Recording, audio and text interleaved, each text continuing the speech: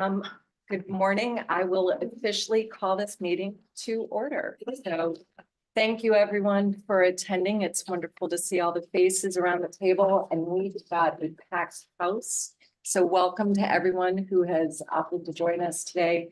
We have a rather historic meeting and full day ahead of us again.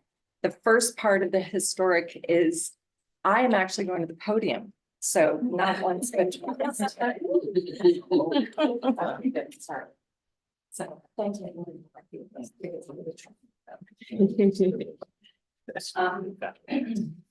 We have, I did this from a efficiency perspective. I have three people today that I wanted to recognize who have dedicated their time on a volunteer basis and supporting very, very significant and important voices to the table. The first one is our student governance president, Nate Hazen. Nate, if you would come up. On behalf of the Board of Visitors, we gratefully acknowledge your contribution. So Nate is completing his term and graduating. Is that correct? Yes. I'm very happy to be able to sign your diploma. It's my favorite thing about the job I serve. So I wanted to thank you very much for all of your service and wish you all.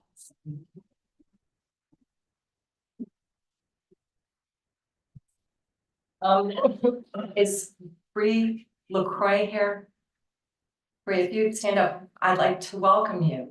Bree was just recently elected as the new SGA president.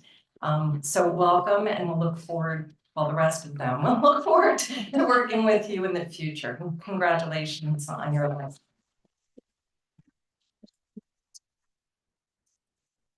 The next one I'd like to acknowledge is our very own Abby Canella, if you would please come up. On behalf of James Madison's Board of Visitors, we gratefully acknowledge all your contributions. Your voice is so important to the board. Understanding the criticality of the student views is such a vital part of what we need to focus on. So thank you so much for serving. And I wish you all the best. And it is Sydney Stafford here. Was Sydney, please?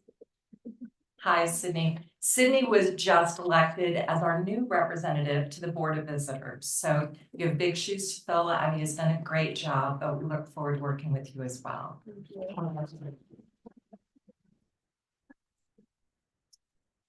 And finally, Kathy Oliver, having served 2 years representing the faculty as the lead of the Faculty Senate. This is another voice that is so absolutely critical for the board to hear, and you've done an outstanding job representing it and making some change. I think the opportunity for us to be able to go into the classrooms is something that I hope they continue to do going forward. It was a lot of fun and so important for us to see what's happening on campus. So thank you so much.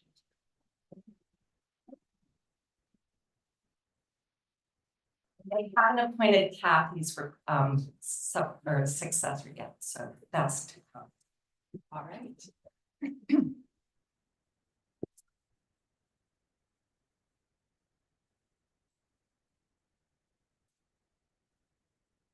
All right. So next on the agenda is the consent order. Is there anyone who would like to remove an item from the consent agenda? Okay, may I have a motion to approve the consent agenda? So moved. Is there a second? Second. Thank you. All those in favor? Aye. Any opposition? So moved. All right, moving on to the committee reports.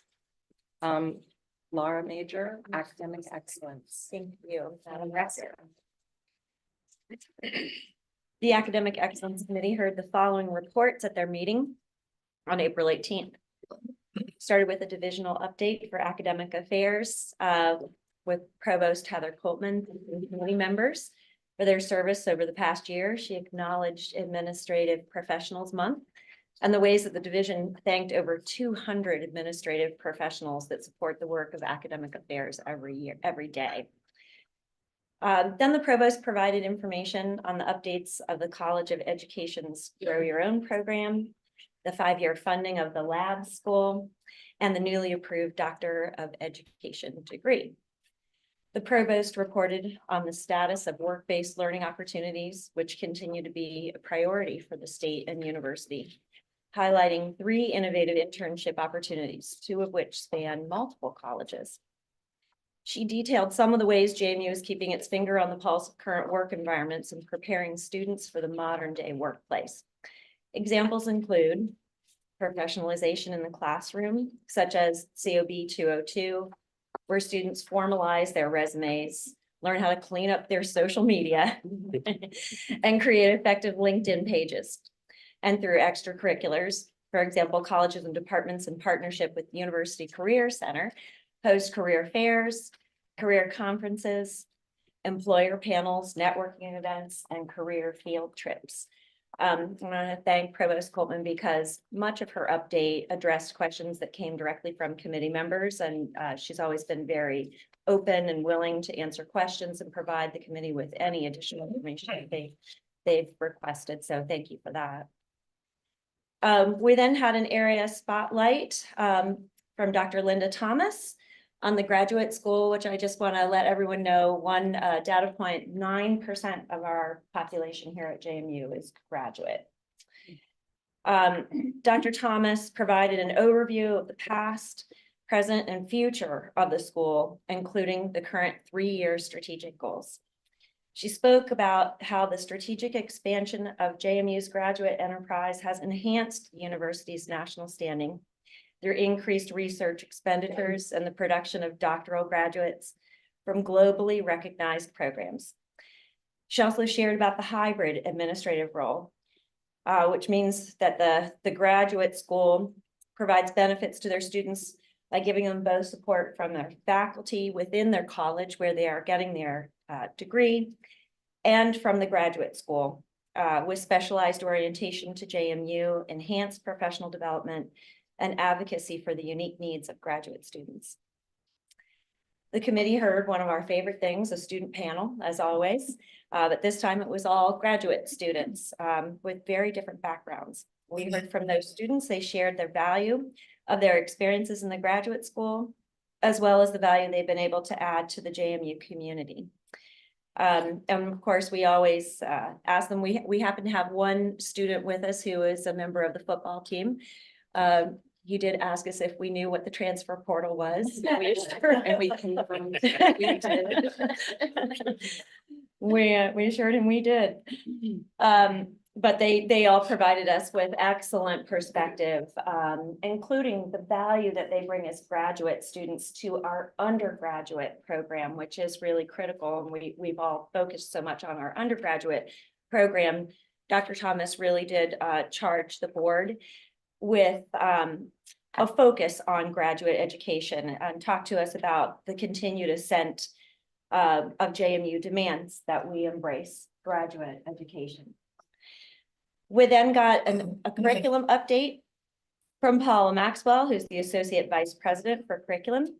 She provided us with an overview of the request for the discontinuance of the Bachelor of Science in Teaching English to Speakers of Other Language, otherwise known as TESOL. The program has had historically low enrollment and does not meet SHEV's productivity requirements, which is 13 graduates per year, and we're hovering right on the edge of that. So there are going to be other options, though, for students who would like to have a credential in this. They can now receive that as part of the new TESOL concentration in the Masters of Education program. So it's not going away, it's shifting into another level of opportunities at the university. No new students will be enrolled after this summer, and those students that are enrolled are going to teach out. That's the plan for all remaining students. So, Madam Rector, on motion from committee, I move the full board approve the discontinuance of the Bachelor of Science in Teaching English to Speakers of Other Languages. Thank you, Ms. Major. I do want to remind everyone that motions coming in from committees do not require a second for our Robert's rules. So is there any discussion about this motion?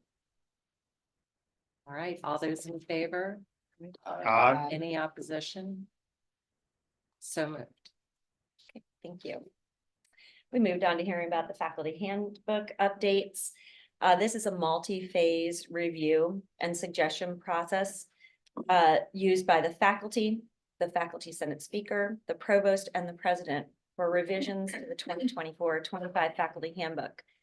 Michael O'Fallon, who's the associate vice provost for academic affairs policy, presented to us 12 final recommended changes that were proposed to the committee. You all received them in your board binder as well.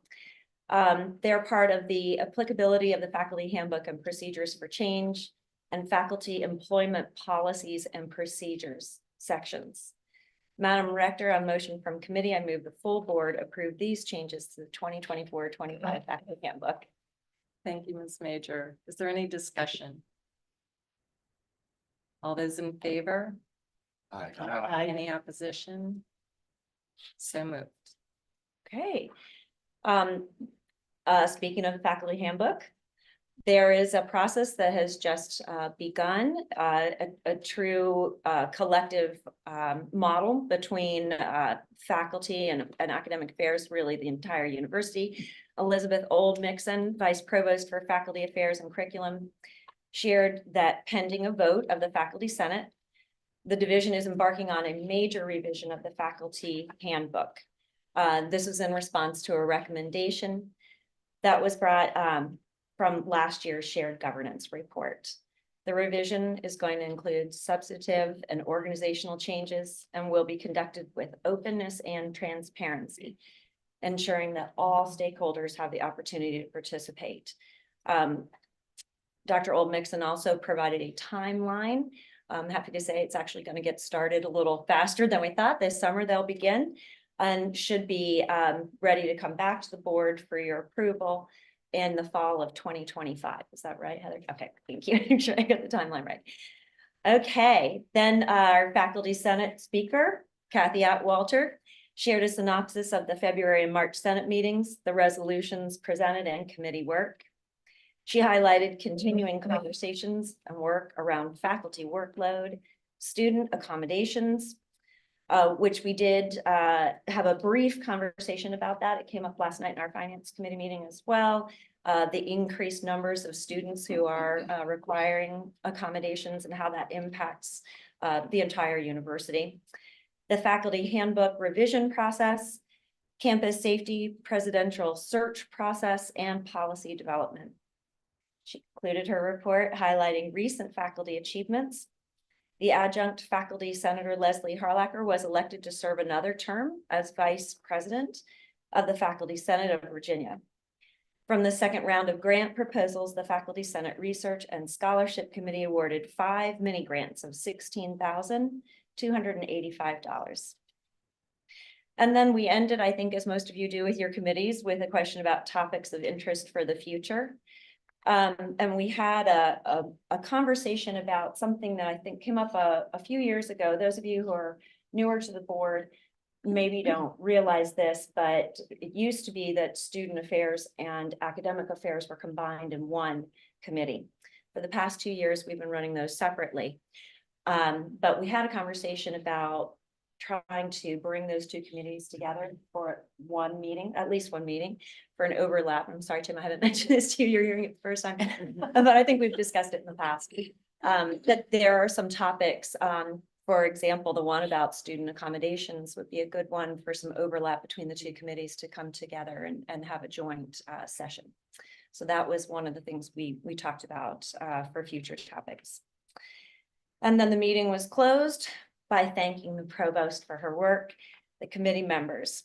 This was my last meeting as a member of the Academic Excellence Committee, as well as today's meeting. So I thank you all for allowing me the honor and the privilege of serving as the committee chair. With that, Madam Rector, I move the report of the Academic Excellence Committee be accepted. Thank you very much. Is there a second? Second. Any discussion about this report? Chris? Madam Rector, I just want to say thank you to the deans and the individual colleges. You all have done a great job over my years here informing us about the programs and everything that's going on at the university.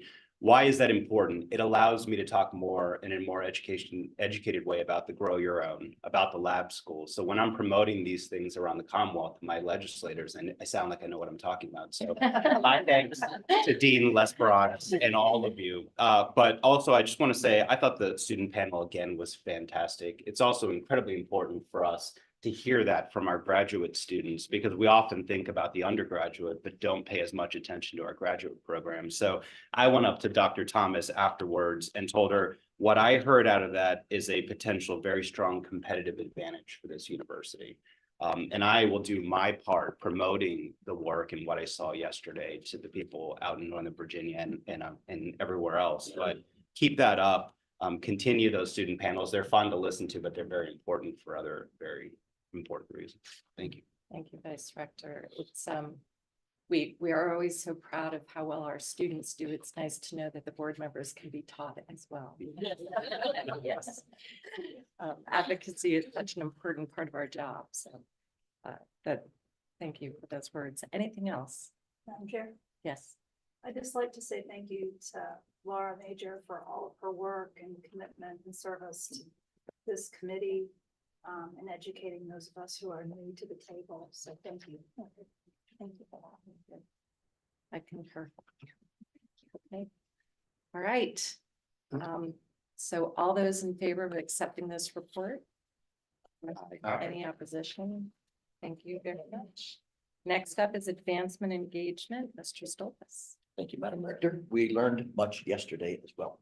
The Advancement and Engagement Committee heard the following reports at the meeting on April 18th, 2024. First was the fundraising report. Jared Lowry gave an encouraging progress report on the Duke Club Annual Fund. $2.6 million has been raised thus far this year, which is 55% of the fiscal year 2024 annual fund goal. Almost 6,000 donors have given, which is an increase of more than 1,700 donors from the same time last year. Be encouraged. Jared also reported total athletic fundraising has reached nearly $4 million. Jeff Gilligan shared that through the end of March, we have raised $21.7 million for fiscal year 2024. Our gift expectancies, which are a below the line item, are very strong at $3 million. We also have a strong pipeline, including 61 pre-solicitation requests for $34.3 million and 117 solicitations for $19 million. To date, we have closed 134 major gifts, which raised $16.6 million. Next was the Vice President's update. Dr. Nick Langridge shared the plan to adjust the campaign planning given the presidential transition. It's going to be a bit delayed because of the transition.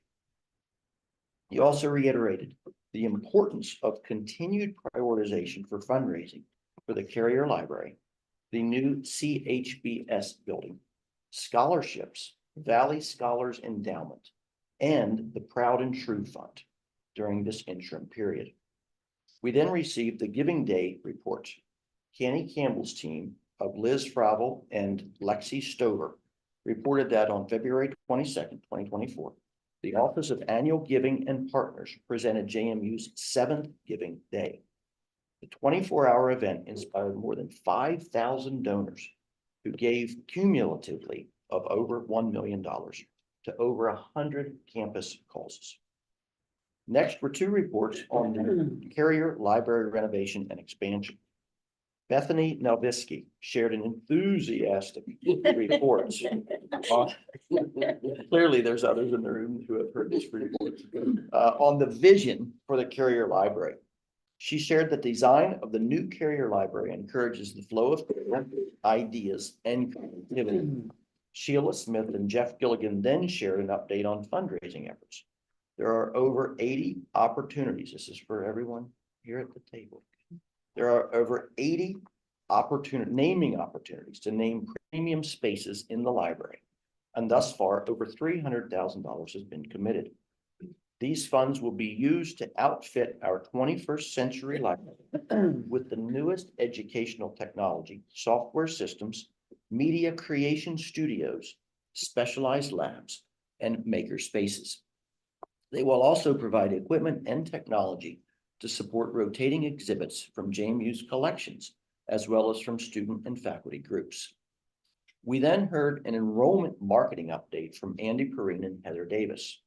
Among several insights, they provided a look into the university's top digital marketing priorities, targeting prospective undergraduate students and their families, and how this program is helping to fuel JMU's extraordinary surge in applications. We then entered closed session where a motion was made and approved by the committee. Madam Rector, I move the report of the Advancement Committee be accepted. Thank you, Mr. Stoltzfus. Is there a second? Thank you. Any discussion regarding this report? Right. All those in favor? Any opposition? So moved. Thank you. Next up would be athletics. John Lynch. The Athletics Committee heard the following reports at the meeting on Thursday, April 18th. I know I've said at each one of these meetings over the last year that it's been historic and special. This meeting was extra special, which we'll talk about in a few minutes. We started with a sports update. JMU teams have compiled 187, 112, 13 cumulative record for a 620 winning percentage as of April 17th, 2024.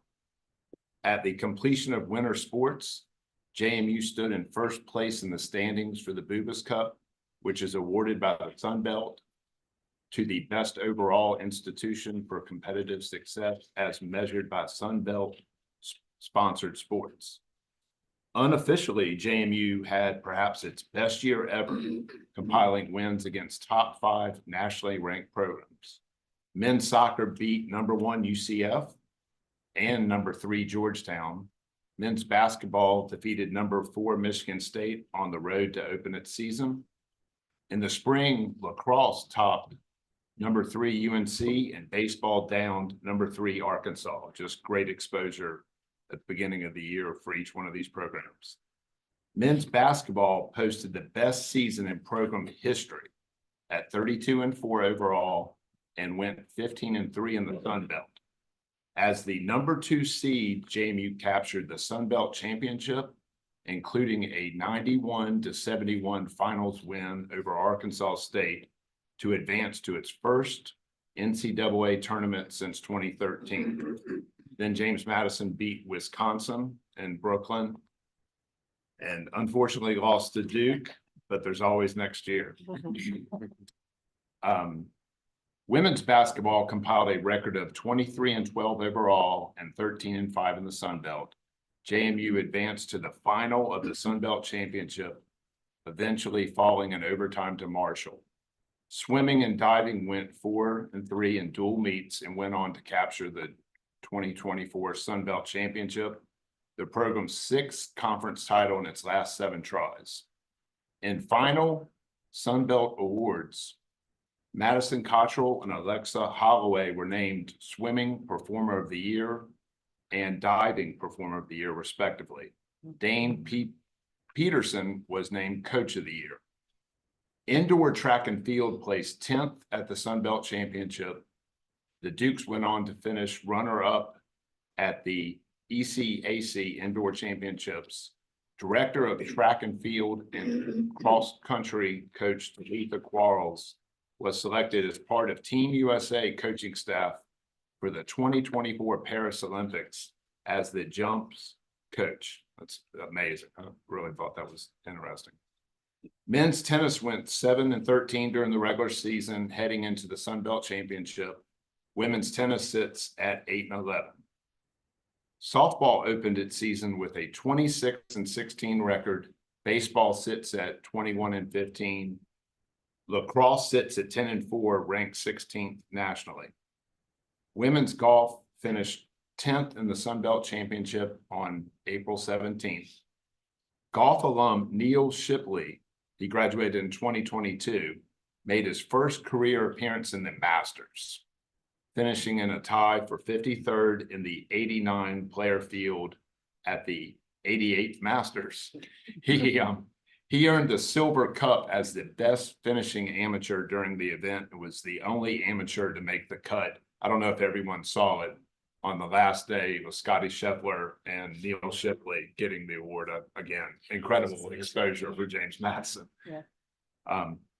JMU announced Preston Spradlin as its new men's basketball coach in late March of this year. In JMU's annual Town Bank Royal rivalry with Old Dominion, JMU currently holds a 10.5 to 2.5 lead through March 18th, dominating the Coastal Virginia crowd.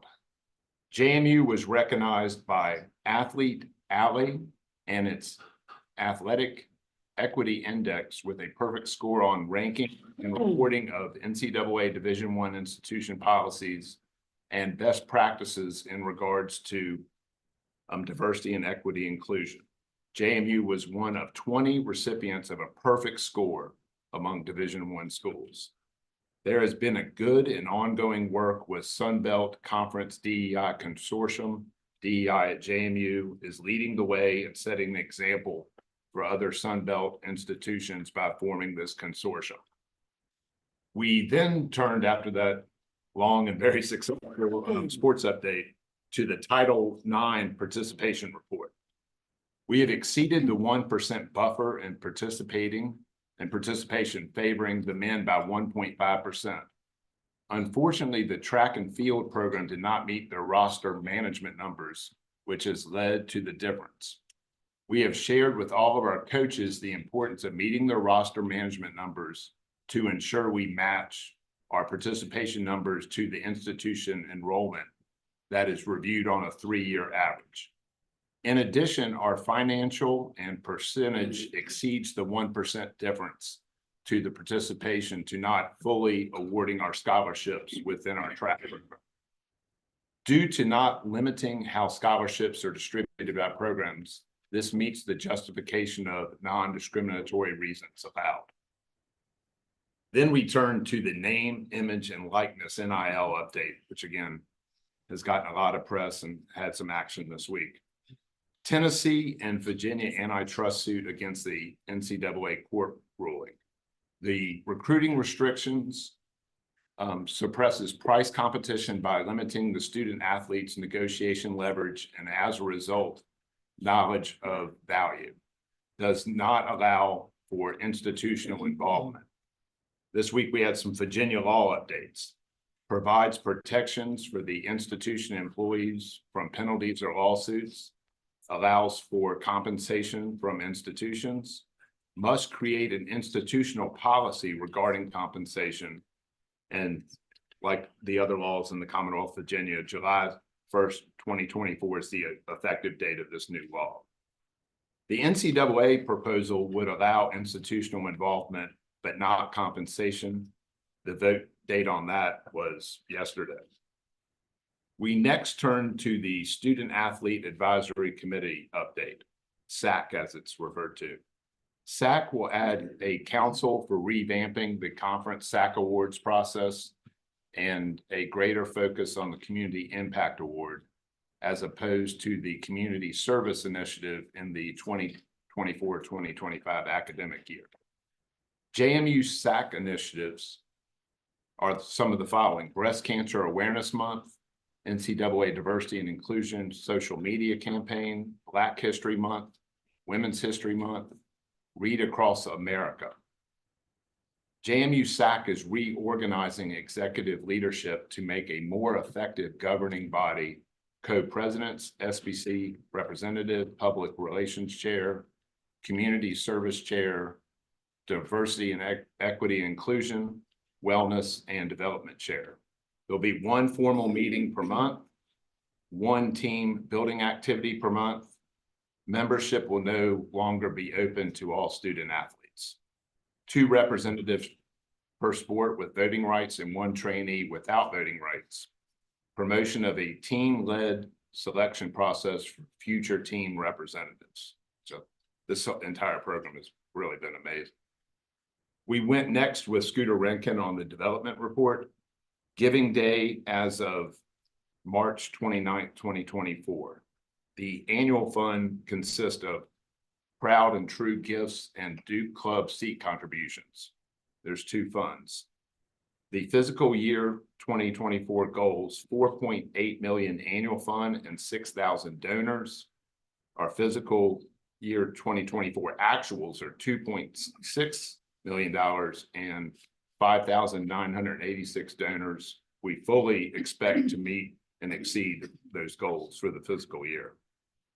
We reached 55% of the annual goal so far, but there's a lot of time left. The donor numbers are up 1,700 from fiscal year 2023. The total athletic fundraising is exceeding 3.8 million. And the 2024 Duke renewal season underway, and that comes up in May, which will substantially increase these numbers. The upcoming Duke events, one is today, the Duke Club Golf Classic, that's later on this afternoon, and then the JMU Coaches Caravan, which is May 19th through the 22nd. I participated in it last year in Virginia Beach, and it was amazing. It was great. So I know this year with the new coaches and the new athletic director, if it comes to your area, I would highly suggest you attend. Before we concluded the meeting, we decided we needed to celebrate and talk about Jeff Bourne. He's been with us for 25 years, and that was his 100th meeting. And each one of the committee members went around and talked about Jeff. And I'm going to tell you about some of the highlights. And since this meeting, we usually like to end between 12 and 12:30. I'm not going to be able to say everything, but some of the things I do want to say, they're just amazing. During the 25 years Jeff Bourne has been the athletic director, he's led JMU to 3 NCAA national championships, 77 conference team championships, 60 conference regular season titles, 151 teams represented in the NCAA postseason competition, 181 All-Americans, 83 conference coaches of the year, 15 academic All-Americans, and consistently the highest winning percentage across all sports in Virginia. If you let all that sink in, I think it really shows you how important under Jeff Bourne's leadership, JMU has expanded and it's a national player in sports. We all know that. A couple of additional things that were said is that Jeff Bourne did this the right way. Our academics have always been amazing at JMU on the athletic side, as well as the general population. And then his planning and his foresight to expand and go to the main football league and go to Sunbelt at the right time, when certainly he could have done it earlier and the success would not have ensued. Again, Jeff, everybody at JMU, anyone in the JMU family owes you so much. And we could not thank you for your last 25 years of service. And again, thank you so much.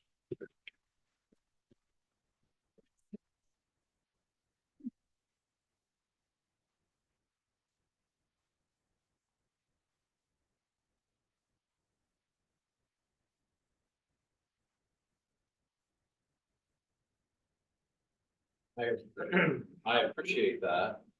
Like I told the committee yesterday afternoon in there, though, those of you that know me, there's not a lot of I in what we do. I'm an athletic person, so we're about team. And there's a tremendous group of people that have stood behind me for a long number of years and helped me be successful. Most of them, a lot of them still in this room daily. But we have such a talented staff. We have been able to put together an incredible team of people that work behind the scenes. Many of them you don't know, you never see them, but they do their jobs in an excellent manner. And they support the student athletes that all make us look so good. There's a lot of blood, sweat, and tears left out there on those fields and on the courts and on the track by the men and women that made a lot of that happen. But I think when I look at the support staff and I look at the university in general, this is truly a great example of what true teamwork can do. And if it's done well, you're able to elevate to a level of national prominence. And I'm grateful for the acknowledgement. It means a lot to me. But at the same time, I'd say we did this together. So I appreciate that.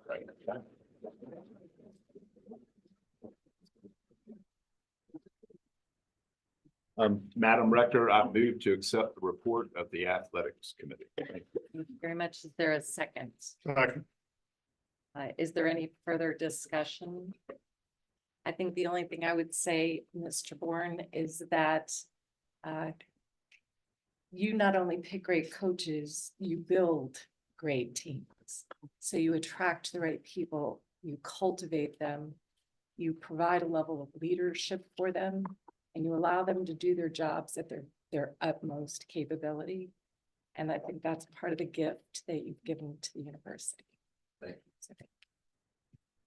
Any other comments? Right.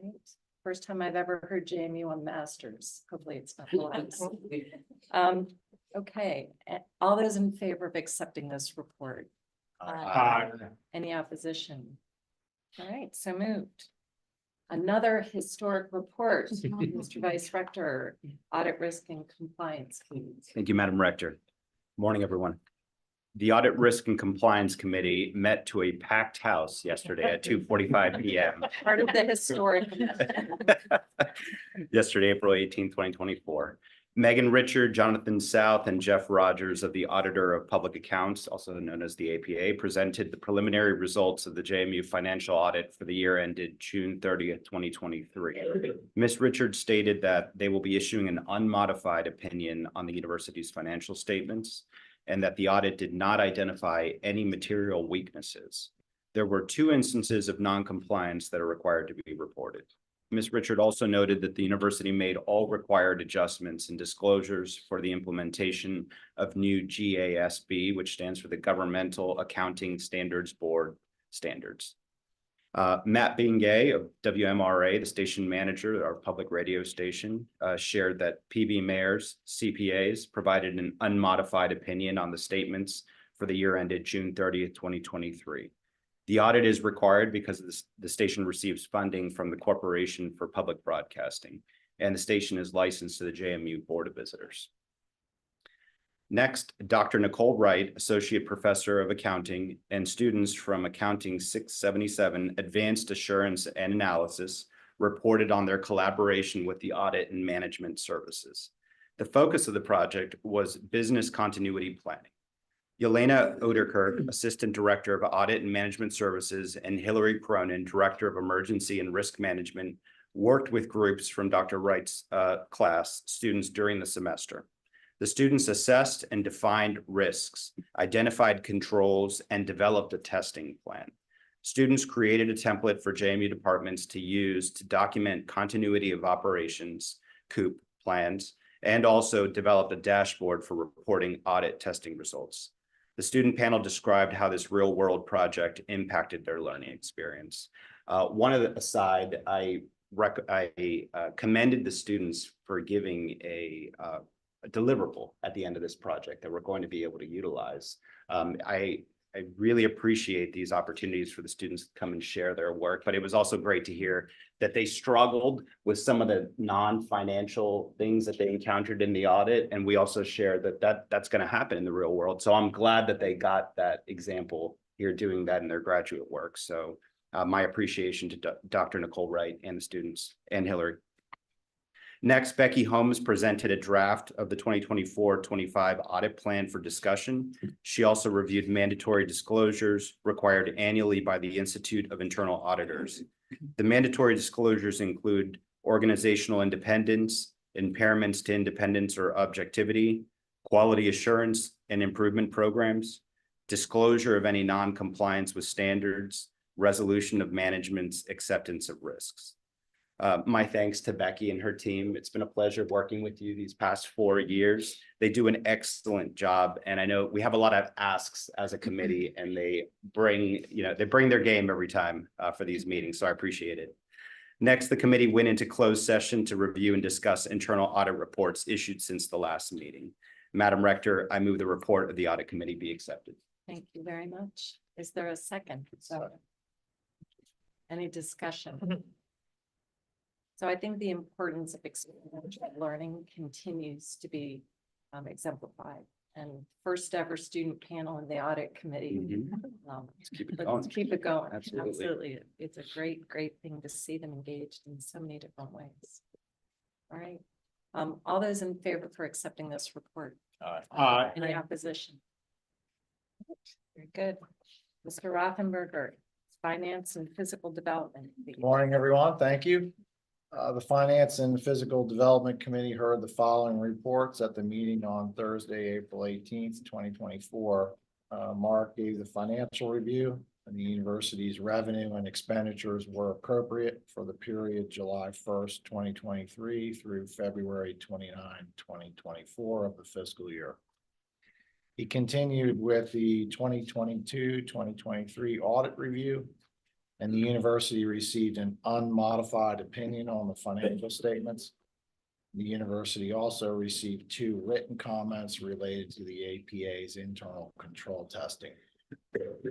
One comment related to an end-of-life firewall device, which has been remediated. One comment, the second comment related to was VPN request and approval documentation and is currently being corrected. Caitlin then took us over the General Assembly update.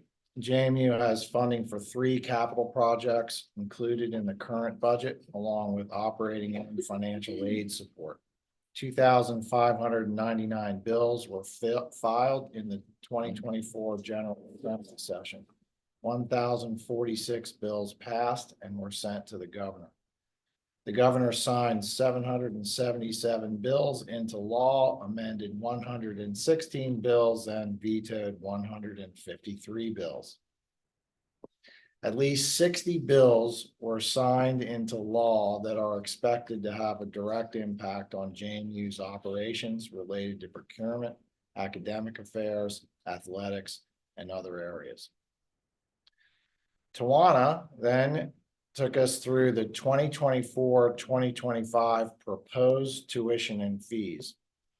The proposed tuition and fees for the 2024-2025 academic year and the 2025 summer sessions were presented. Factors affecting tuition and fees, such as employee compensation, benefit costs, unavoidable inflationary costs, and unfunded mandates were discussed. The proposed tuition and fees presented for the 24-25 academic year and the 25 summer sessions were discussed. Tawana will present the proposed 24-25 tuition and fees later in this meeting.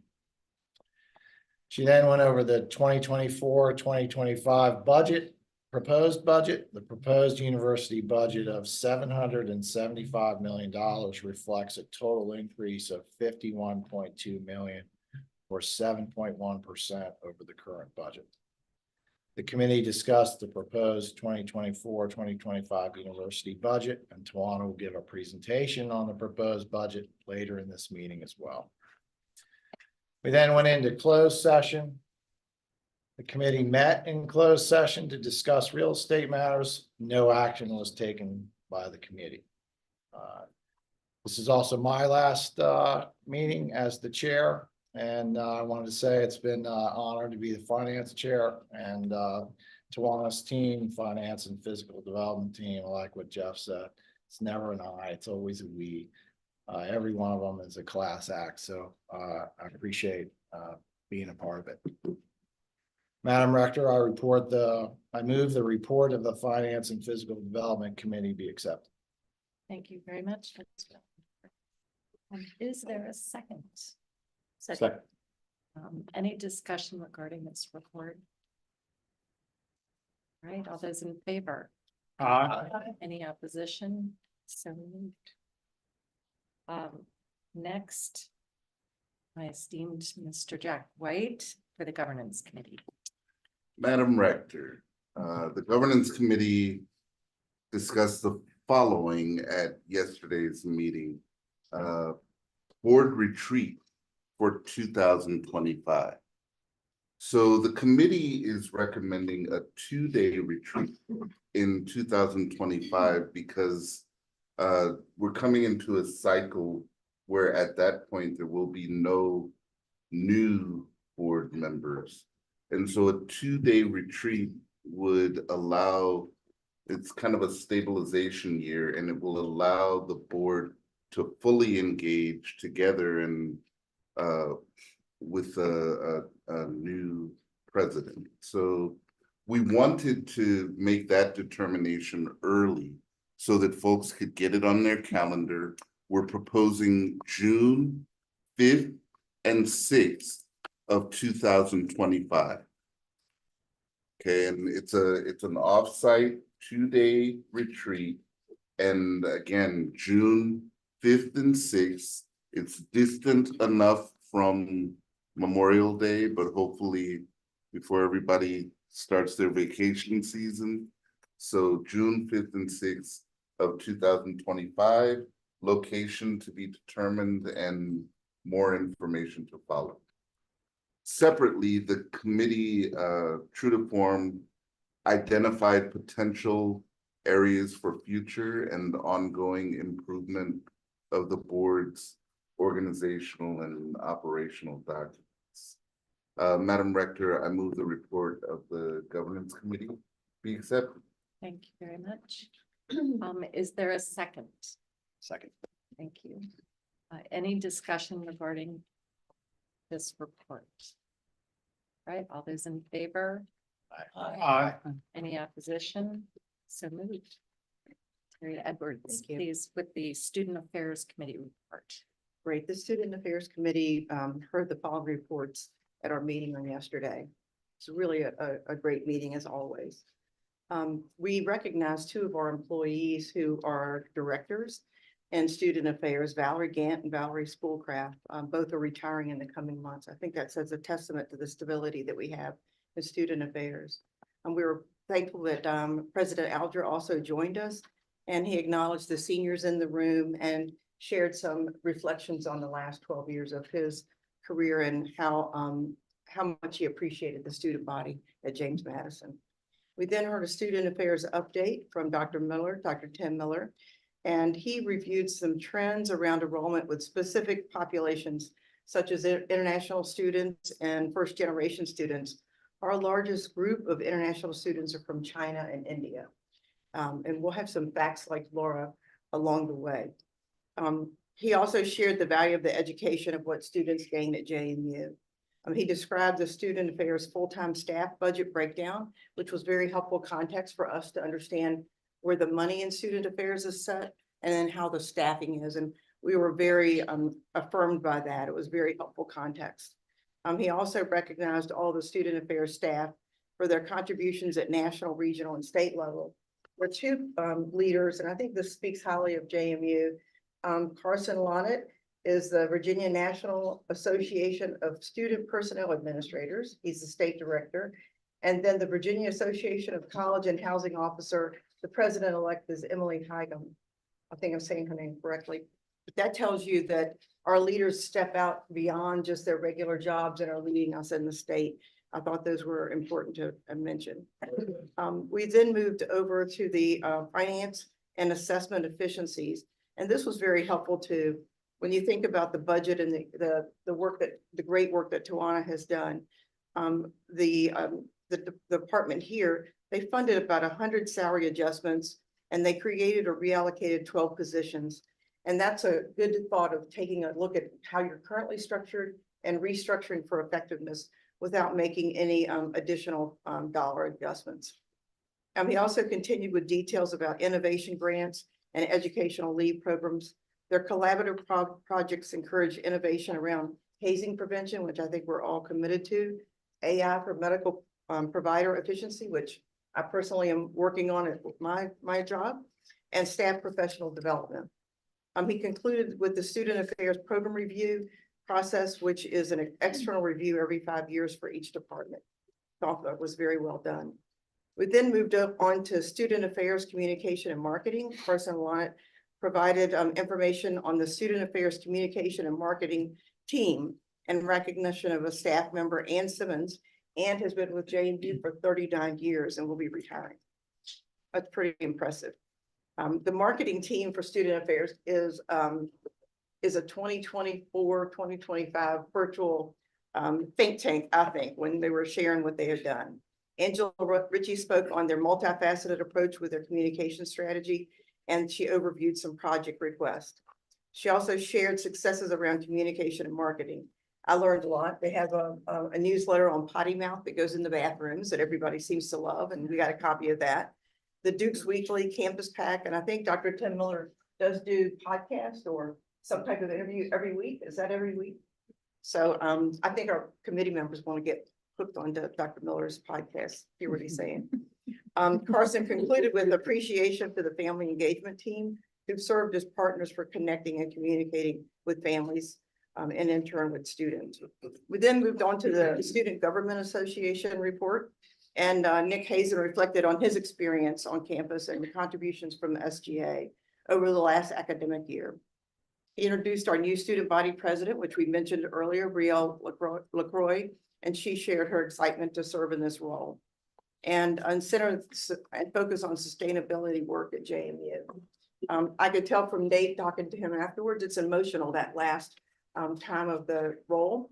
There's a lot of goodbyes the last few weeks before you graduate, and a lot of excitement about the next chapter of your life. So thank you, Nate, for the work that you've done, the leadership you've provided. We then moved on to the student representative to the board visitors report from Abby Canella. She shared her experiences over the past year and especially highlighted, and I thought they both did a great job of showing us what they did in pictures. During Student Advocacy Day in Richmond, she also provided engagement data during her February Instagram takeover, which I think had over 80,000 views, 87,000 views. And I shared that at our other committees to say we need to hook into that. So she closed with a report of a video and had students, she went around the campus and had students tell the board some things that they would like different, which I did take note of. And most of it was what they were thankful for. They didn't even have suggestions. One of them I thought was interesting. They love the food and they commented about that. So it was really nice. She also introduced our student representative to the Board of Visitors, Sydney Stafford, who Sydney is here. And then her parents were there at the committee meeting yesterday and are here today. So I just thought I would recognize her parents that are in the audience and say, we really do appreciate the contributions that she's made to us this past year. She's been an incredible leader for our college and also for the student body, and we really appreciate that. I think that, Madam Rector, that would, I move the report of the Student Affairs Committee be accepted. Thank you very much. Is there a second? Second. Thank you. Any further discussion regarding this report? Thanks again to our student representatives and look forward to investing with the new ones. All right, all those in favor? Aye. Any opposition? All right, thank you very much.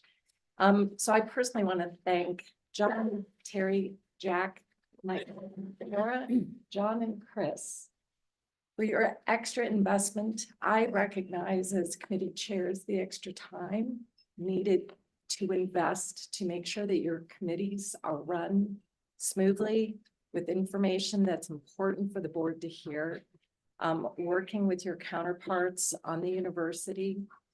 It is an additional investment of time, so I want you to know how much I've appreciated your efforts and just you guys have been great. Thank you very much. It's been a pleasure and an honor. Agreed. Very good. With that, I will turn it over to President Alger. Thank you, Madam Rector, and good morning, everyone. It's great to see all of you here, and of course, this is a very special season, as you all know, where we have a lot to celebrate and acknowledge as we approach the end of the academic year and commencements. It is certainly a time of transition and new beginnings. And also, as you'll see in my report, a reminder that JMU truly is the everything school, right? You will see successes and things happening across the board that remind us of the impact and the success of this university and its people in so many different areas. So if we can go to the next slide, we are going to start with athletics this time around because we've got some busy people who have joined us this morning. And it really is an exciting pleasure to introduce them to everybody here. We will start with Matt Roan, our incoming Director of Athletics. So, and Matt's wife is also here, Mallory. Mallory, would you guys stand so that everyone can?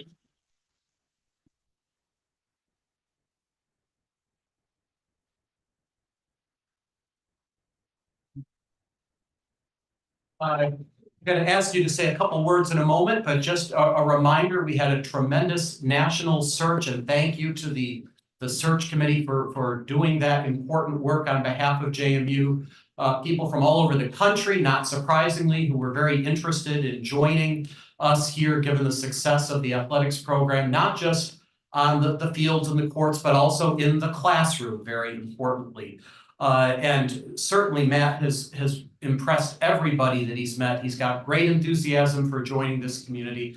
So Matt, would you like to say a couple of words? No, I'd be more than happy to. And there's nothing like a nice and formal introduction. I will tell you, my family and I, Mallory and I, have been overwhelmed by the support and the reception. And the tweet that sticks with me the most from yesterday was 4 simple words: "Don't mess this up." You understand the shoes that we have to fill, both Mr. Bourne, Mrs. Bourne, but I think we're up for the challenge. We want to represent you in a first-class way. We want to do things the right way. We want to have comprehensive, broad-based success. My job is easy because I get to work with such a great group. I get to work with such a great group of coaches. We're committed to the work. This is a personal and professional dream for me. This is the type of institution with vision, the access, the opportunity, and again, the athletics opportunity for us to be at a place that leads in college athletics and doesn't stand in second place in anything is important. Then I am a native Virginian, and it is so good to be home.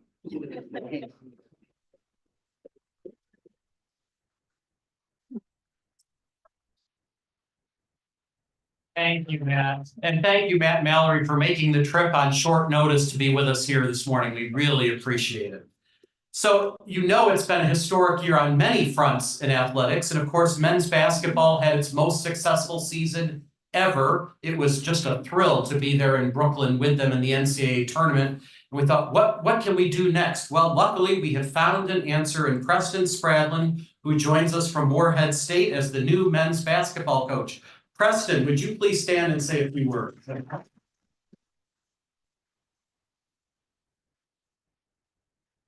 Really tough to follow what you had to say there. That was really impressive. But my family and I are extremely happy to be here. They're actually on campus with us right now. We're going to be playing golf today. We're going to be at the football game. We're throwing out the first pitch tomorrow. And all of those are just examples of how ingrained we're going to be in the community. And it just speaks to all of you and the leadership here. And that's why we're here.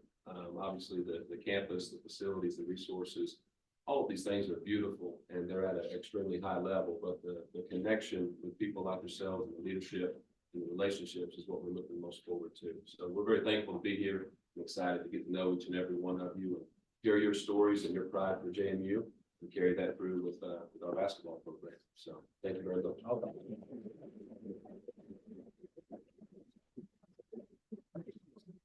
Thank you, Preston. Great to have you here in person too.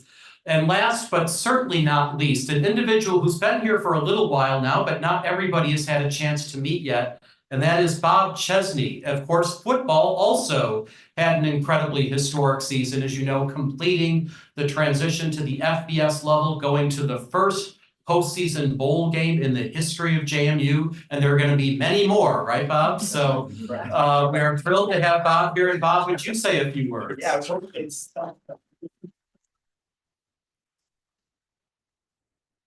some of those who would stumble over a few words, but they did a phenomenal job. I'm significantly underdressed. I don't think I realized where I was going here today. It's been a pretty wild ride for me up to this point, right? Every day there's new obstacles, there's new opportunities that exist, new adversities, all those things. And I think it's really cool just to watch the way the community around here, not only on campus, but off campus, supports these programs and supports our young men. From the winter until the spring, we've done a really good job of getting out in the community. And that's something that's near and dear to my heart, but also really important. We understand the value of those relationships and the human element and the human touch when it comes down to it. And I think in the past, we played really, really good football. I think we've done a really good job in collecting support, but I don't know that we've given as much as we could have or should have. And that's something that we're really focused on at this moment. So tomorrow's spring game will be a little bit different than maybe in the past. There'll be a lot of fan interaction. We'll have some guys from our puppy pound and guys and girls from our puppy pound out there in stretch lines with us. There'll be some activities for the students to do throughout the game. We're just trying to make it as much a community atmosphere as possible and really open the doors to the access of the football program. Understand the success has been there, but that part has not been. And I'd like everybody to feel like this is ultimately their team, their athletic program. And I think, you know, the unprecedented access that you'll get moving forward from our department, I think will be, you know, something you could all be really, really not only proud of, but be connected to. So I'm blessed to be here. My family's also in town. They have a week off of school. So they're down here trying to look at some houses and figure it out. I've been staying on campus, right around the corner from campus. So I go make a quick little left and then right into the parking lot around 10:30 at night. I do the same thing. And then I come back and forth on this little L shape, but that's about it. So I'm excited for them to get down here and us to start our lives down here. But I feel blessed and thankful to be here and appreciate all that you all do. Thank you. I know that they have other places to be, but I'm gonna look to Vice President Langridge. I know we had talked about possibly getting a photo with them. Should we, we're gonna try to do that now, or is that gonna be later? Photographer's on her way. All right, so, We've got some. okay, so are you guys able to stay for a few minutes? We can interrupt. Will someone let me know when the photographer is here, and we can interrupt my report to do that, so. They can do it now. They're gonna do They it. can do it now, okay, great, and I think Madam Rector, we would like to borrow you as well, if we could. And all of you, come on up. I just.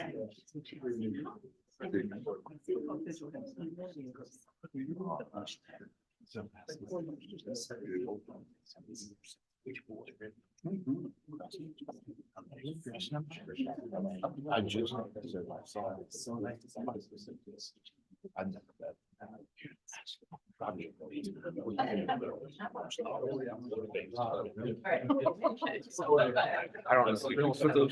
Oh, you were not supposed to. I give you two.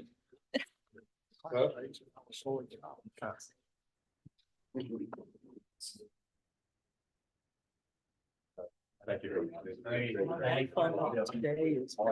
The camera, we don't need a good. All right. Great thanks to our special guests. We thought that would be a really nice touch to be able to see them in person here this morning. So we really, really appreciate it. All right, so continuing with my report, we've talked about how we are preparing students for success, of course, after JMU, and here in graduation season, it's good to be reminded of that. So a couple of highlights. First of all, career fairs, a very important thing that we do here at the university for our students. And we're very excited to see the increasing interest and involvement in our career fairs. You see here, we've had 110.5% increase in the last few years. Over a fifth of the student population attended career fairs last year, and they are moving from the Festival Ballroom to the Atlantic Union Bank Center to accommodate more employers and more students. So obviously a very important part of what we do here at the university for our students, and we're very grateful to Student Affairs and everybody who has made this possible. Okay, slide. And speaking of work, you've heard earlier the mention of work-based learning. One of the things that we keep hearing about in Virginia and nationally is that employers want students to have some exposure to the workplace and to know how to work in teams and interact with other people and develop that set of skills. And so one of the many ways in which we are doing this at JMU, there are of course a variety of internships, but we also have federal work study, which probably many of you have heard about, which is a great program that gives students real life work experience. And so we recently had a celebration of those students and the partner organizations that work with us. We had 75 students this year, you see, who conducted sustained service with a variety of community partners. They provided service with 55 different organizations, completing almost 10,000 hours of work. And the community response was just tremendous. We had many of these organizations with us, And they basically said, you know, we could not do the work that we do. Some of these are small nonprofits, for example, without these JMU work study students. So the students are making a great impact in the community and developing skills that employers value. So certainly something we would encourage future students to be thinking about as well. This is tremendous experience. Okay. Turning now to the academic side of the house, and start with a mention on the international side. You're going to be hearing more shortly from our Center for Global Engagement. We're delighted to have them here today. But I did just want to give one example of what's happening literally all across the world. JMU is not just sort of known nationally, but it is known internationally more and more. And so Dr. Ken Rutherford, many of you know Ken. He used to head the Center for International Stabilization and Recovery, or CISR as we call it for short. Ken is currently a Fulbright scholar in Vietnam at a university there. And I got a wonderful email from him overnight, I guess because of the time difference. He wanted to be here with us today, but of course he's in Vietnam. So wanted us though to know that he is representing JMU doing great work, and including now has given us a new partnership with that university in Vietnam. And it's just one example of what our faculty members are doing. These Fulbright scholarships are very prestigious international scholarships, and we are just thrilled to have people like Ken that are representing us in developing new opportunities and relationships for our students. And at the state level, so that's international. Now turning to the state level for a moment, we got the very good news that a program that you've heard about, that EDD, the Doctor of Education program, was formally and finally approved by the State Council for Higher Education. We are just thrilled. Dean Lesperance is here. Mark, thank you for your persistence in leadership in getting that program across, as well as the lab school, which is now officially approved and will be up and running very shortly. So a lot of exciting things happening in the College of Education, and JMU truly being a trendsetter in the Commonwealth for education in the field of education. You see that the particular program here is a hybrid format that allows people who are already working, of course, to participate. And so we are really excited and looking forward to getting that off the ground. So international, state level, in between is the federal level. And JMU, of course, is also now very engaged in Washington, D.C. in a variety of ways. And here is just one recent example. You see that we had a $1 million congressionally directed spending award to the university for the Early Healthcare Workforce Pipeline Development Project. That's a mouthful. A partnership between our university, Virginia Public Schools, and medical districts and African American communities.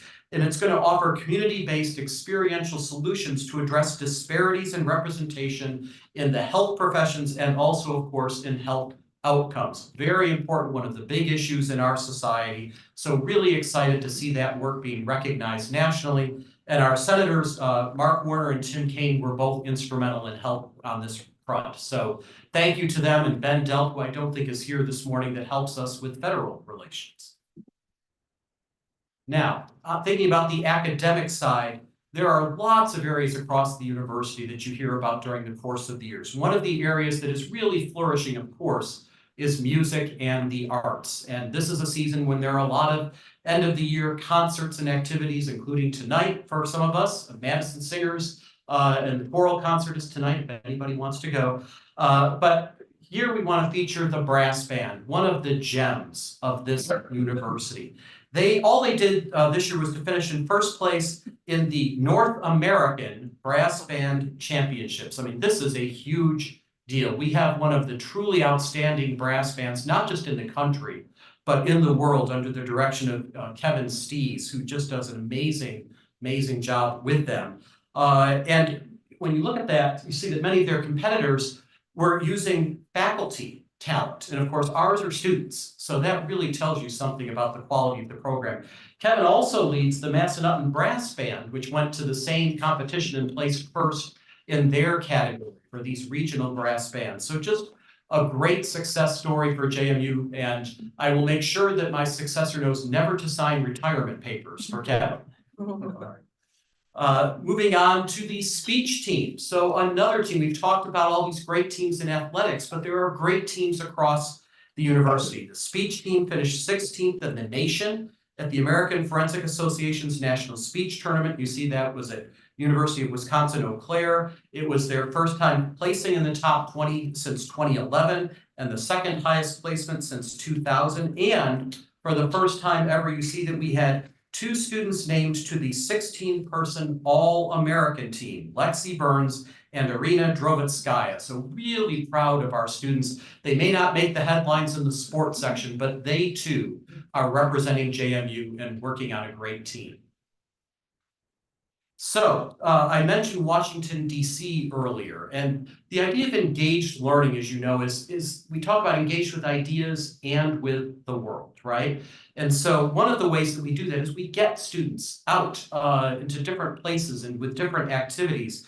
And one great example is what happened here earlier this month when several of our students, as well as Harrisonburg High School students, went together to the White House for a screening of a film called The Long Game. And as I understand it, it's about a group of Latino caddies who created their own golf course and team in Texas in the 1950s. It's a true story. It was an event that was organized by the White House, and the students had a chance to meet the cast and participate in a discussion. What an incredible opportunity for those students. And Karina Klein-Gable is here. Karina, would you stand so we can acknowledge your leadership from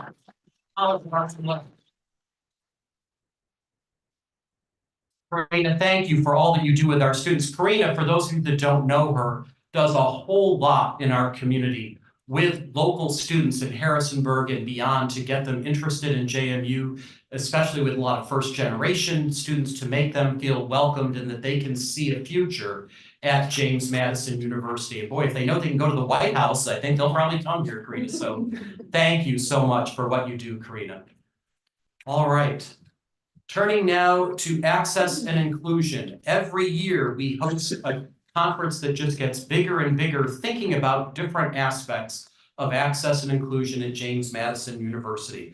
And just last month, we were joined by Dr. Richard Mitchell. Some of you have probably met him because he's been here a couple of times now. He is the commissioner of the Virginia Department for the Blind and Vision Impaired. He was our keynote speaker. He was appointed by Governor Youngkin, and he really talked about the importance of campuses and organizations adapting to meet the needs of individuals with disabilities. Of course, in his case, he talked specifically about the blind and vision impaired.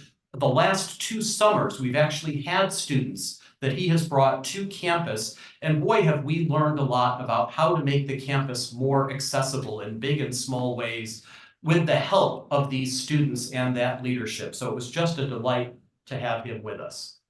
Okay. Another area where JMU, of course, has been nationally recognized as a leader is in the area of civic engagement. And here there's always a lot going on, but just to provide a couple of specific highlights, just earlier this month, our Virginia Secretary of Education, Amy Guidera, was with us to talk about bridging political divides and the importance of civic education. And I know she shares that passion with all of us. One of our democracy fellows, Valeria Lopez Postigo, was with me on stage to talk to Amy and included in the audience Q&A. We had a couple of board members here. Thank you for coming to greet the secretary. So it was just a great moment to be able to host her. Our Chief of Staff, David Kirkpatrick. David, would you give a wave back there, who does such great work in this space? He has been providing national leadership in a variety of ways, including a recent meeting at Georgetown, where they discussed efforts in improving free speech and bridging divides on college campuses, work that is going to continue, certainly, in the months and years to come. And our Madison Center for Civic Engagement celebrated what's called Civics Education Week with the K-12 schools around us. So we know that civics education shouldn't just start in higher ed, that we need to partner and collaborate with the K-12 schools. And so you see here that they worked with Harrisonburg and Rockingham County and the Director of Education from the Morven Park Center for Civic Impact. So Laura, thank you for that relationship that you certainly helped foster. So we are very grateful for that. But really important for our students to think not just about their rights, but their responsibilities as engaged citizens in a democratic society. This has been a cornerstone of our strategic plan and is now really one of the signatures of the university named for the father of the US Constitution. I also had the chance to speak at a national conference, as you see, on advancing campus pluralism. This is an urgent need that we have in our society now to bring people together. We know not everybody is going to agree about everything, and that's okay. That is what a university and that's what a democracy is all about. But to develop the skill sets where you can do that together is so important in terms of our mission for our students and preparing them for the world after they graduate. And so I am really excited that James Madison University has become a leader in this field. Okay, just a couple reminders. We've had lots of big events recently and more to come. The Stewardship Luncheon, if you haven't been before, that is one of the highlights of the year where donors get together with students who have received their scholarships. So students see that it's real, that there's someone behind that name and the money that makes it possible for them to come to JMU. So that is always a great highlight. The Alumni Awards, it's sort of like the Academy Awards with purple instead of a red carpet. But what a great event that always is to feature prominent alumni who have done so much for this university, like many of the people around this table and in this room. And of course, please mark your calendars for the graduation ceremonies, May 9th to 11th. All students that are graduating that are here, would you raise your hands so we could acknowledge all of you? Congratulations.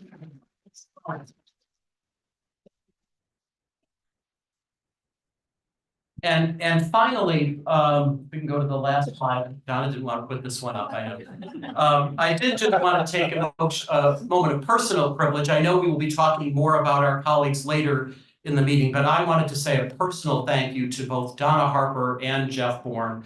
Donna, of course, has kept this board running for many, many years and has worn so many different hats at the university.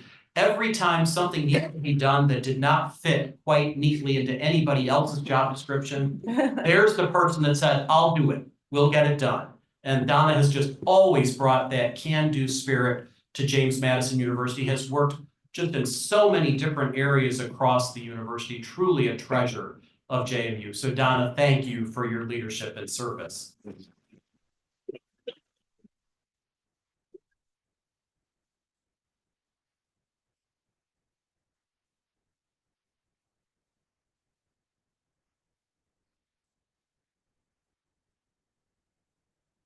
And of course, we've heard about Athletic Director Jeff Bourne after a quarter century here at James Madison University. Jeff, we've spent a lot of time together, a lot of late nights and weekends and interesting challenges. And of course, everything in athletics is on warp speed, if you guys that are familiar with how athletics seems to work.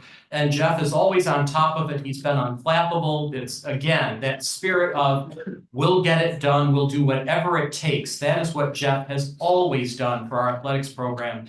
And what I really appreciate about Jeff, he participates not just in athletics, but he's there with us at the division heads table and in the cabinet. He cares deeply about the educational mission of the university and understands ultimately that athletics is not a separate island unto itself, but is part of James Madison University and its mission. So Jeff, thank you for your many years of leadership.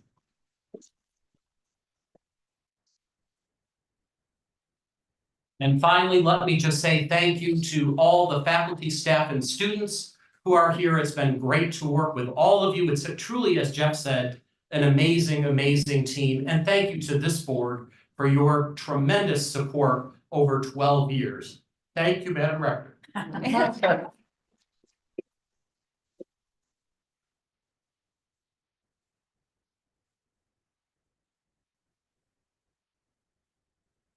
So we're going to do that again later in the meeting. Thank you, President Melger, for everything. I wanted to just insert one quick thank you. We have probably half of the search committee for the athletic director. Twana Moore was co-chair of that committee. Nick Langridge, Donna Harper, John Lynch, and Jack White all sat on that search committee.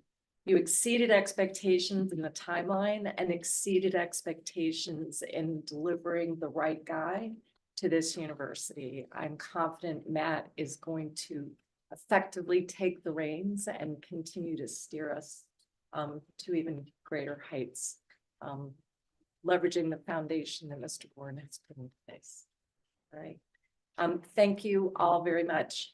Next is the AI task force, and I'm going to ask our very own David Kirkpatrick for the introduction.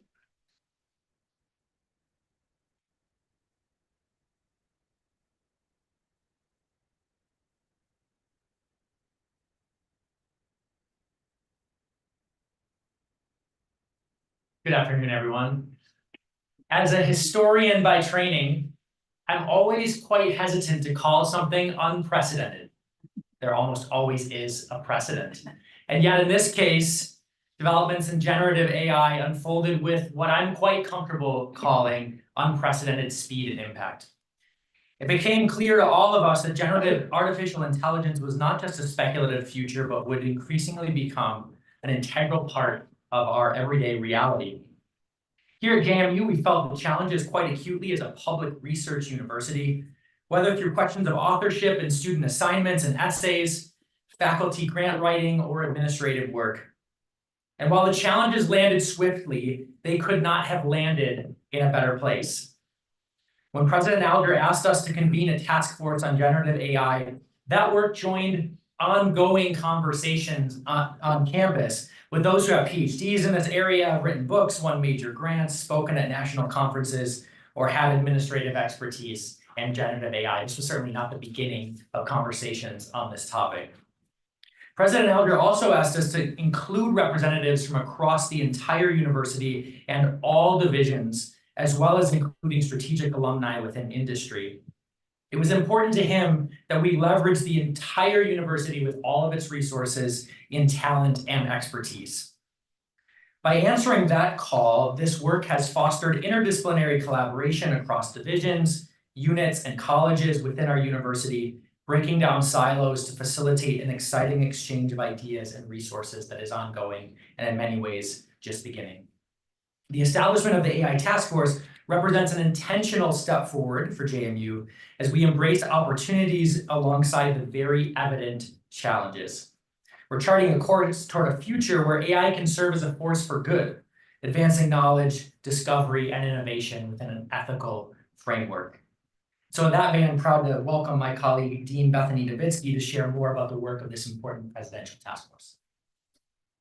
Thank you, David. I'm here to get down to nuts and bolts. I will provide a brief pragmatic overview of the task force, tell you a little bit more about its history, where it's going, how it is getting there, before I hand things off to my colleagues to share more framing and findings. So as David says, the task force on AI originated in work that Bob Colford and I launched last spring and summer with fellow deans and academic leaders in academic affairs. It was clear to us that rapid advances in generative AI would bring a paradigm shift, not just to higher ed, but across all the sectors that we prepare our students to enter, and that we needed a proactive campus response. So we started with the goal to leverage best practices from other institutions and all the latest research, while surfacing all of that local expertise and the concrete experiences with AI that were already emerging across all of JMU's colleges and fields. And through this work, we distilled the 4 areas of focus that you see on the screen. Those later helped to structure our campus-wide task force work. Insights from those summer conversations also led Dr. Miller and Provost Coltman to collaborate on a core message that we sent out to all faculty, staff, and students at the start of the academic year. They, and later President Alger too, offered some important framing from our research that this should be a year of conscious experimentation with AI for JMU, as technologies and disciplinary understandings were so quickly evolving. We didn't want to be premature in crafting policies that were too blunt, for instance, around academic integrity, and we didn't want to close doors of inquiry that should remain open. Can we get the next slide? Thank you. Thus, the task force and a rolling call for volunteers ultimately elicited some 80 participants from across campus. a few more even than when these slides were created. And those folks are bringing varied perspectives and expertise to bear. Our process has been somewhat unusual. It's iterative, it's open-ended, often asynchronous, divergent as felt most appropriate to our 4 themes. And we're not holding back on needed action as opportunities arise. President Alger emphasized that he wanted us to spin out outcomes as soon as we had them. And then, yeah, the next slide. So this is what all of those people have come together to do, and I'll just give you a moment to look at this slide. Bob and Robin are going to describe our more granular work. I'll just share that the team that I've been facilitating on new contexts and meanings is taking a 30,000-foot view, exploring issues that will be vital for future strategic planning at JMU. Our goal is to articulate the ways that AI is impacting society, spawning new fields, and disrupting existing professions and markets. And that could sound a little dire, so please know that we are also championing the continuing value of a JMU education in relation to what it means to be authentically human and to operate within a changing world of work. So I'll hand it over to Bob. Thanks, Bethany.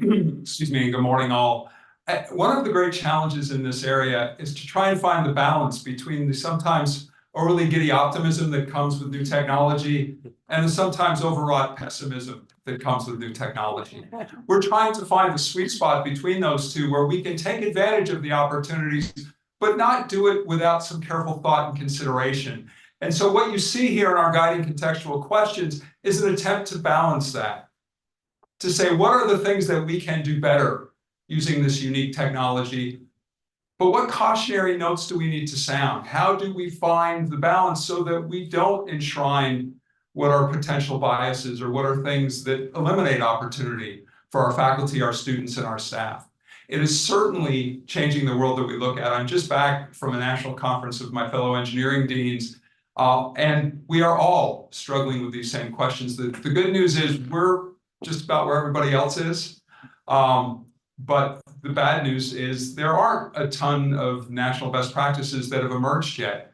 The other challenge for us in this area, and I think this is particularly germane to board members, is our ability to create policy is going to be vastly outstripped by the pace of change of this technology.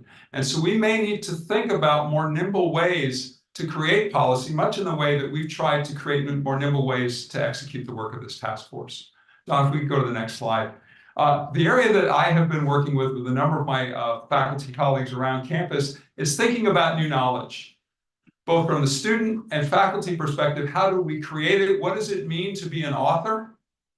What does academic integrity mean in this? We're certainly not ignoring that, but that's not the only thing we're considering as we're thinking about the affordances of generative AI.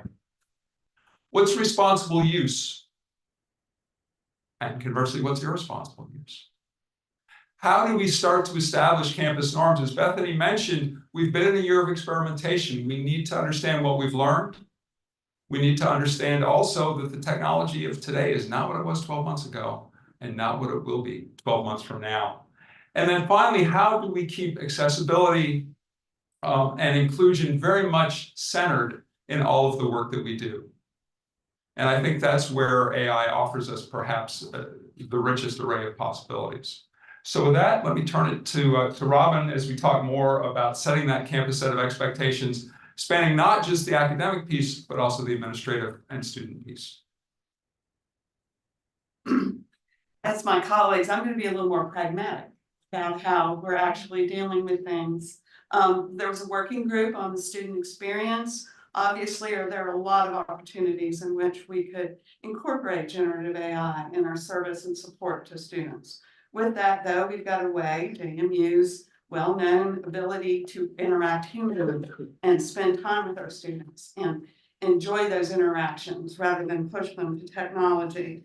There's going to be a need for focus on information literacy. I think you can see that as a citizen, a member of the world community, and imagine how that looks for students who are trying to learn how to discern.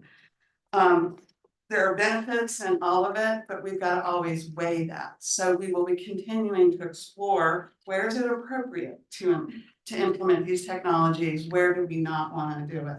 And so despite the risk, it's coming whether we want it or not. So we've got to be very judicious, protecting student privacy and understanding how we enable but yet not hurt. On the administrative side of the house, AI has been in our world for a while. You may not have even noticed it. It's part of the applications we use every day. It's coming more every day. It's already in the Microsoft suite of products that we use. It's in our new CRM, and it will absolutely be in the new enterprise applications that we procure.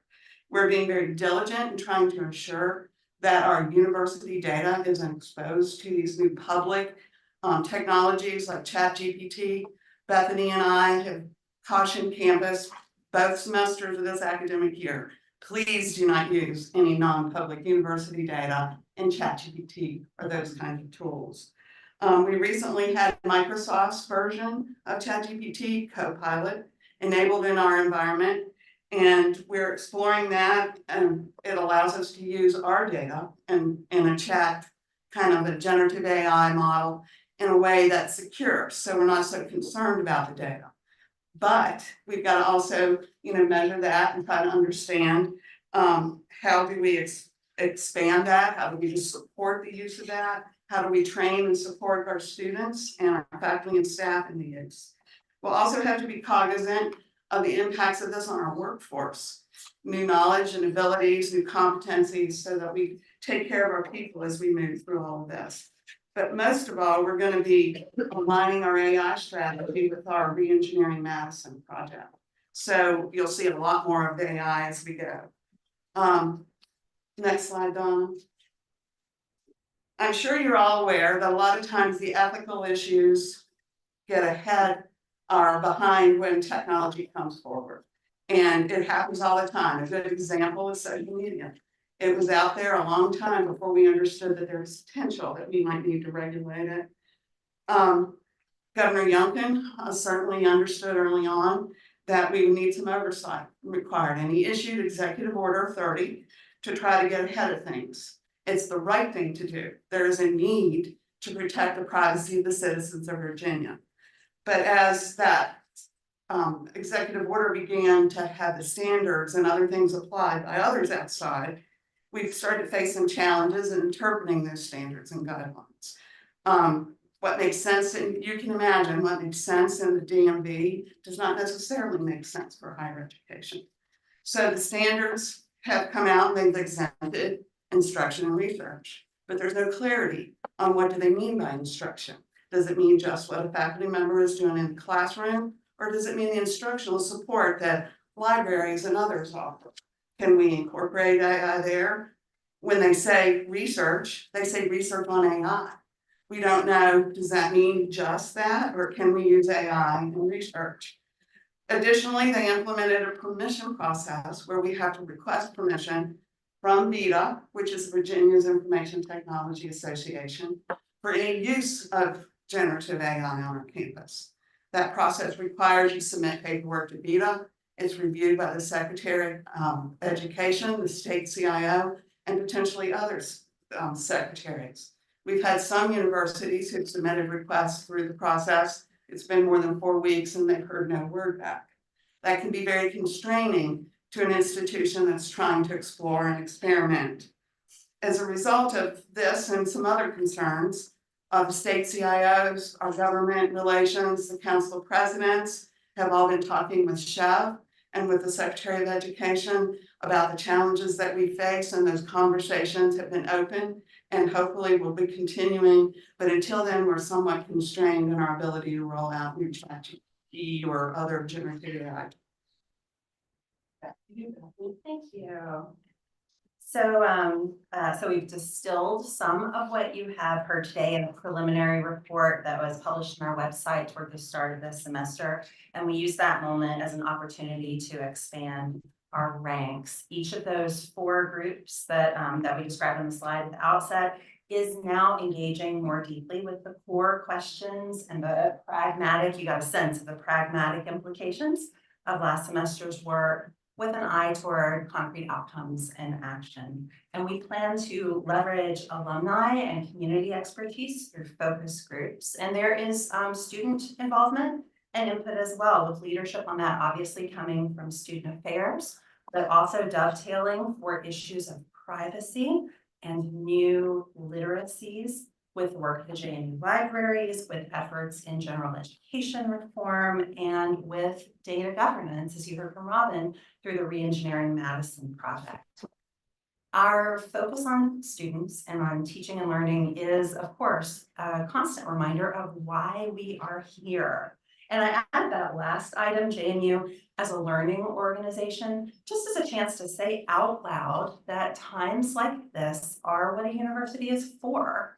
Academic structures and practices sometimes get stereotyped as antiquated, stuck in the mud, quaint. But JMU's expert faculty and staff and the huge array of disciplines that we represent, when you put us all together and organize us effectively, are an amazing instrument for navigating societal change. There's no better place than a university for examining watershed, socio-technical moments from every possible angle, and for charting paths forward that are informed, that are constructive, that are innovative, that are just, and that might even be inspiring. So we appreciate, John, your leadership in setting up this task force. We're looking forward to working closely with John's successor on next steps.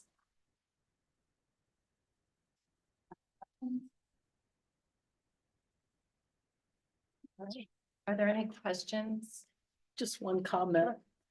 If there was ever an example of building an airplane while trying to fly it. And having been involved in some of the early stages of the executive order, I can tell you that JMU is quantum leaps ahead of many of the other universities in the Commonwealth of Virginia, and you have some real opportunity for leadership. And a lot of the questions that you raised, I would encourage you not to raise them as questions, but to give them answers. Because the answers, I think, are here and not in written. So you have a tremendous opportunity to impact what that looks like and to help guide this whole process. So thank you for the incredible work that you're doing, and thanks for your leadership on this. Thank you, Kate. Any other comments? Madam Chair, I just ask if the AI report that was noted hadn't been sent to the board, if that could be sent to the board, that would be great. Sure. Madam Rector, just to echo Kay's comments, I commend the task force. This is an important conversation that we're having. You're ahead of where court administration is right now on AI, so I'm taking note to take that. But I'm very glad to see the engagement piece, because that's going to be very important with students, with alum, with the business community, with other local governments, because we're all starting to have the same conversations. You're just a little bit ahead of us right now, so I'll catch up. Thank you. Just a comment too, Mary Beth, Yeah. from the medical world, you know, our AI is changing so fast, and it is, the application use is pretty tremendous, and I think it will change the career paths and offer new careers in engineering that might not even be here today, that'll be needed in a year or two. So I, look forward to sharing information that I could that would be helpful as well. Great, thanks. All right, any other comments? Thank you all very much for all your hard work and. All right, thank you. All right, our next topic is a conversation about the Center for Global Engagement. Provost Coltman, would you please provide an introduction? Thank you very much.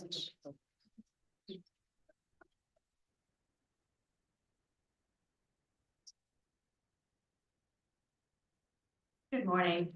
JMU's emphasis on preparing students to succeed in a competitive global environment has been a consistent through line for many decades here on campus. Of the 11 core qualities in the current JMU strategic plan, 4 of them list global engagement as a priority and articulate 6 specific and relevant goals. So the 4 core qualities I referenced are national prominence, outstanding programs, excellence in teaching, scholarly endeavors and engagement.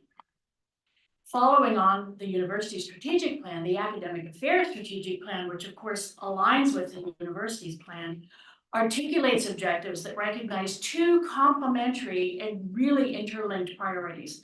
The first, providing international opportunities overseas, and the second, creating a global campus environment here in Harrisonburg. So I want to read to you from the academic affairs strategic plan exactly the language that we specified for these goals. We are focusing on creating transformative international experiences through teaching and learning, partnerships and research, study abroad, virtual exchange, and meaningful engagement with and a welcoming environment for international students and scholars. And at the same time, we're focusing on integrating cross-cultural perspectives and experiences into curricula and campus culture to develop globally competent students, faculty, and staff. So as someone who was born overseas, emigrating to the US as a child, and who has lived, studied, and worked overseas, I'm so proud of the ways that JMU Center for Global Engagement envisions and supports and coordinates and implements the complex and challenging work of ensuring that we approach everything we do with a global mindset. So I'm very pleased now to introduce to you J.Y. Zhao, the Executive Director of JMU Center for Global Engagement, who's going to give you an overview of the center's work and goals. Also born and raised overseas, J.Y. came to the United States to pursue graduate education, earning her doctorate in educational theory and practices from Binghamton University, SUNY. J.Y. joined JMU in the summer of 2023, and in this role is responsible for developing campus-wide comprehensive internationalization and leading JMU's goals of preparing our students to be educated and responsible global citizens through being the agents of change and engagement in both local and global communities. JY's recent research is focused on developing a new theoretical framework to define and assess comprehensive internationalization as a dynamic system. She's also published on defining and assessing global learning, virtual engagement in international education, internationalizing the campus through faculty, and she designs curricular and co-curricular projects to integrate and enhance the roles of technology, languages and cultures, community engagement, and collaborative teaching in global learning initiatives. She also serves in several leadership roles in a variety of international education professional organizations. So it's just been a delight having JY on campus, and please welcome her as she presents the Center for Global Engagement.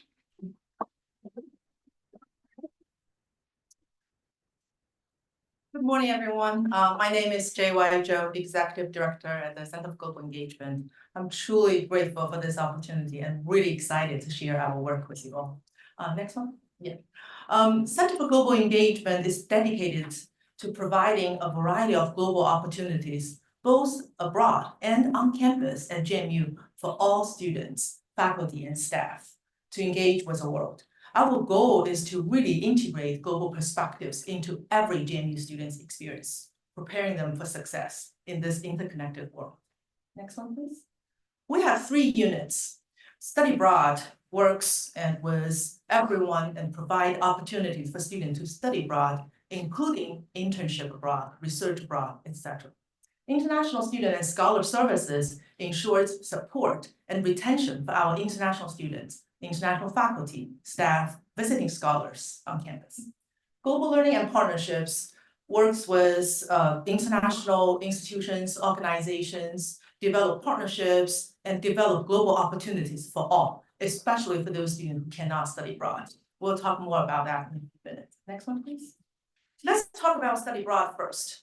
Every year, we work with over 100 faculty members to develop a variety of programs enabling over 1,000 students to study abroad, starting from a few weeks all the way to a year.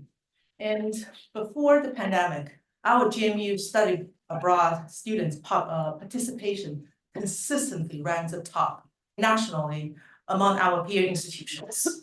Our short-term study abroad program was #1 among our peer institutions since 2013, except the pandemic years. As we are recovering from the pandemic and we are facing the new competition with our two institutions, and our goal is to regain our top ranking status at the national level. Our study abroad programs also received the national recognition. Last summer, Drs. Debbie Stern and Dr. Renee Staten from psychology program, and they designed a study abroad program called Nature, Creativity, and Well-being Across the Lifespan in Scotland. And that program receives the national award on excellence in curriculum design from the Forum on Education Abroad, a leading national organization in study abroad. Next one, please. You can see that our top destination countries for our study abroad students over the past 5 years reflect and also aligns with the national trend. We have 4 semester centers abroad: London, UK, Florence, Italy, Salamanca, Spain, and Antwerp, Belgium.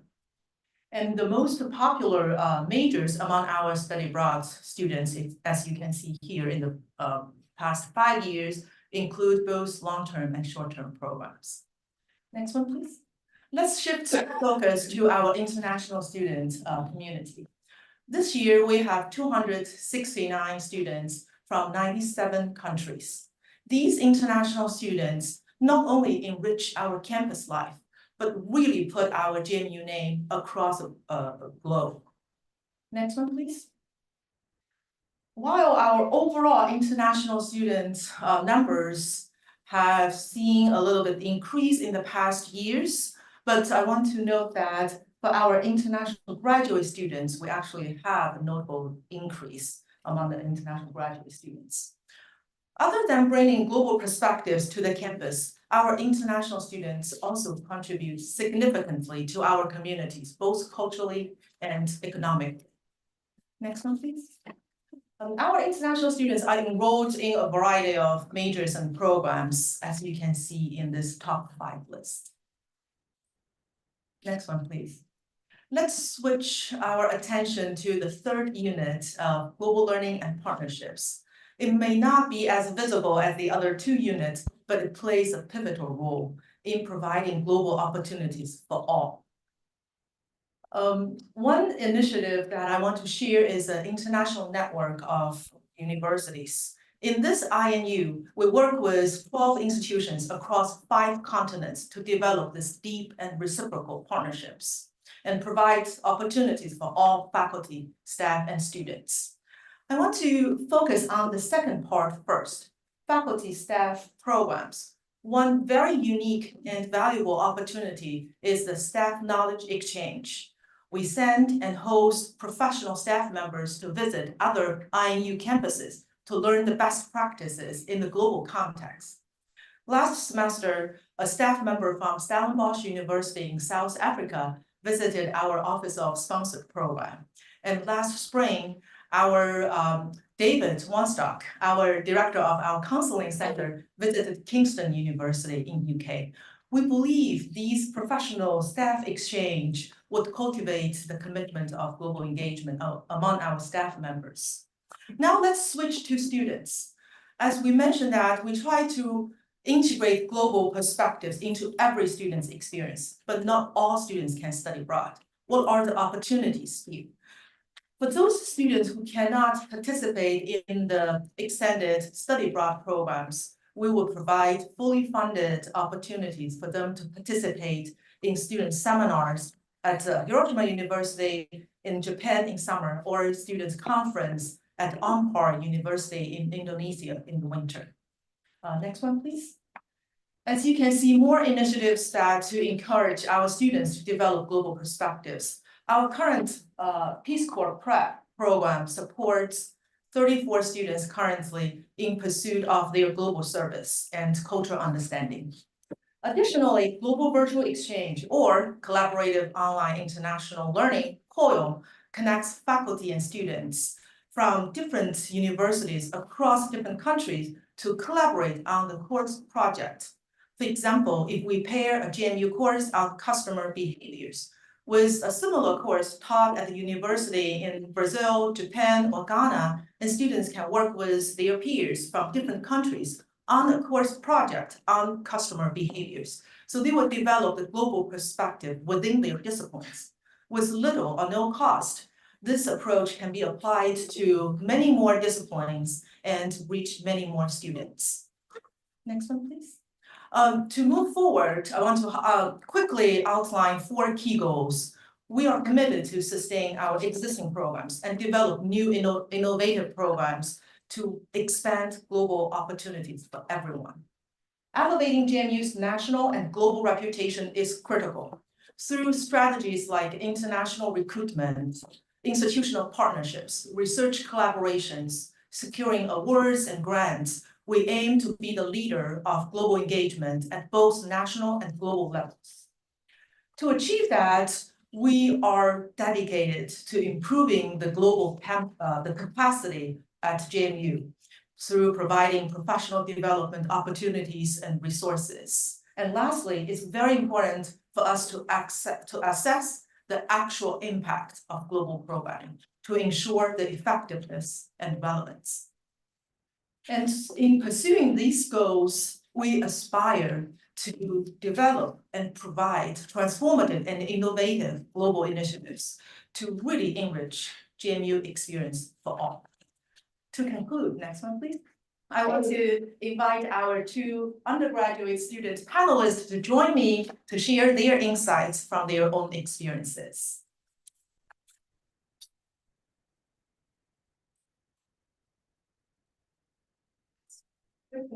Could you quickly introduce yourself, your name, your major, and also share with us your experience, your study abroad experience? Yeah, so I don't know if you guys can hear me. I'm Griffin Hollinger. I'm an ISAT major, and I studied abroad the summer after my junior year in Tanzania and Kenya through JMU's East Africa Field School. I studied abroad in East Africa because I wanted to study abroad somewhere different than the United States because I feel like that's how students get the most out of their programs. And I also chose to study abroad because one of my favorite professors, Dr. Jennifer Kaufman, was leading the program. So I knew where she was going, I was probably gonna end up too. I remember getting on the plane, feeling like a pretty good mix of like excited and nervous. I've never left the country without my family before. But a week of online Swahili courses before the program even started really helped to settle my nerves. East Africa Field School combined extensive travel with learning Swahili and human environmental interactions, in which the courses I was actually able to apply them to my major and get credit. Some of our travel included boat rides in the Indian Ocean at 4 a.m., which was pretty rough. And our longest bus ride was 16 hours. I had a really positive experience with Swahili. Prior to the program, I thought my language acquisition skills were just terrible because I took 4 years of Spanish in high school and didn't grasp it like at all, I felt like. But after 2 months learning it in like an immersive setting, I learned more Swahili than I did in Spanish. So that was pretty cool. We learned so much from our hosts, our instructors, and our homestay families that I think it really just stuck with me. That brings my favorite part of the program is probably my homestay families. We had 3 different homestays for around a week each, ranging from like big cities to rural areas, and really immersing with the culture really helped me learn and understand like the global challenges they're going through. The study abroad program also gave me 32 lifelong friends that I'm really grateful for, and I'm sure I could go crash on the couch whenever I wanted to. So that's really nice. And I obviously enjoyed the program a lot because I'm going back this summer too. So. Terrific. Jack, please introduce yourself. My name is Jack. I'm graduating in May in 3 weeks from the engineering department. Can you share a little bit of your experience as an international student at JMU? Yeah, so I've been here for 4 years, and it's really been truly an amazing experience, full of support, and it really gave me a sense of belonging and home being here at JMU. I remember freshman year, before everything started, I came and toured JMU and some other colleges, but I toured JMU 3 times. It was so fun. I kept coming back, even though I'd known the campus in and out. I just wanted to join a tour and experience it over and over again. And one really supportive experience that stuck out to me was, again, freshman year during a COVID-19, when the international students really had a panic when we didn't know how our future was gonna go. We didn't know if school stayed online, we were gonna all get sent home, or we'll get to stay here and continue our education. It was truly a moment of fear and feeling of vulnerability and helpless, because I felt so little that I couldn't battle the bigger picture myself. But I remember CGE, as soon as that happened, sent out made many posts on Instagram, sent out emails, and reached out to us personally to assure us that we have a support system, we have professionals behind us that's helping, that's doing their best to help us and support us and try to find the best outcome possible. And just like that, just throughout my 4 years here, things big and small have always happened academically and personally, but that feeling of security and supportive kept building up. I felt safe, that I could reach out to anyone at JMU if something were to happen, and I was always gonna receive the help that I really needed, and that was really important to me as an international student. And more specifically, academic-wise, I've also had a really amazing experience here in the engineering department. We have a really great multidisciplinary program that exposed me to many different kinds of engineering through experiences and projects that helped me find out what exactly I want to do within engineering and who I want to be as an engineer. I've been offered a undergraduate research experience since summer freshman year, and I'm still involved in it. Under Dr. Craig's engineering department, we research additive manufacturing, and we have had the opportunity to travel within the country many times every semester to present to different colleges and to attend the National Conference of Undergraduate Research, which has been an amazing opportunity to present JMU and also learn from other colleges and universities on what I could be doing and what I could be interested in. And can you share a little bit about how these experiences happen? Yeah, I would say the most significant impact study abroad had on me was solidifying my career path. Prior to study abroad, I was concentrating in energy and environment within the ISAT major. However, after I studied abroad and really saw the complexities and differences of the cities in Tanzania and Kenya, I came back and changed my concentration to sustainable energy and urban development. A specific moment in the program that really honed in my interests was on my first home stay in Dar es Salaam. They got hit with a really bad wet season rain, really heavy rain, and my homestay dad just wanted to go out, go downtown. And so we were driving through the rain, driving through the streets, and it felt like the water was almost up to the windows, to me at least, but everyone else was just completely fine. It was just normal. So that really piqued my interest in infrastructure and how we can make it more sustainable. Study abroad also not only made me a more competitive applicant for graduate school, but it also broadened the scope of where I applied. Prior to study abroad, I was looking to apply somewhere on the East Coast so I can stay close to my family. But after I realized I could kind of handle myself internationally, I started to apply to schools in Europe. And recently I actually got accepted into the University of Amsterdam for sustainable development, so that was pretty cool. And study abroad has definitely made me just a smarter student overall, smarter person, that better understand global challenges. So I think every student should study abroad if they get the opportunity, for sure. Being here at JMU has definitely had a great impact on my professional life and just future career. I didn't realize how well prepared I was until I started interviewing and started getting offers and actually landed a job recently. And it was such a smooth process that during the interview, almost every question they asked, I could say I had that experience here at JMU and JMU Engineering. The job that I ended up choosing is related to manufacturing, which is exactly like the 4 years of lab experience I've had as a research student additive manufacturing. And one key moment they mentioned during the interview is they really need someone that could communicate well and get their ideas across and be able to explain themselves and have anybody understand them, not just engineers. And as soon as they said that, I was like, we actually had a program that trained us. During this one class with a program that the professors taught us how to not only have great ideas, but communicate them in simple, easy to understand terms. Because it didn't matter how great of an idea you had as an engineer, if you can't explain it, then no one could understand. And as soon as I told them that, and they were like, that's exactly what we're looking for, that's exactly the position we're trying to fill.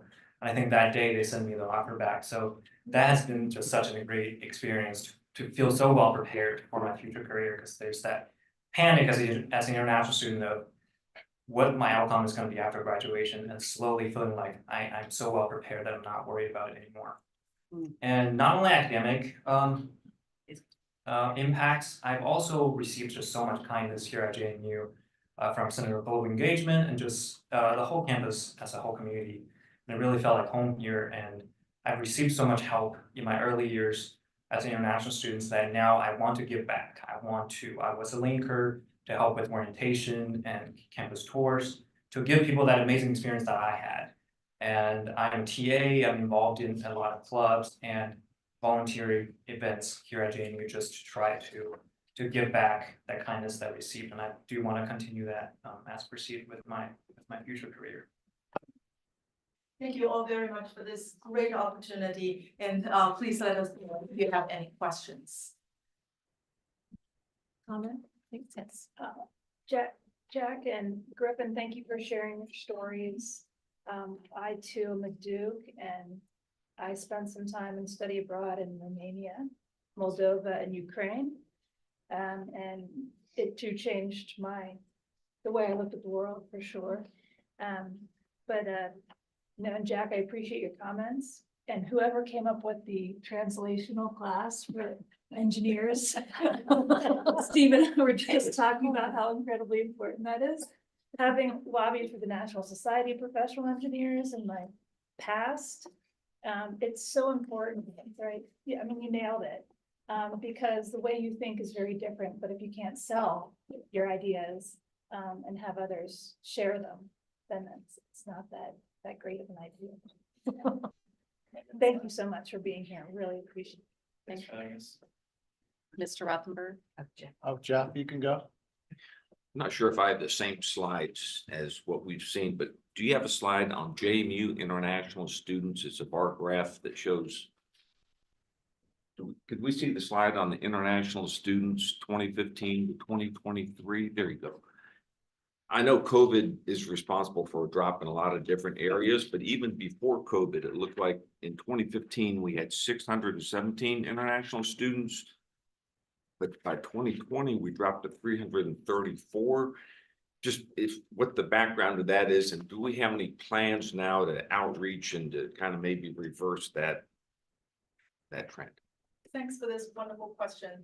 We noticed that the decrease a little bit would be that you can see this line color here, the pathway program, the change of the student. Those will be the students who will come here to study English and take courses. We do see that demographic change in that way.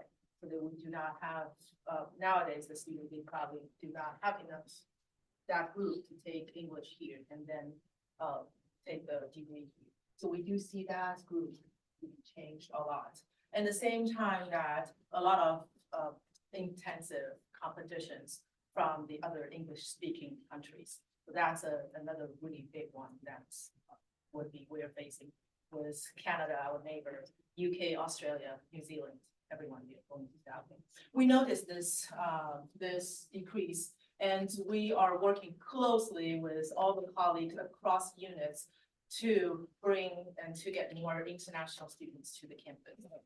We will have staff members dedicated to recruit international students, working with university marketing advancement, scholarship, working with all the colleges to identify those programs. So we're working on that one to bring more students to us and to really push JMU across. And I'll add, we haven't had a dedicated staff member for international student recruitment based in the Center for Global Engagement. Admissions does have a staff member who works with that, but I think since JY got here, we've now formalized the full position in CGE, and it's a very difficult kind of job because the world is huge and there are many strategies and many competitors, but it's something we're very, very focused on. I might just add, and JY and Heather, correct me if I'm wrong, but I think some of the visa challenges were also responsible for that. This was not an issue unique to James Madison University, but it was just harder for international students to come to the United States during that period of time too. I believe under the Trump administration, there was a cease of J1 visas, just stopped for quite a while, so I'm sure the backlog increased that trend. And one of the, I'll just add, one of the things that I think is so distinctive about JMU is many international students or potential students I've met have talked about the safety of a Harrisonburg type community. It's not New York, it's not Miami, it's not Chicago, right? We can tell you, you're very close to an international airport, but you're in a very safe environment. And so that has been, certainly parents I've met overseas and students, that's very appealing. So that's part of the kind of marketing campaign that we're focusing on. Mr. Rutherford. Just a comment, thank you for the presentation and thanks for coming in and sharing the student version of it. I just want to say I kind of particularly resonated with what Jack was saying and yeah, I think about all the students that come through JMU and one of the things that he emphasizes is I sort of came in one way and I left another and I want to get back. And a lot of that has to do with what he said 3, 4, 5 times, the kindness. And Nicole and I were talking a little bit about this last night. It's just there's this culture of kindness that's here that embodies JMU.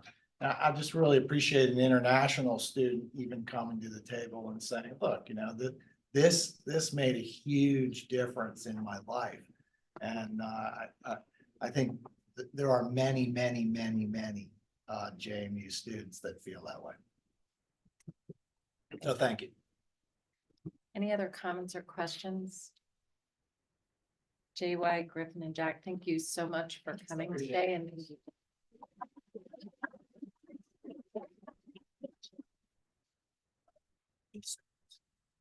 all right, next up, we are going to talk about proposed tuition and fees for 2024-25, including summer. So Tawana Moore, Vice President of Administration and Finance. Well, good morning. Because we went through this so extensively last night, I'm kind of going to give you the Reader's Digest version today. I'll fill in for you guys, and if anybody that's out in the audience that has any questions later on, I'm happy to meet with you to fill in any questions. But I'm pretty sure the board doesn't want to go through all this in the length and detail that I did last night. But just, we'll start with the education in general, which is the academic side of the house. Just by way of review, what we are proposing for tuition, so for the education in general side of the house, is 3% for in-state students, which is in accordance with the governor's wishes, and then 1.5% for out-of-state. So let's look at this quickly. This is our existing budget. This just shows how the E&G side of the house, the education in general, where that money comes from. 59.2% of it is from tuition, and then 39.6% currently comes from the Commonwealth. That is funds that the Commonwealth provides for us, and then a very small amount of miscellaneous. Excuse me. This education in general, this slide just shows the expenditures, and the point I want to make here is in this education in general budget, there's 4 pieces of this pie that make up 74.7% of the expenditures, and they are all for people. That's compensation. So it's very, because of our institution being a residential campus, we have in-person classes. We have a lot of people that are working here on the campus, and that's why that's a large, the majority of that budget. This slide just shows of the other 25% section, 10% of that is for financial aid and scholarships. So you actually have 15% that you could actually maneuver, if you will, because the rest of it is extremely fixed. Go ahead. So when we're looking at tuition, the things that we have to consider, how much support are we getting from the Commonwealth? Making sure that that we're accessible for students and that we're affordable. We look at where we fall in the market compared to other institutions, And then we look at expenditure drivers. And this year we looked at 3 different categories. There's mandated costs. Those are things that are coming from the Commonwealth. We have inflationary and contractual costs.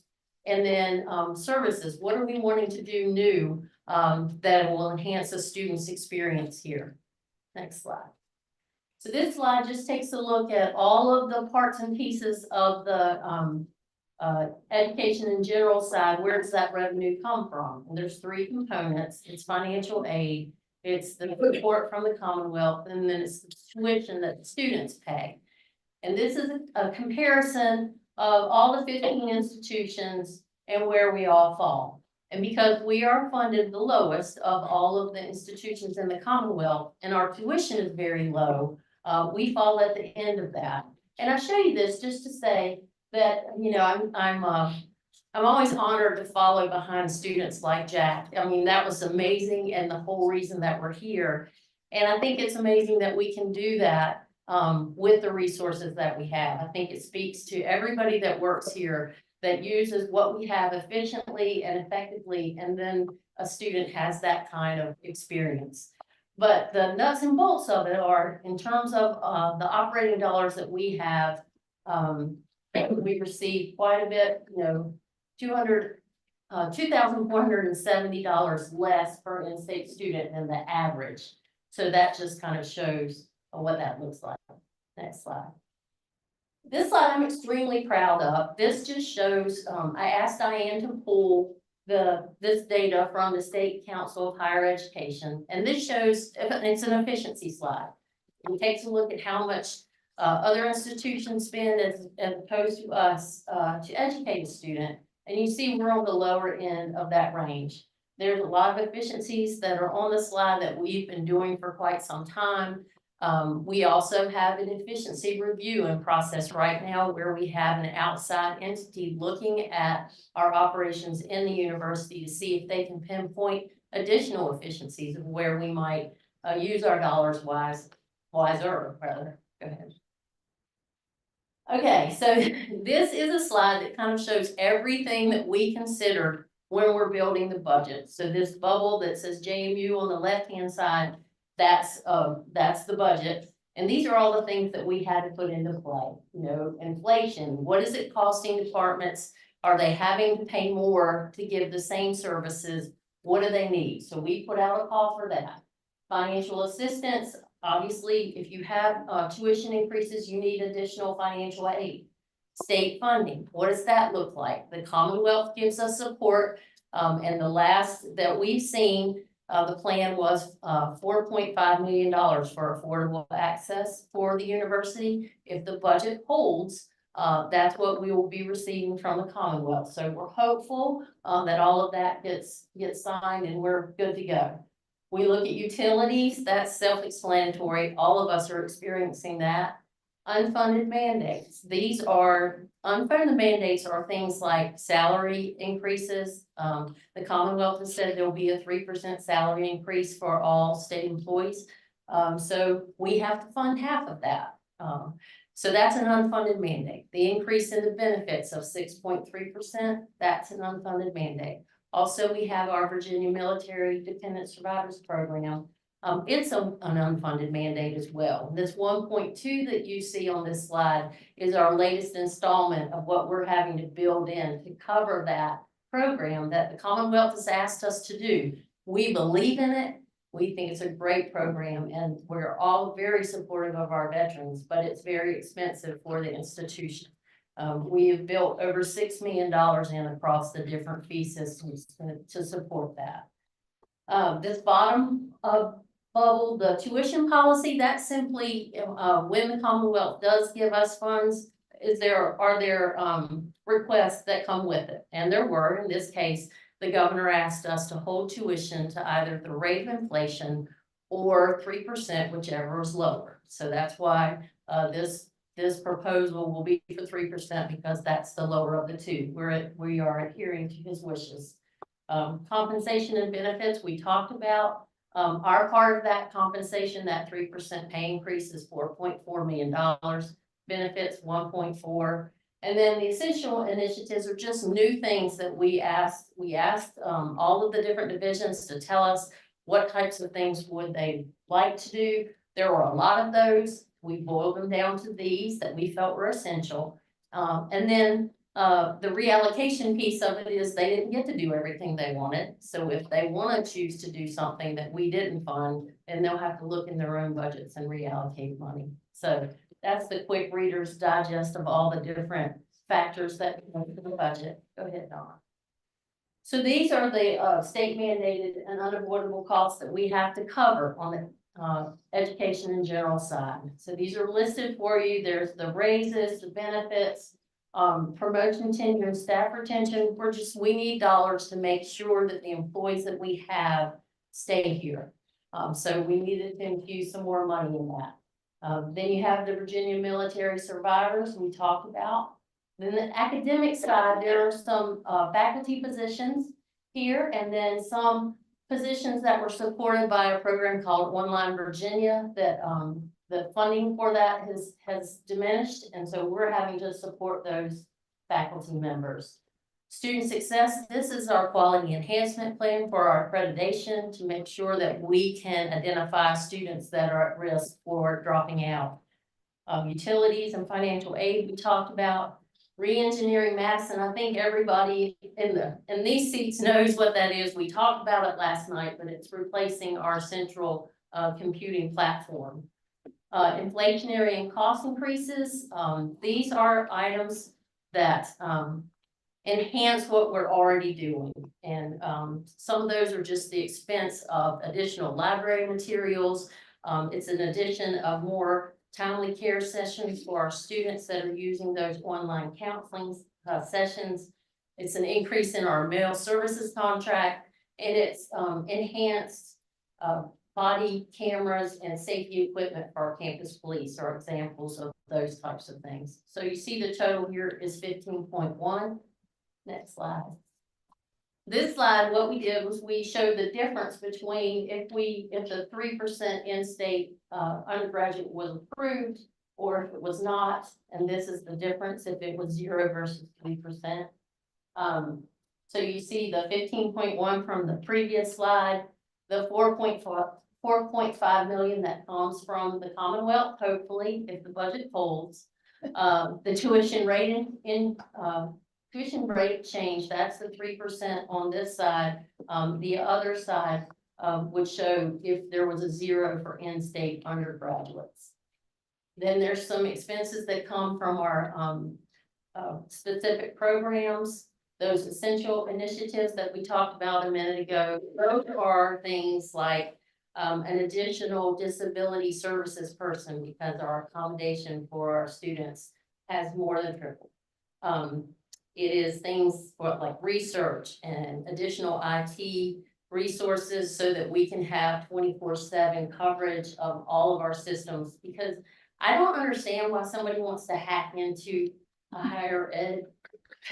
I don't know what juicy thing there is, but people tend to want to do that. I don't know why, but we need more resources to ensure that that doesn't happen. More resources in admissions, things like that.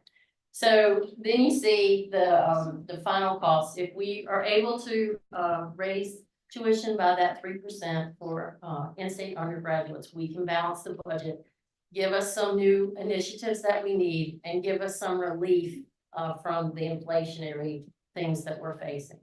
If we can't, then you can see there's a significant hole. Next slide. So this just kind of says what I just said. It's just the impacts of it. It affects what we're able to do. And the bottom line is we have had a history of being very cost effective. We use our money well. We provide a great service for our students. We have a 96% satisfaction rate, a 96.3% career outcome rate where our students are getting jobs or they're going to graduate school, they're joining the military. We just have a great success story, but it would really be helpful if we were able to do this. Next slide. This shows just a percent, what it looks like for 1% change at our institution as opposed to all the others. You see that our In-state tuition is 21% less than the average. So I just show you that because at this time of year, 3% for us means $236. 3% for William and Mary means $552. It's just a big difference. 3% is not created equal across all of the institutions. Okay. So the takeaways, for a 4-year average for in-state tuition increases, ours is 1.5%. If you compare that with the same, with the CPI for the same time, it's 4.4. Higher ed price index is 3.5. So we've been very reasonable. This bullet just shows how we compare. If you put all in, we rank 11th lowest. We have the lowest amount of funding. And again, I think we have a great product here for our students. I think they leave here, like Jack said, he's different than when he came. And I'm so proud of that. And I hope all of you are too. Go ahead. On the auxiliary side, just by way of review, I proposed 4.6% for room and board and 2.7% for the comprehensive fee. This is just a little bit of a review for auxiliary enterprises, what that is, the different areas, housing, dining, student health. The difference on the auxiliary side is you must be 100% self-supporting, so you don't get any money from anywhere else other than whatever you generate, and then you have to pay for everything associated with the office. So on this side of the house, it's specifically like for the housing, you're seeing debt come into play because we're having to pay for those new facilities that we're building, and Knight and Berry came online. We talked about that. And for dining, it's driven by the Aramark contract, which is quite large and has a CPI component in the contract. Go ahead. And then examples of comprehensive fee, student health, student activities, transportation, intercollegiate athletics, and UREC. These areas have to cover the salary and benefits increases and all the maintenance and operations of their facilities as well, because they are an auxiliary. Go ahead. So based on that, the proposal for an in-state student, the increase would be $236. That's at 3% for the year. The comprehensive fee of 2.7 is $154 for the year, for a total for a commuter in-state student being $390 for the year. If it's a student that lives on campus, there's an increase of $552 for a total of $942 for an in-state Virginia student who lives on campus, and that's for the year. If they're out of state, it's a 1.5% increase or $368. The comprehensive fee is the same, the $154. So an increase for an out-of-state student living off campus is $522 for the year. If they live on campus, then that adds that yearly room and board of $552 for a total of $1,074. Go ahead, Don. For graduate students, an in-state graduate student has an increase, the same percentage, that 3% increase. It's a $16 per credit hour. For an hour out of state, it's 1.5, and that's $19 per credit hour. And then we also do the 2025 summer tuition and fees. At this meeting, we did the same percentages for these. So it's the 3%, excuse me, for in-state, 1.5 for out-of-state. And you see it ends up being $12 for an undergraduate per credit hour, $15 for out-of-state undergraduate, $14 per credit hour for a graduate student in-state, and then $17 for an out-of-state graduate student. The fees across all of these systems was just $1 per credit hour. And then room and board was $5 per week and $6 respectively. So this is a chart that I always show that shows the JMU at the increased rate versus everyone else at their current rate. So you can see where we fall and basically how economical we are, even at our increased rates as compared to everyone else.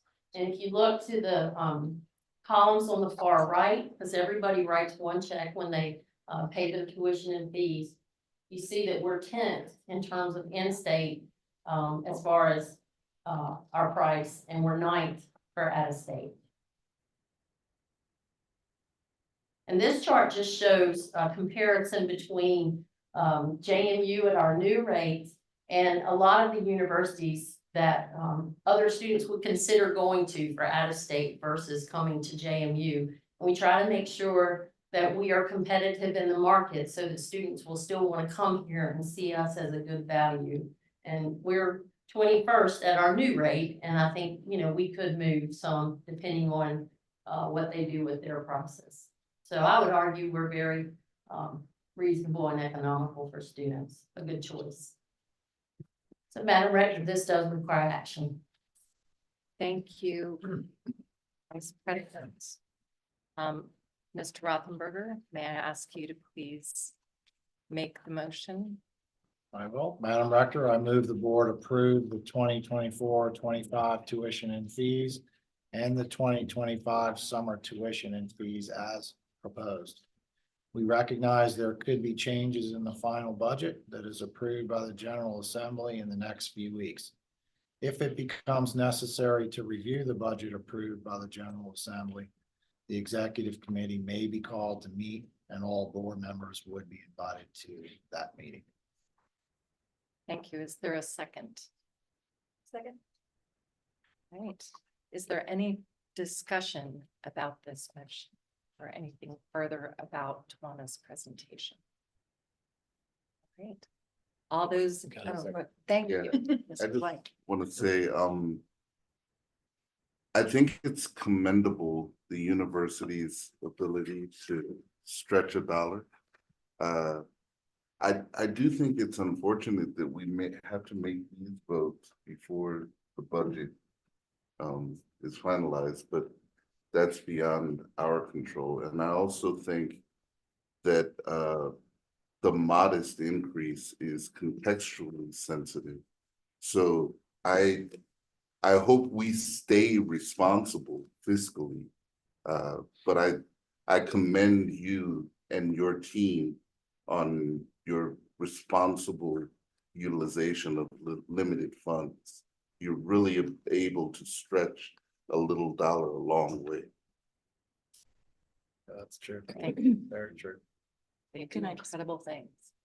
Can I just quickly say something to Tawana? Are you sure you didn't come out of a college of education? Because you are a brilliant teacher.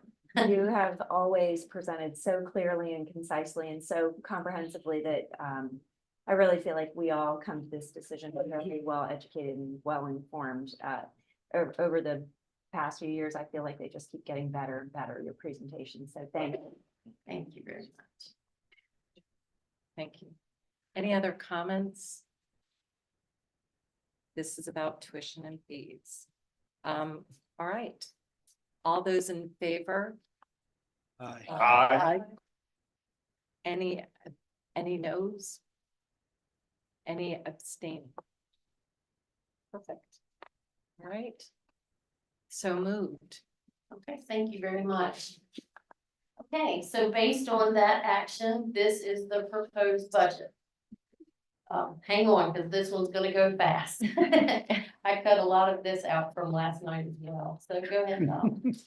This is our current budget. This shows our education for 3.5. Auxiliary services, the 242.5, financial aid is 31, sponsor programs are 46.8. So our total operating budget right now is $723.8 million. So we talked about all that. Go ahead.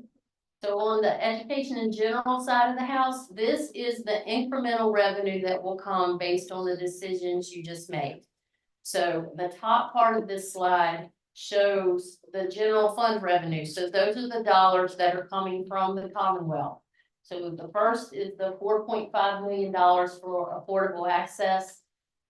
Secondly is the cost for the pay increase and the benefits, an increase in financial aid and scholarships. And then this $660 for nursing salaries. This was something that Caitlin worked with the General Assembly on because we were having issues retaining our nursing faculty Especially during COVID, it became very difficult, and she worked, tirelessly across the state for everybody, but this was what happened for JMU. We actually received additional dollars for that. I've mentioned earlier that the Online Virginia Network was discontinued, and we had some adjustments to our tech talent, so there was a reduction of this 864. So the total coming from the Commonwealth is 12.3. Then you see the tuition come in at 11.2 for a total incremental revenue on the education and general side of $23.6 million. So how would we spend it? Most of it's going for those salary and benefit changes. And then we have financial aid and scholarships, re-engineering Madison, our inflationary items of the 1.6, the additions to the academic affairs areas of 1.5, and then essential initiatives of 1.3. We have that faculty tenure, promotions and staff retention, which thank you so much for that. And then facilities operations, because the agency service charge comes over from the auxiliaries, there's an offset here, but it balances at 23.6. On the auxiliary side of the house, this is the additional revenue that comes from the decisions you just made. It's 6.8 for board, 4.2 for the comprehensive fee, 3.5 for auxiliaries, and 1.4 for room. So the incremental revenues of 16.1. Trying to hurry too fast. Okay, so how would we spend that? The majority of that goes for that Aramark contract of 11.3, and then other facilities and operations and auxiliaries. Then we do all of the pay increases for everybody that works in those areas. Mentioned earlier on this side of the house, you see debt coming in. This is for Eikenberry, that 1.6. Cost to continues is inflationary items for auxiliaries. We have to increase financial aid and scholarships for those students in this side, and then we have essential initiatives over here. We did make a reallocation to balance this budget of 16.1. So this is the new budget compared to this year's budget. So you see 2023 and 24-25. It's an increase of $39.7 million when you look at E&G, financial aid and auxiliaries. There's 11.5 in sponsored programs for an increase of 51.2 million. It takes the budget for next year to $775 million, which is a 7.1% increase. And Madam Rector, this does require action. Thank you, Tawana. So Mr. Rothenberger, after 10 years of continuous service on this, please give us your final motion. The final motion is the simplest. Madam Rector, I move the board approve the proposed 2024-25 university budget. Thank you. Is there a second? Second. Thank you. Made me pause there. Is there any discussion? All right, all those in favor? Aye. Any opposed? Any abstaining? All right. I say so one thing moved. quick. You may. I think transparency matters with these at this level with the universities. I've been privy to two other universities, and I had a lot of trouble understanding what was going on. And I think when you're a finance person and you can't understand what's going on for things that are in arrears or what have you, that's not a good sign. And I think anybody that's privy to Tawana and her group can see clearly that the numbers are clear, the numbers are clean, they're transparent, they're out there.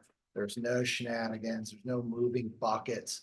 And that's rare, I think, in this space. So that's part of one of the things I think that makes JMU really, really special. Thank you. Thank you, Tawana. Congratulations. All right. So our next agenda item, as we talk about historic things that happened today, We are in a position to be able to appoint an interim president. I wanted to provide a little context for those around the room.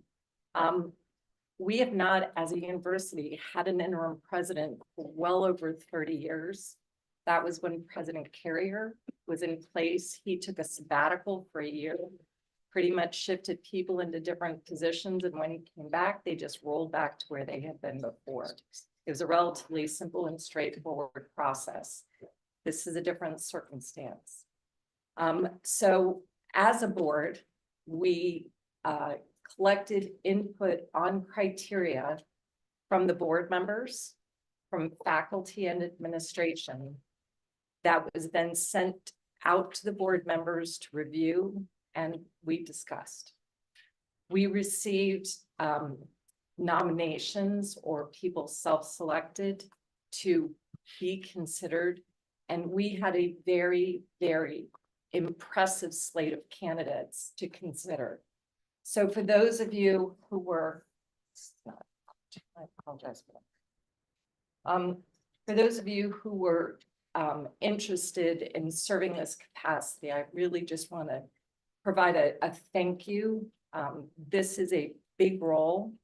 As a rector of this board, I think I have had a very unique perspective to exactly how hard being the president of a university is, so that the fact that we had so many who were willing to step up and serve in that way is a great tribute to this university.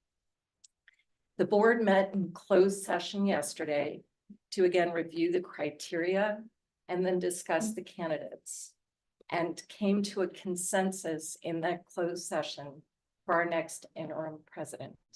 And with that, Vice Rector Falcon, if you would please make a motion. Thank you, Madam I Rector. just promoted you. I heard. Madam Rector, I move the board appoint Charles King as interim president for James Madison University to serve from July 1st, 2024 until June 30th, 2025, or until a new president has been duly hired and in place. Is there a second? Second. Is there any discussion? All those in favor? Aye. Any opposed? I have invited Charlie King to join us here today. So Charlie, congratulations. Thank you for.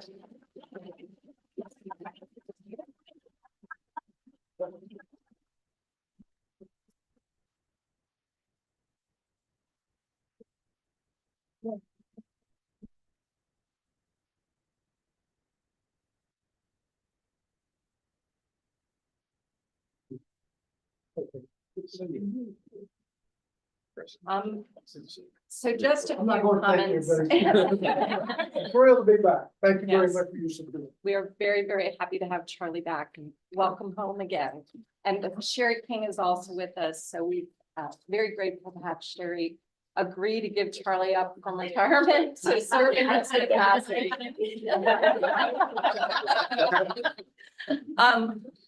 For those of you who don't know Charlie, which I can't imagine there are any, but Charlie is, as a board, we found uniquely qualified to serve as the interim president, given his 25 years at JMU, and as someone who has been proven to be a proficient leader on campus, in Richmond, and within our local community. The decision, as I explained, was done was thoughtful and done with the greatest confidence, knowing that there will be a seamless transition of the university's operations into Charlie's leadership. But just importantly, his established relationships and knowledge of the institution and desire to continue JMU in the upward trajectory that it is on will greatly aid in the arrival of our new president sometime in the not too distant future, I hope. So we really felt that Charlie brought unique characteristics to the table. I have every confidence in your leadership, Charlie. So again, thank you. Do you want to say anything? Well, I'm kind of throwing you in. I'm just thrilled to be able to come back and work with you guys. I see my role as keeping the train on schedule. Okay, you guys need to be hiring a new president, and I know you'll do a great job at that. But I know the team, and I'm really looking forward to hitting the ground running, making it, as Mary Beth said, seamless. And I think we can do that, but I'm gonna need everybody's help, including all of you. So thank you very much for your confidence in me, and I look forward to getting to work. Thank you. Thank you, Charlie, and thank you, Sherry. I do want to just say, and just remind everyone around the room, Charlie will take the full reins on July 1st, 2024. There will be a transition period between now and then where Charlie and John will be working together. Charlie has been gone for 2 whole years. It seems like, wow. So we need to get him updated on a couple of things. Okay, go ahead. And I would just add, again, first of all, congratulations, Charlie and Sherry. It's great to have you back in this room and certainly at the university. And just so all of you know, the administration is certainly going to do everything we can to ensure a very smooth transition. I know Charlie and I will be spending some time together over these next couple of months to prepare for that. And of course, we have a tremendous team here and so much institutional knowledge, certainly that Charlie has, but also in members of our team. So I'm very confident that this will be a smooth transition and just thrilled, Charlie, to be able to welcome you back. Thanks, Can John. I make a comment? Absolutely. Just congratulations. We're very excited. I will just say it, going through the nominees yesterday and discussing each one, it was very affirming to me that any of the candidates would have been a great choice.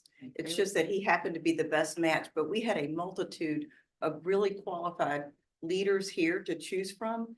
And that was very affirming. And I know the other board members felt the same way. It was incredible, the talent that we have here. And I just, for any of you that may have applied, I just want to say that you're very to be considered. Your resumes were so impressive. We learned a lot and have great confidence in you. I echo Terry's comments. Absolutely. Here. Okay, very good. Wow, that was a big one. Okay, next on the agenda is the election of officers. Laura Major, again, after 8 years of service, your final nomination, if you would please, and thank you for serving this class. Thank you, and thank you to Dickie and to John for also serving on the nominating committee. I really appreciate your partnership in this and the work that you did, making a lot of calls and having a lot of discussions. So, Madam Rector, the nominating committee appointed by the rector and comprised of John Rothenberger, Dickie Bell, and myself, asked the board to approve the following slate of officers for 2024 to 2026 as recommended by the nominating committee. Rector Suzanne Obenshain, Vice Rector Terry Edwards, and Secretary David Kirkpatrick. I move the board approve the recommendation of the nominating committee. Thank you very much. Because this is coming in from a committee, we do not need a second. Is there any discussion around this slate? Okay, all those in favor? Aye. Any opposed? Any abstaining? Same. So moved. Congratulations and thanks to each of you who are willing to serve in this capacity. It is an elevated investment of your time and energy, not only in the board, but in the university. So thank you. Thank you. Willing to serve in this way. Okay, now comes my hard part. Right, gentlemen, back to the podium. So the first one, I am going to ask Jeff Gorman to join me. One more time.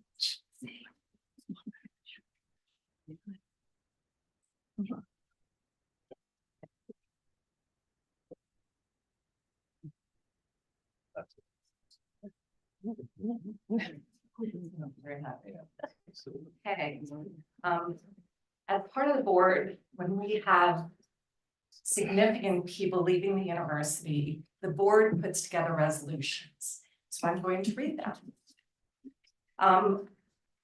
The resolution of the visitors of James Madison University.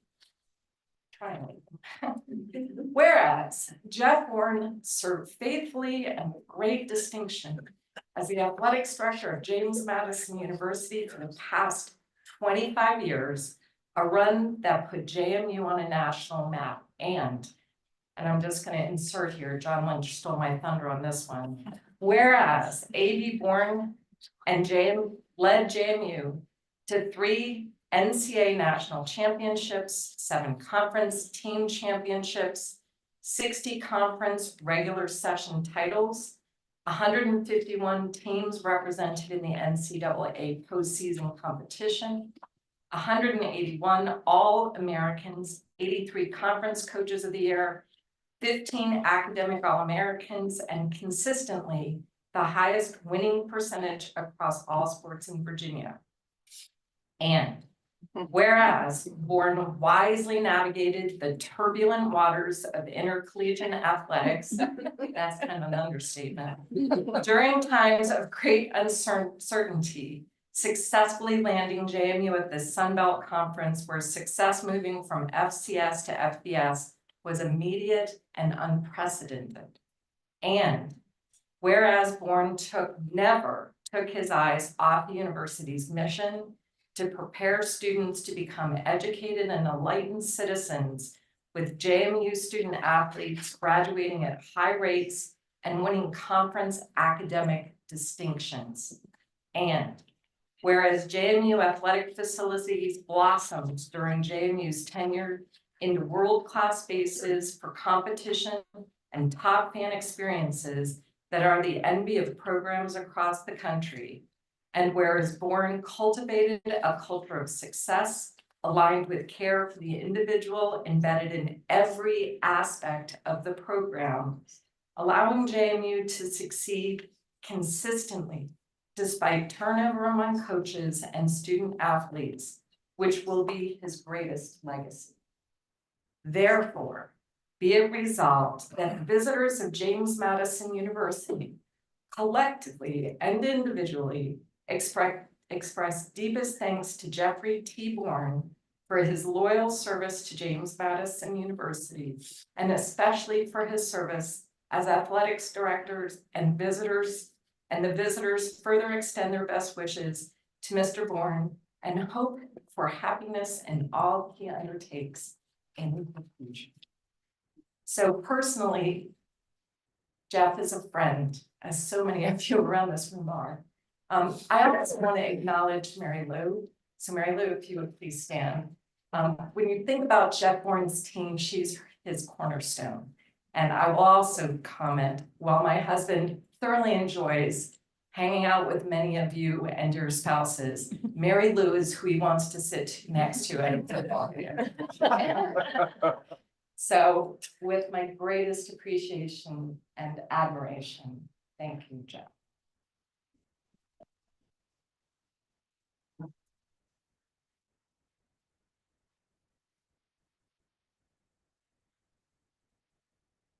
Okay, one down. Next up, Donna Harper, if you would please join me. Yay. For food. I'm so sad she's not gonna be here. But after 47 years, Miss Donna Harper, resolution, it's easy when you're eating, not thinking. Resolution of the visitors of James Madison University.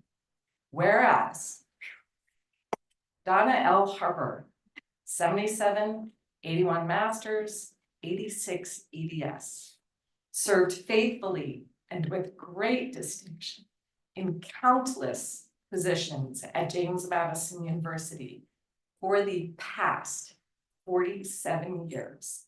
Most recently as the Vice President of Access Enrollment and Secretary to the Board of Visitors. And whereas Harper epitomized and proliferated the practice of challenging yet supporting students in her many roles in the Division of Student Affairs, which has become a foundation of JMU's distinct culture. And whereas Harper helped lead the effort to move the sororities and fraternities onto Greek Row and was instrumental in building the policies and procedures foundational to the Office of Fraternity and Sorority Life at JMU. And this could go on for a long time, like 7 years, and we did encapsulate it, but whereas Harper successfully led the health center during an era of change when the importance of wellness came into clearer focus, transforming the unit from an infirmary to one offering a multitude of services, improving the lives of the student body, JMU student body. And whereas then President Linwood H. Rose, recognizing Harper's many talents, selected her to become his executive assistant and secretary of the board of visitors. And whereas Harper became vice president of access enrollment, leading with distinction the offices of financial aid, university events and administration, most recently during a time when applications to JMU surged. And whereas Harper broadened access to JMU through her leadership, oversight of initiatives, including professors and residents, Centennial Scholars, Valley Scholars, and the new first generation student center, now named the Reddick Center. And whereas a most ardent fan of JMU athletics, Harper enthusiastically supported teams with her near ubiquitous attendance. Did I say that right? Okay. Therefore, be it resolved that the visitors of James Madison University collectively and individually express deepest thanks to Donna L. Harper for her loyal service to James Madison University, and especially for her service as Vice President of Access and Enrollment and Secretary of the Board of Visitors. And the visitors further extend their best wishes to Mrs. Harper and for her happiness in all she undertakes in the future. Okay. So I will note.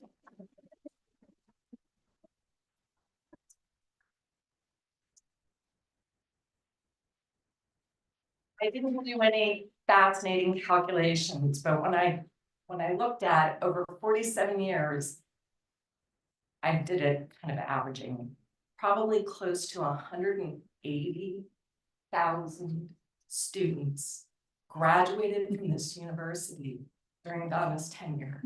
And I would say in some way, she impacted almost every single one of them, which is huge. What a legacy you've left. And friends. Right. All right. It's an analogy.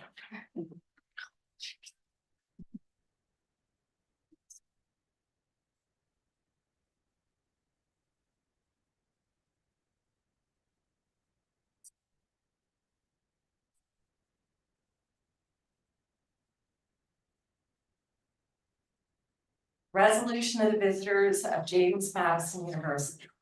Whereas Jonathan R. Alger served faithfully and with great distinction as the 6th president of James Madison University for the past 12 years, an era of great flourishing at JMU. And where President Alger thoughtfully and inclusively developed and executed the Madison Plan, realizing the strategic plan's vision to become a national model of the engaged university. And whereas hundreds of local middle and high school students who might not otherwise have imagined attending college received the opportunity through the Valley Scholars Program established by President Alger shortly after his arrival at JMU. And whereas President Alger elevated and consolidated JMU's national reputation by sitting on numerous national higher education boards, committees, and panels, and as a recognized leader in civic and education and engagement, more solidly connected JMU's culture to the legacy of JMU. And whereas the Carnegie Commission on Higher Education changed JMU's classification from master's level to doctoral high research during his tenure. And whereas JMU Intercollegiate Athletics joined the Sun Belt Conference and enjoyed unprecedented success on fields and in all arenas of competition and academically. And whereas Unleashed, the campaign for James Madison University, succeeded stunningly, raising $250 million from nearly 64,000 investors. And whereas applications to JMU rose nearly 80% during the last 3 years, at a time where many institutions are experiencing declines as the student age population decreases. And whereas Marianne Alger served the institution faithfully in numerous roles, including a co-founder of Women for Madison, board member for the JMU Gillum Center for Entrepreneurship, and on several community organizational boards. Therefore, be it resolved that the visitors of James Madison University collectively and individually express deepest thanks to Jonathan R. Alger for his loyal service to James Madison University, and especially for his service as president. And the visitors further extend their best wishes to Mr. and Mrs. Alger and truly hope for the success and happiness in all your future undertakings.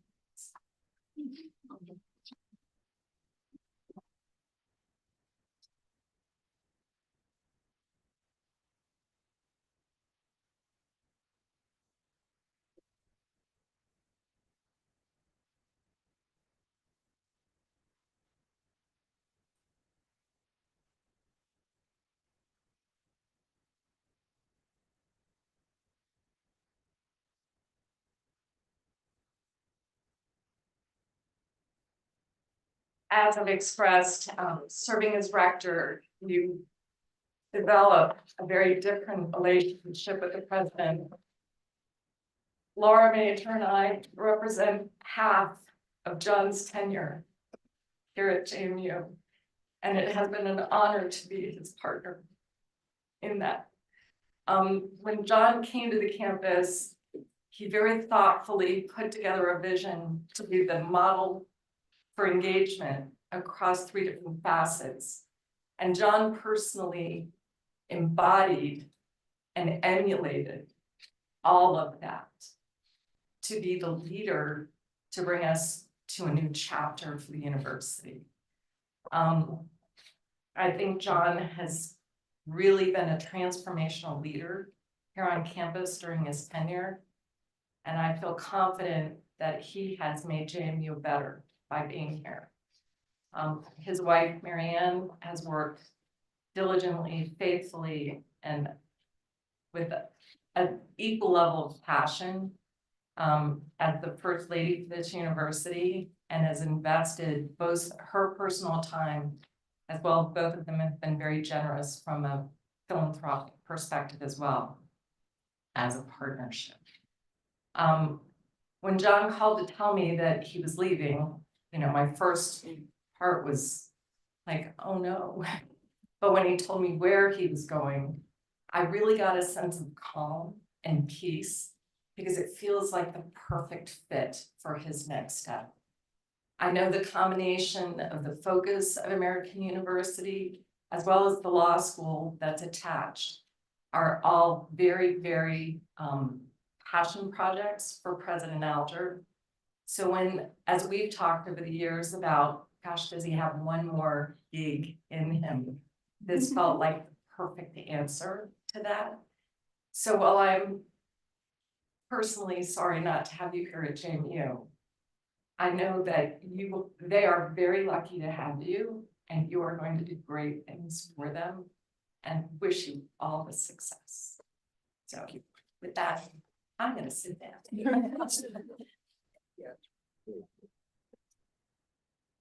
Right. So Christ. Like a soft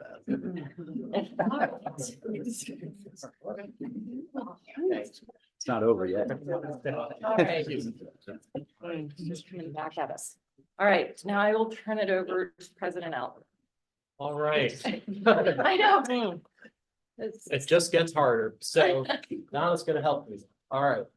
So part of this time of transition, of course, is to honor our board members who have completed terms of service on this Board of Visitors. And I think all of you will agree with me that we have a truly extraordinary class of 2024. And this is sort of the first of the graduation ceremonies in some ways that we're doing here. So how fitting that it be around this table. So as I call your name, if you would come up, we do have a gift and a certificate for each of you as you join what is called the Russell Weaver Society for members, people who have served on the Board of Visitors. And you'll now have a paper with your name and board term placed in the circle in front of Wilson Hall. So it's a wonderful way to remember your service. So we'll start with a couple of individuals who have each served a full term on the board. And John Lynch, would you come up first? So John, as you know, of course, has been very involved and engaged with service on the Academic Excellence Committee, the Advancement Committee, of course, as chair of athletics, and you can hear the passion that John has for that part of the university, and he's chaired at a time of incredible change and transformation in that area, and also, of course, served on the search committee, which we deeply appreciate, John, as well as the Audit Committee, the Executive Committee, the Finance and Physical Development Committee, and the Student Affairs Committee. And you'll see there's a wonderful memento clock to represent that service in the first term. So John, congratulations. Thank you for all you've done for JMU and continue.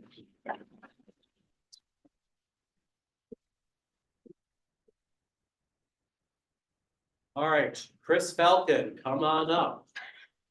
So Chris, as you all know, has served as vice rector, an important leadership role on the board, the Academic and Student Life Committee, the Academic Excellence Committee, as chair of Audit, Risk and Compliance. And of course, that committee underwent a significant transformation under your leadership, Chris, and boy, to have students presenting, it's just a new era for that committee and a really important responsibility, not always one that people think of as being the most fun or glamorous, but really critical to the university. And of course, also on the Executive Committee, the Governance Committee, and the Student Affairs Committee. Chris, congratulations. Thank you so much for all.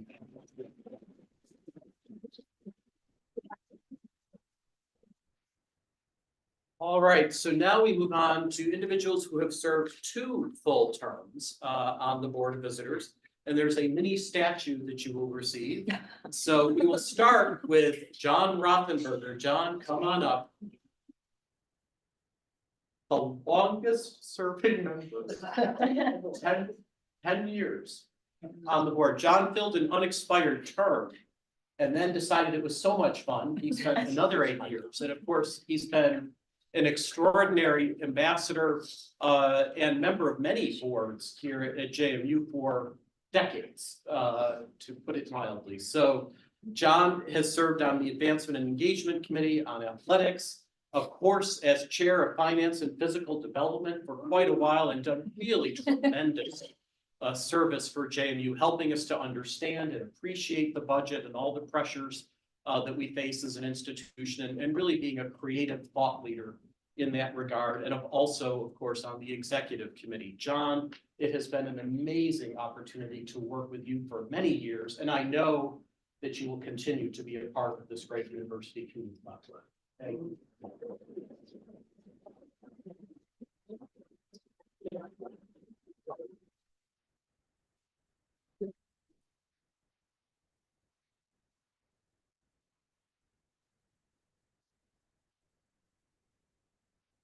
Appreciate it. All right, next is Laura Major. Come on up, Laura. So you all know the consummate student who has exemplified lifelong learning. Laura is always the one that does her homework, right? I mean, she has just been an amazing leader for this university. Of course, you all know she served as rector and during some really challenging times as we dealt with COVID, as did Mary Beth as our other rector during this period. Of course, Laura naturally has chaired the Academic Excellence Committee. How fitting and appropriate as an educator. And Laura has always brought that educator's heart to this role and reminded us of our historic roots as an institution. So Laura, thank you for all you've done on that front. She has also served on the Athletics Committee, the Executive Committee, the Governance Committee, and the Student Affairs Committee. Laura, what amazing and extraordinary service, and what a privilege it has been to work with you. Congratulations.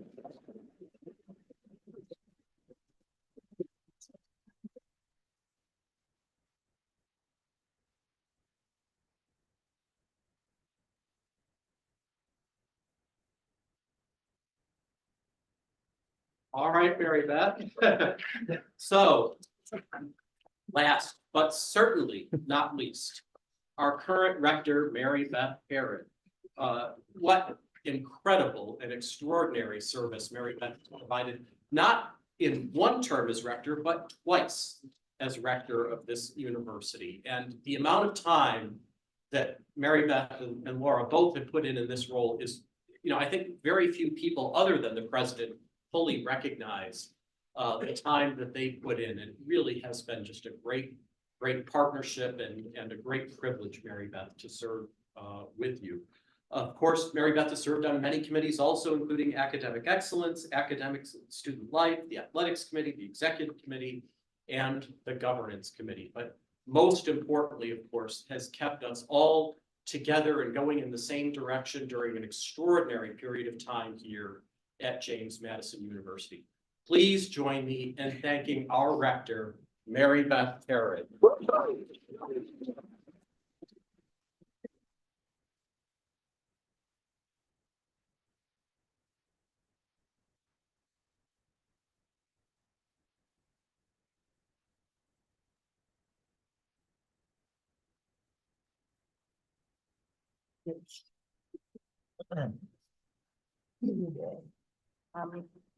Now, I'll just say, it has been an honor to serve in this capacity. Okay. I have gotten so much more than I've given, which has made this a gift. And that's been every single person in this room that I have been very grateful to have the opportunity to work with. So I leave very grateful for the opportunity, very honored and humbled to be able to serve in this. Okay, right, let's move on. Next. Hey, everyone good with that? Thank you, sir. Okay.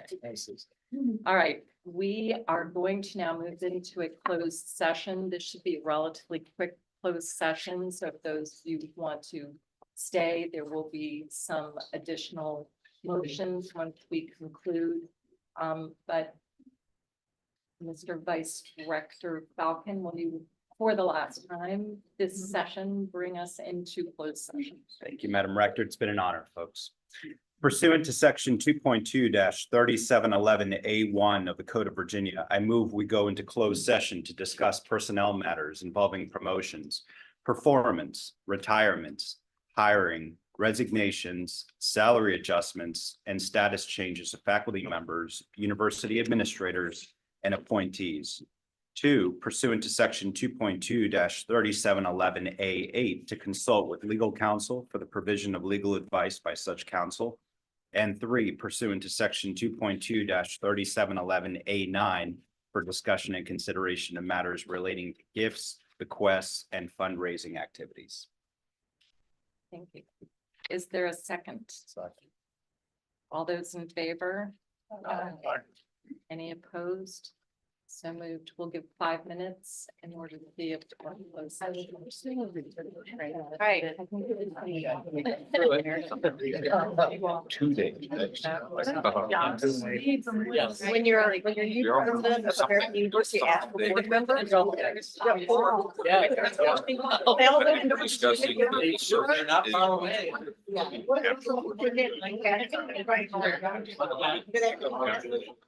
So I'll come back.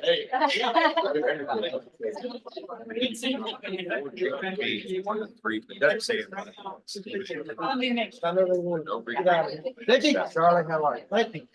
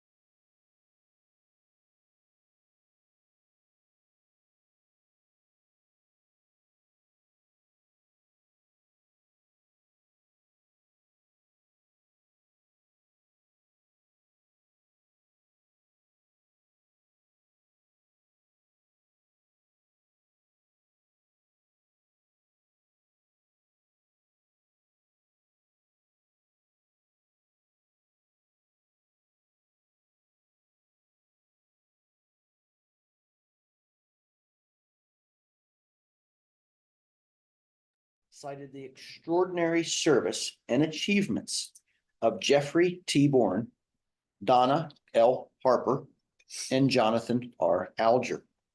Each recommendation was approved by a vote of the Advancement Committee. Therefore, on behalf of the Advancement Committee, we recommend the following. First is that East Campus Drive be renamed Jeff Bourne Way in honor of Director of Athletics Jeffrey T. Bourne.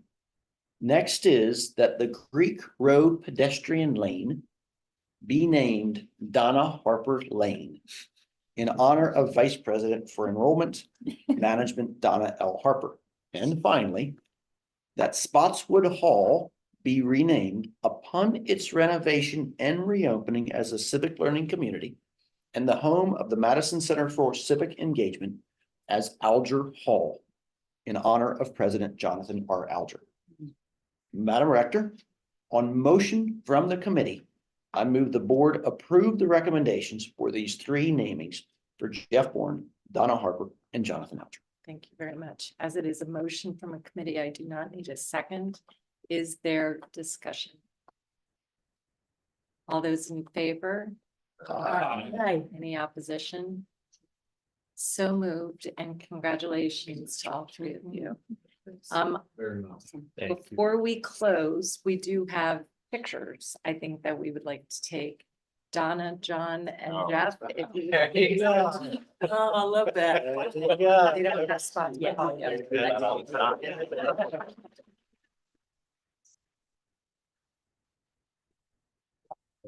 Yes. And Donna and Jeff, the signs are already up, so. Oh, I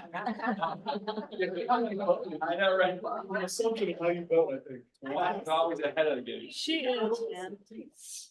They're already. Wow. That is killer. Somebody else steal them.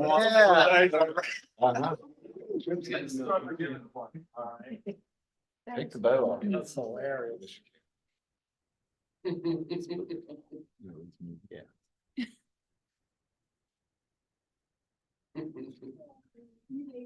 Fantastic. Thank you.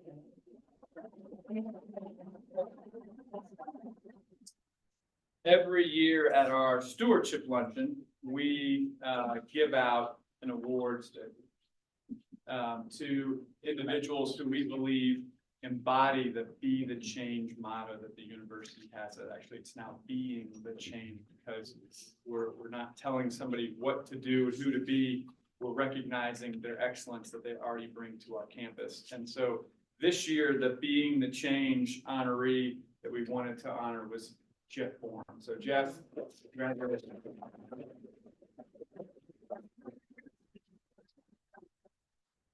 And I just have to say, I was a student on the Centennial Sports Committee when Jeff became athletic director. And he came and mentored us as students. And then he hired me, and I worked for him for 7 years in athletics and learned so much. So thank you for being such a friend and a mentor. Thank you. I appreciate it.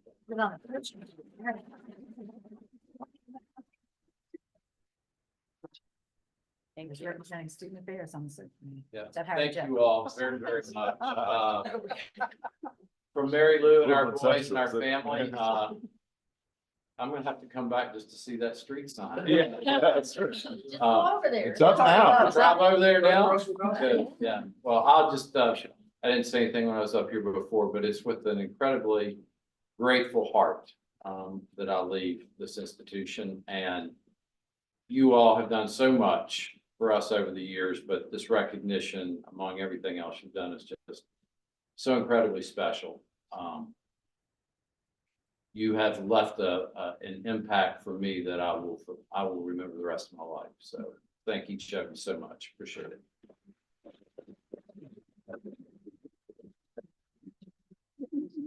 Well, I will just echo Jeff's remarks on behalf of all of us. I know, Donna is always understated over here, but you all know what she has done for this university, what Jeff has done. And I just want to, again, echo the remarks that, this is truly an extraordinary place. And as, sometimes when we all get busy with the day-to-day activities and decisions we need to make and making sure everything is running okay, we can forget that and take it for granted. And I just want to say, you know, this is the kind of day that reminds us of what an incredible community and what a blessing it is to be a part of it. So certainly, I know my heart will always bleed purple. Marianne and I will certainly be back here often and look forward to coming back and seeing the building after it's renovated. And just want to say again, thank you to all of you for your service. When I think about the time that this board puts in, it is, you know, that is a labor of love. It has to be, given what all of you do. So thank you for your service and for all that you will continue to do to take this university to even greater heights in the future. We are not going to close the session yet because we are reconvening at 1 o'clock and we'll continue on a completely different topic, focused on the future. So, with that, why don't we break? Lunch is available outside and we will reconvene at 1 o'clock. Okay. Meeting in the board that I- Yeah.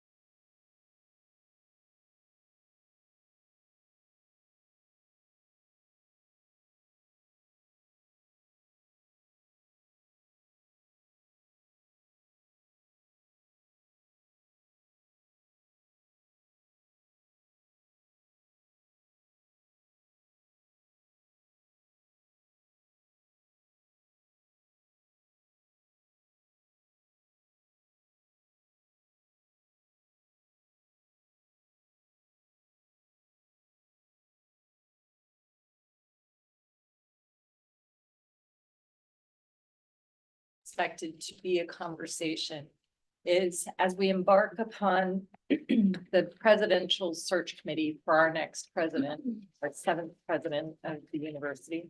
How do you count an interim? Anyway, so, excuse me. I thought it would behoove us to just spend a little time. I know several of you on the board have been involved in different capacities in board searches for higher ed. But I thought to set kind of a foundational level of understanding about how these searches are executed, timeline to expect, demographics of boards and or search committees and how they are selected, as well as the role of the board in the process. So I have invited AGB to come and give us 30 minutes, just an overview. I believe the presentation was sent out ahead of time. I've asked Nick to put together an overview of what happened here 12 years ago and what was the process used and who participated in the hiring of John Alger.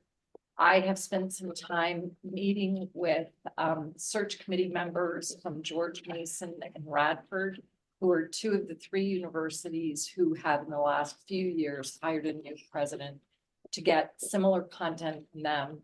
And then I've asked both Kay and John, who have participated on the other side as candidates, to talk about what they thought what from their experience was really good and what they would tell us to completely avoid doing. So I thought that would give us really a well-rounded view to the fact that, first of all, as I've learned and talked, there is no one way to do it. There is a process that should be executed, but variations amount within that process to be tailored for the best interests of the university. At the end of that, I would like us to have a conversation about what we as a board would want the demographics of the search committee to be, so that we have kind of a common understanding of the types of people and the constituencies that should be represented on that board. Okay, does that sound like a good 2 hours? Okay. All right, very good. John, would you like to interview? Sure. Thank Well, we're delighted to have Rod McDavis joining us from AGB Search. You see Rod up on the screen. Rod, good afternoon. Can you hear us okay, Rod? Yes, sir. I can hear you. Hope you can hear me. Yes, good. Well, Rod is a former university president himself, was at Ohio University for how many years, Rod? 13 years. 13 years. So had a wonderful run there and has led and been involved in many presidential searches in higher education and is certainly well known in American higher education circles. So we're delighted to have Rod here as a real veteran of these processes from different sides of the aisle, so to speak, in terms of his involvement. So Rod, glad to have you with us, and take it away. Thank you very much, John, and members of the board. I'm delighted to have the opportunity to share with you. I'll only add one other small bit to what John's introduction. I did have the pleasure of serving as the provost and vice president for academic affairs at Virginia Commonwealth University for 5 years. So I'm very familiar with the Commonwealth and certainly familiar with JMU, having spent some time on your beautiful campus. So I come to this with a sense of both sides of the table. I come to this with having been on the search side of it, and certainly come to this with having an understanding of searches from the presidential point of view and from a university point of view. The summary that I shared with you, I want to really focus on the second page of that and just give an overview. And then I thought we would be, the best use of our time would be to have more of a discussion, have a conversation. So I won't go word for word, but I will share with you my thoughts relative to some of the key items, and then certainly welcome your questions.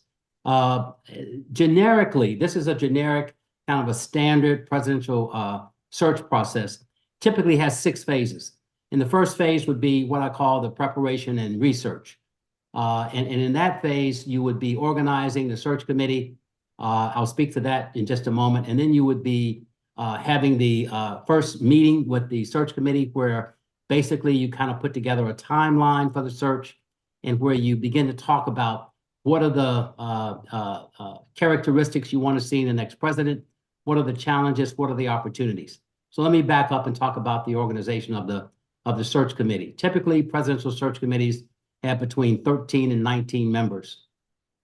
Most of that committee is made up of members of in this instance, the Board of Visitors. You'd have anywhere between 5 to 7 members of the board on that search committee, depending on how large it is. And the reason that I offer that number to you is that you are the hiring authority. Now, there are many other constituent groups on the campus, faculty, staff, students, administrators, you have alumni, you have members of the community, you have all those other groups that you want to represent on the committee. But at the core of this would be members from the Board of Visitors, because you are the hiring authority for the next president. So basically, once the committee has been put together and the committee has been organized, and you begin then to think about hiring a search firm. So you would want to go out into the marketplace and develop an RFP, request for proposals, and then send that out to as many search firms as you want, and begin to solicit proposals. And these proposals basically will outline how that search firm would intend to do the search for you and with you. And then you would make a selection based on whatever criteria you put out there for the people that you want to work with, and certainly the team of consultants that you want to work with. And then you move to your organizational committee meeting, at which time with the input from the search consultants, you would develop a timeline for the search. And one of the things that's important about putting that timeline together is that there are going to be some critical dates along the way. And you want to get those dates on everybody's calendar, especially with so many board members on the committee. You'd want to identify what dates should they be reserving so that you can already have that on people's calendars, because you want about 100% participation, if you can get it, from the search committee for this endeavor, which is critically important. Then you want to start a discussion within the search committee about what are those characteristics and attributes you want to see in your next president, and what are the challenges and opportunities that await the next president. And then you would want to identify some listening sessions that you would want the consultants to have on the campus, either virtually or in person, with members of the university community. That would be the faculty, that would be students, that would be staff, that would be administrators, you'd invite alumni to be involved, you would invite donors to be involved, you would invite community representatives to be involved. So you get as many different constituencies to give input around those 3 fundamental questions. What are the characteristics, attributes, talents that you want to see in the next president? What are the challenges that await the next president? And what are the opportunities that await the next president? So once you gather that information, then the search consultants, and working in consultation with the folks in marketing and communications, will put together something we call a leadership profile. That leadership profile will contain great information about JMU, a lot of the highlights, a lot of the things you want to literally brag about on a national level, but it would also contain the information I just described. And that document becomes a national document that you would circulate all over the country through your search consultants to begin to solicit inquiries from people all over the country about this opportunity. And then the second phase of the search would then be initiated, which would be the recruitment of viable candidates for this position. Typically, presidential searches garner anywhere between 50 to 60 applicants or more. Most of them come from the higher ed community, but many of them, and this is certainly within the last 2 or 3 years, come from outside of higher education. They might have a military background. They might have a business background. They might come from the nonprofit community, or they might come from the government community. People that have worked in government, either in different agencies or as elected officials. So this vast array of people that you would target in your recruitment activity would basically be done with your nominations, and certainly with the work of the search firm, in terms of soliciting the very best people that would meet the criteria that you put into your leadership profile. And then the search firm would work with you to develop an assessment tool that the search committee would simply use to do an analysis of the people in the committee.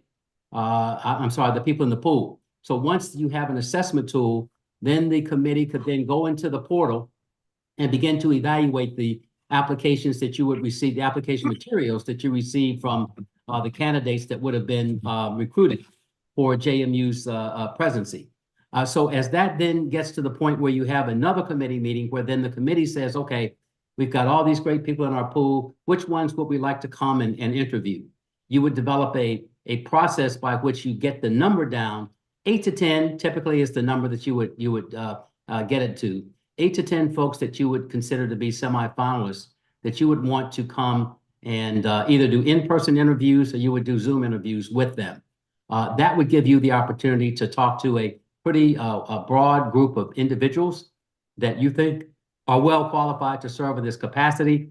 The committee would then, the search consultants would help you develop a list of questions, typically 8 to 10 questions for the semifinal round.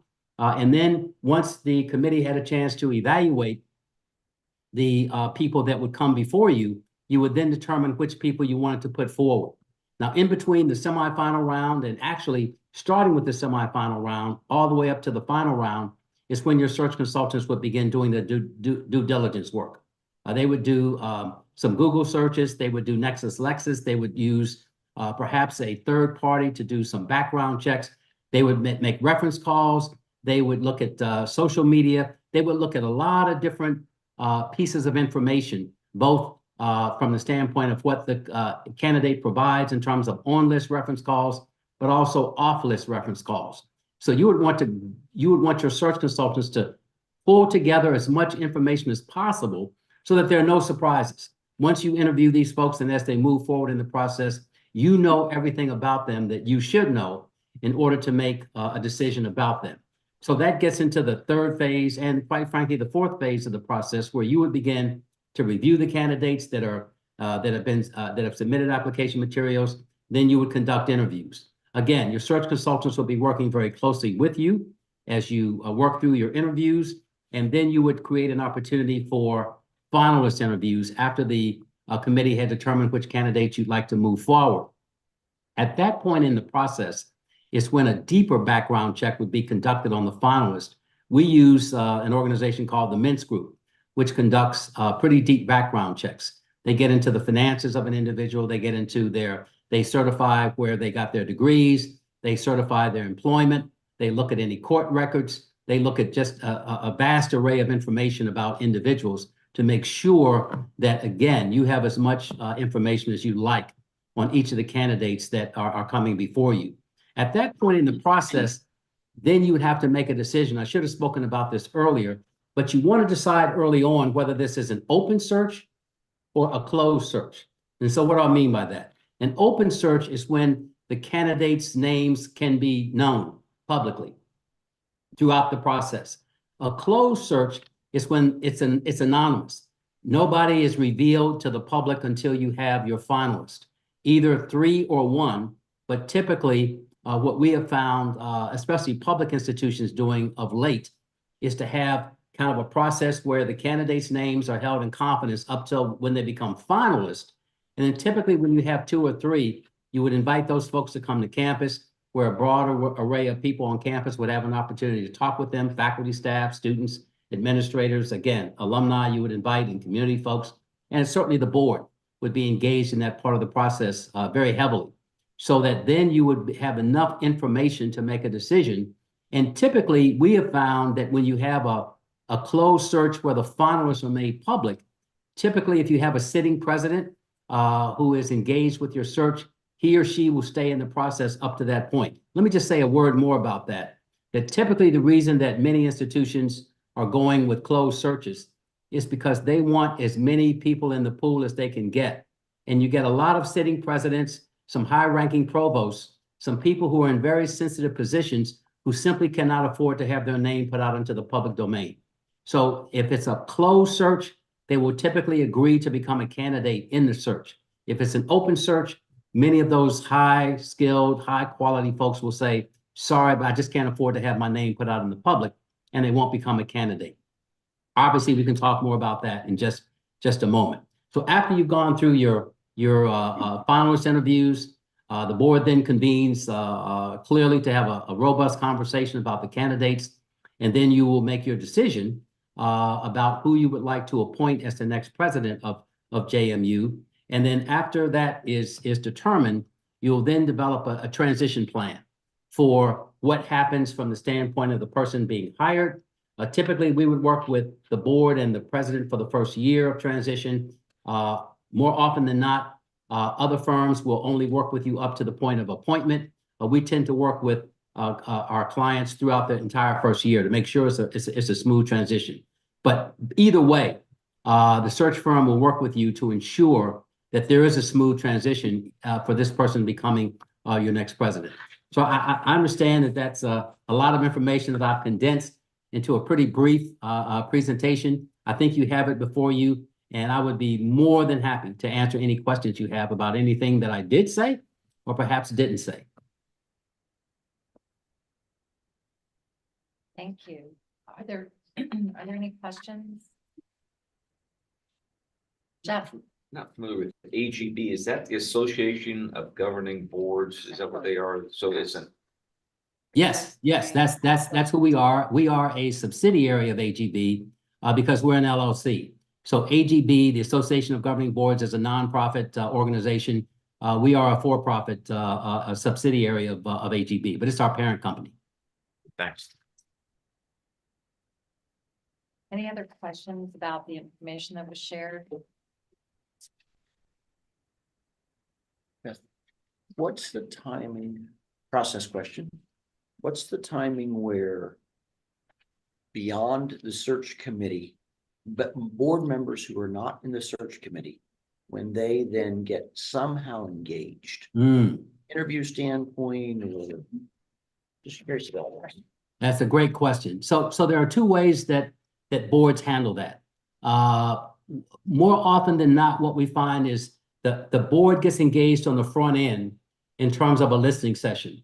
We hold a listening session with the board so we get all that input from everybody on the board so that each of the members of the board has an opportunity to say, these are the characteristics that I think we ought to look for in the next president. Here are some challenges, here are some opportunities. So all that input goes into the leadership profile. The next participation engagement of the board is at the interview stage for the finalist, where the board comes together and there's a list of questions that the board has, and they ask those questions of the finalists so that each of the board members has an opportunity to hear from all of the folks that were put forward by the search committee. Now, the advantage of having 5 or 6 members of the board on the search committee is that you've got 5 or 6 people that have been at the table throughout the entire process who can report how the search committee felt about all of the candidates to come before you. Now, there are other institutions that we've worked with where the board has access to the portal, what we call the portal, where we have the application materials. So all throughout the process, all of the board members can look in to see the candidates that have applied. That's a board decision. There's no right or wrong way to do that. It's just a question of how much access to the material the board wants to have before they get to the point of the finalist interviews. Good question.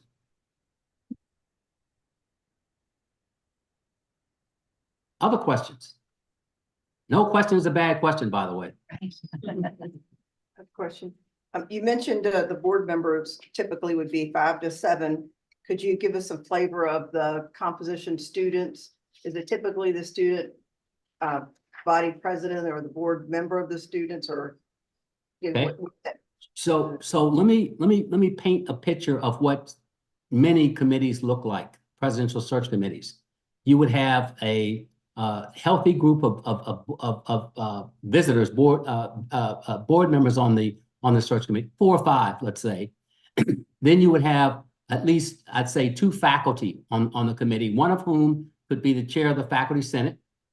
Typically, that is a person who would be representative of the faculty. You may have another faculty member that is someone that is highly regarded by the faculty, and you'd want to have then 2 voices of the faculty on the committee. You want to have the whatever the title is, the president of student government, the chair of the student senate, whatever the leader, the elected leader is of the students, typically has a seat on the committee as well. You might want to have the chair of the foundation board on the committee, or a member of the foundation board on the committee, so you have that voice represented at the table. There may be a distinguished alumni that you'd like to have on the committee. There may be someone from the local community that you'd like to have on the committee, someone who knows a lot about JMU, but is, you know, external to the university, but gives you that external voice of someone who can share some insights from the community. And then you might want to have a dean who represents kind of the academic community from a leadership perspective, if you will. And then you might want to have an administrator, senior administrator, that sits on one of the vice presidents, to be more specific, that sits on the committee. That's just a flavor of representatives from the different constituency groups across the university and outside the university, one or two at the most of those. But again, 4 or 5 of the total members would be certainly board members. Thank you.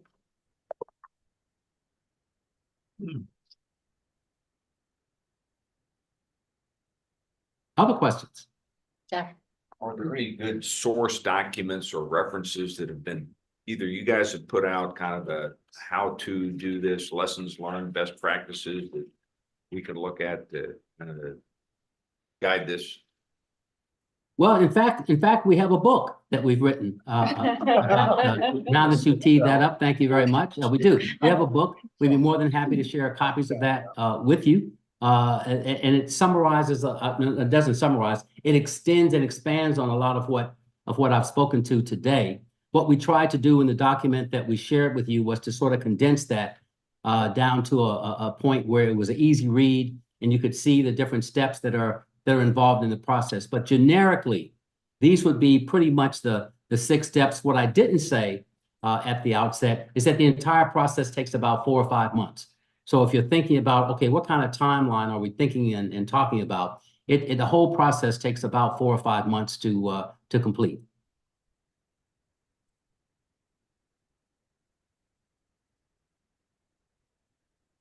One more question.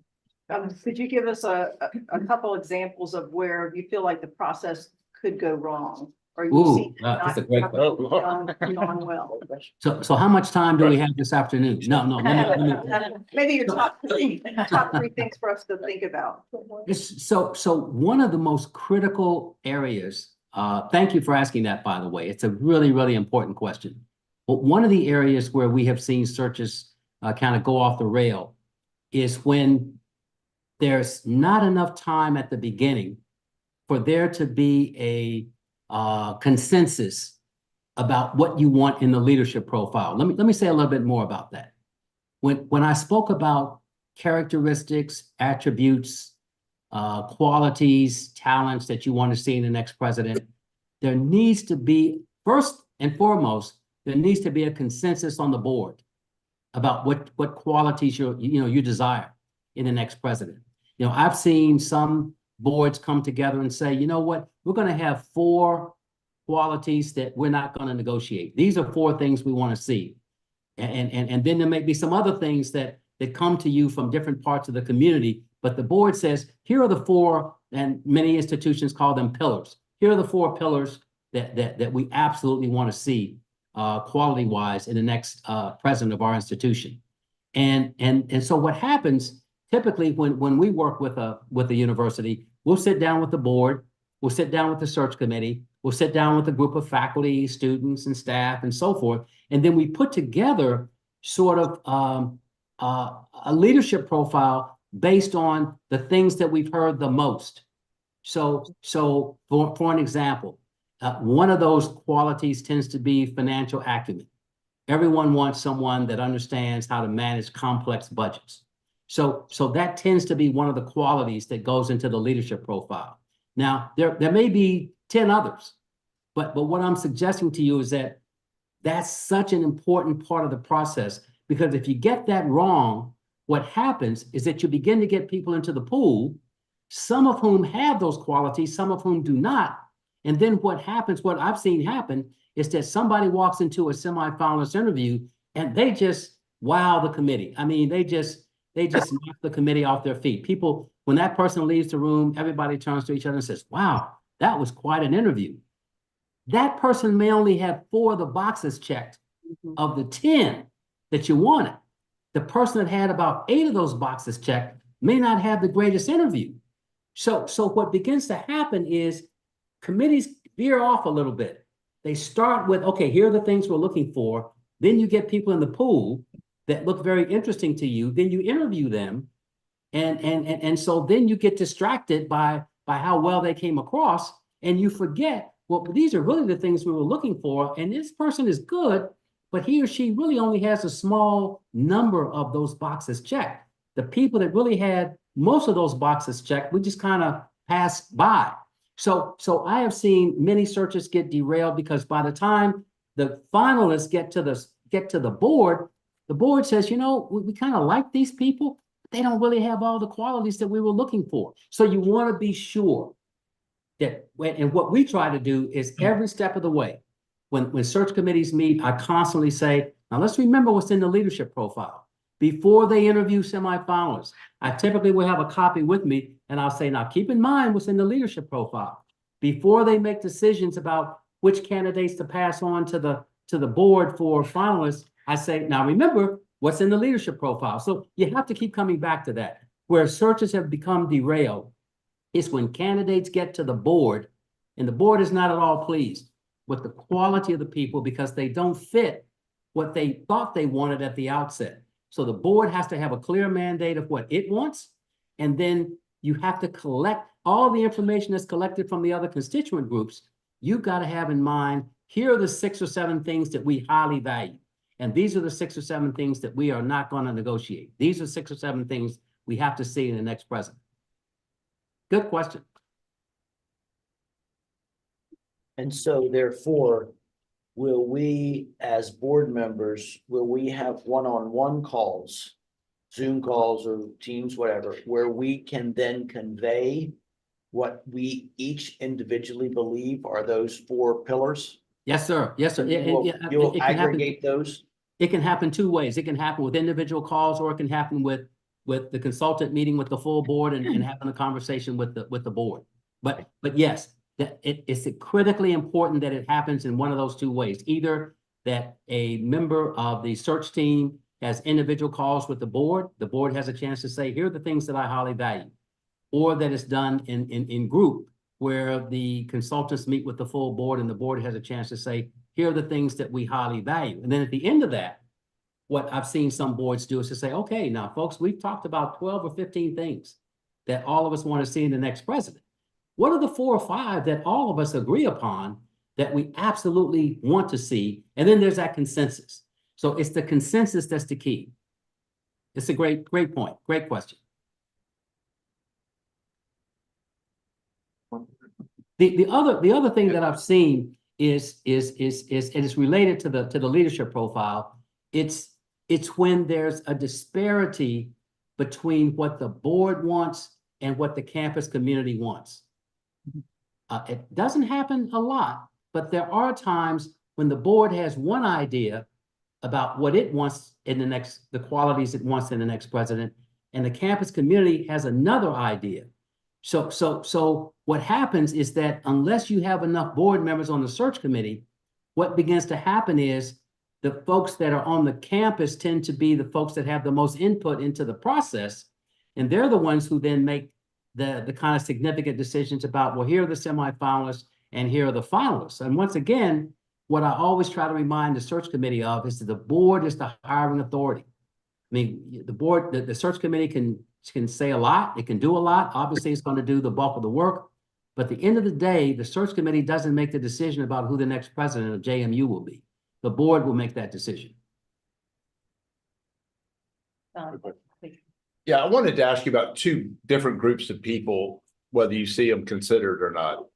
As far as athletics, you ever see anyone from I know search committees don't want to take the time of people. They want them to be doing their jobs. I know that can be sensitive.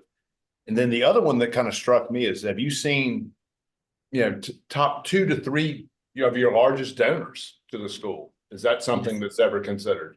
Yeah, so yes to both of those. We have seen someone from the athletics department. In fact, we just completed, in fact, I just saw the announcement, so I can talk more liberally about it, but we were honored to work with University of Colorado Boulder on their chancellor search. The board just met this morning and elected a new chancellor for the University of Colorado Boulder. They had someone from the athletics department on the search committee because they felt that, of course, this is where Deion Sanders is the head coach. They felt like, we've made this huge investment in athletics. We like for the next chancellor to be someone who has an understanding of the importance of athletics. And they felt like if they had someone from the athletics department on the search committee, that would at least be a voice at the table to represent intercollegiate athletics. And the second part that I apologize. The second part that you asked me was about. I asked you about just, is there consideration for someone that, I'm not saying top 2 or 3 donor, but a large donor? Yes. Now, I want to be careful here because I've worked with some committees where they've actually asked their top donor to be on the committee. And what's the diplomatic way to say this? The top donor kind of feels like, well, okay, you've given me the opportunity to say who I want as the next president. I'm not advocating for that. I didn't know you're that's not. something you would disqualify.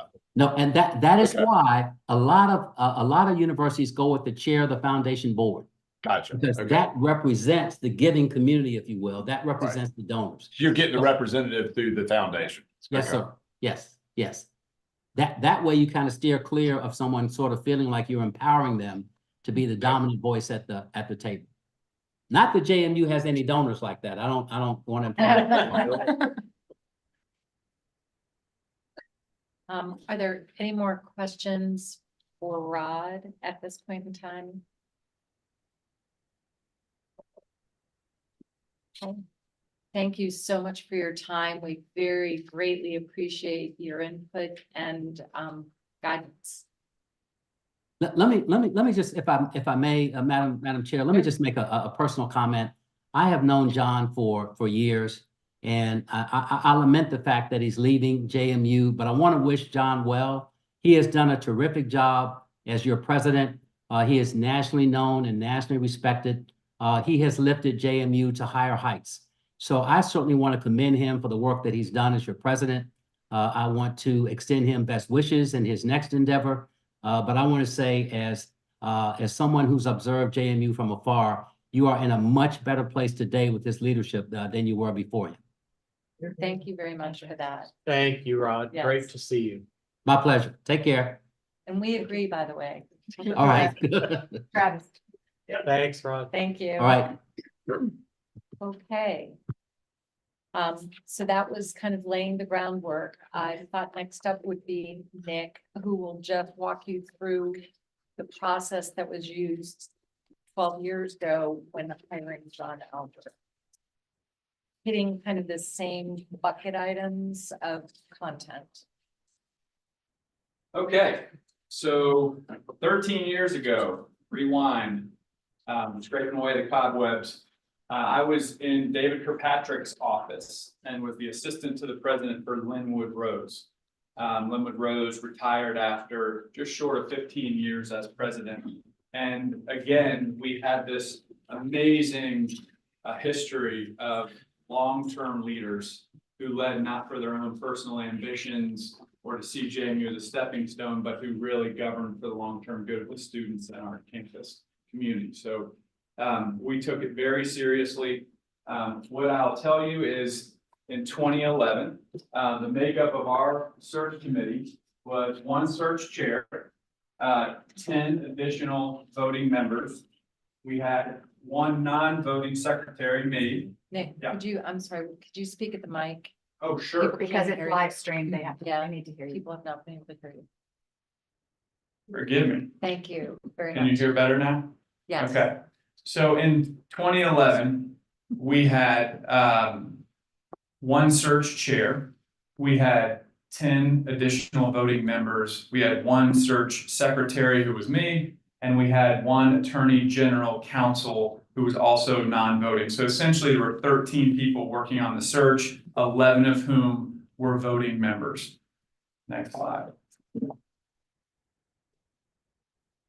Okay, so how did we create the list for who was going to serve in these capacities? Essentially, the rector had the decision-making authority to select the search chair. The rector consulted with the president, and they chose to select the most recent past rector, Joe D'Amico, to serve as the chair of the search committee. They also selected me to serve as the search secretary. At that point, the four of us were able to talk.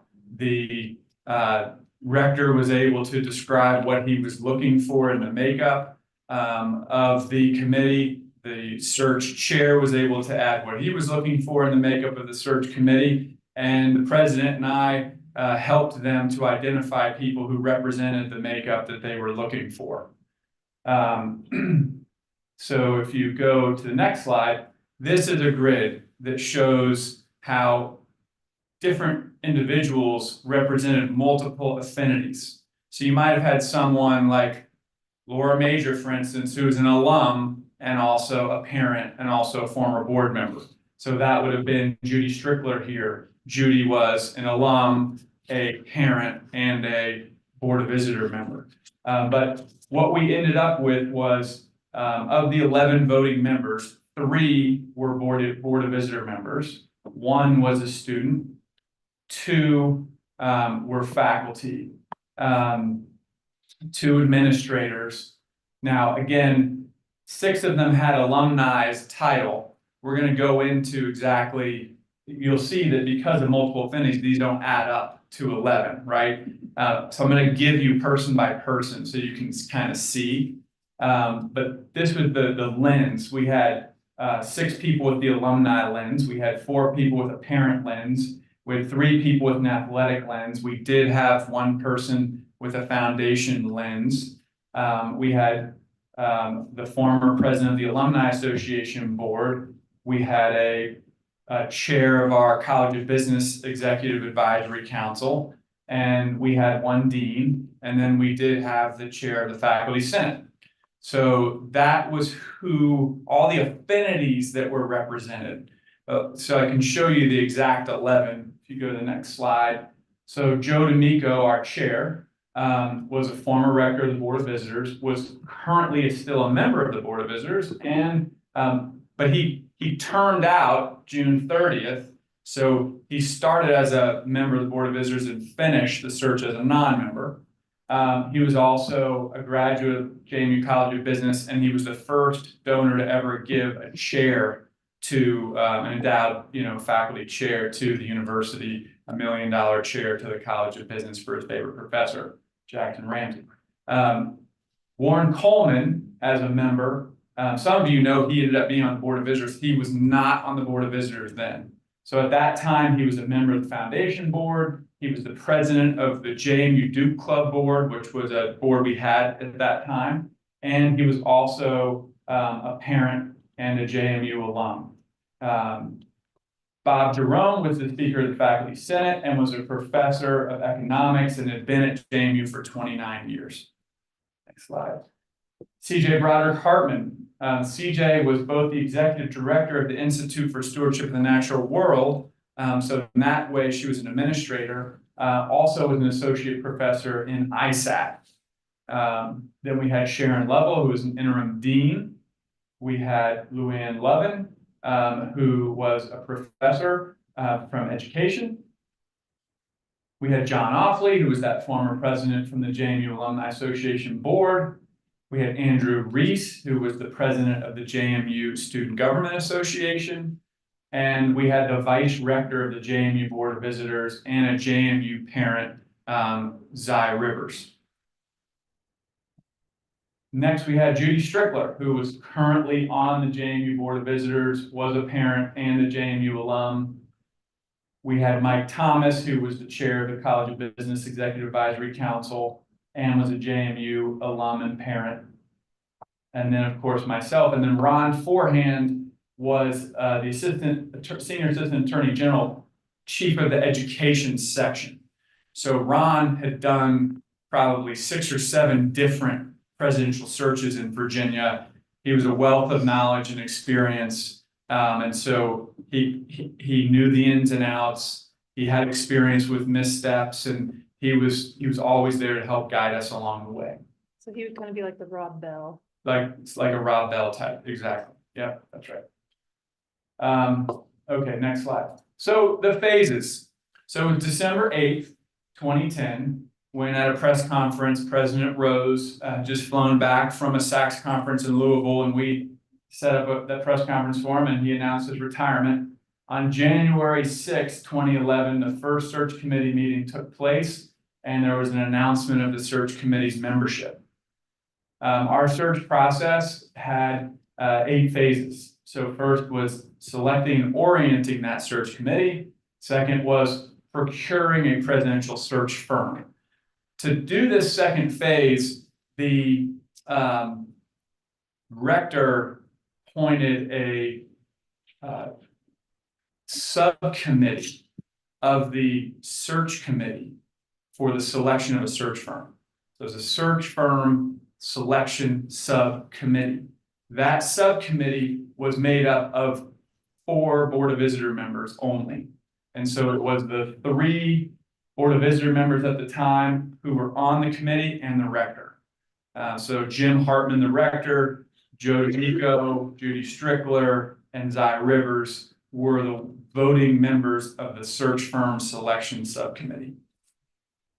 We then had phase 3, which was gathering input and defining desired attributes and qualifications. I'll talk more about that in a second.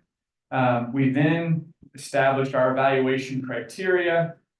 We worked with Greenwood Asher and Associates, who was our search firm, to develop a pool of candidates. We then reviewed and interviewed a first round of candidates and evaluated those candidates. And then we made a formal recommendation of a final 3 to the Board of Visitors. The Board of Visitors then interviewed the 3 candidates. All of the Board of Visitors interviewed the 3 candidates. And then the Board of Visitors extended a formal offer, and we did all the background check types of things that he was talking about.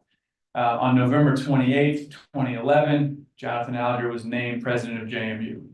The last time it was a closed search, we had heard very clearly from our search firm that open searches really hurt your quality of your pool of candidates. And we didn't actually have any knowledge of who our top 3 candidates were. We introduced our final selection to the public.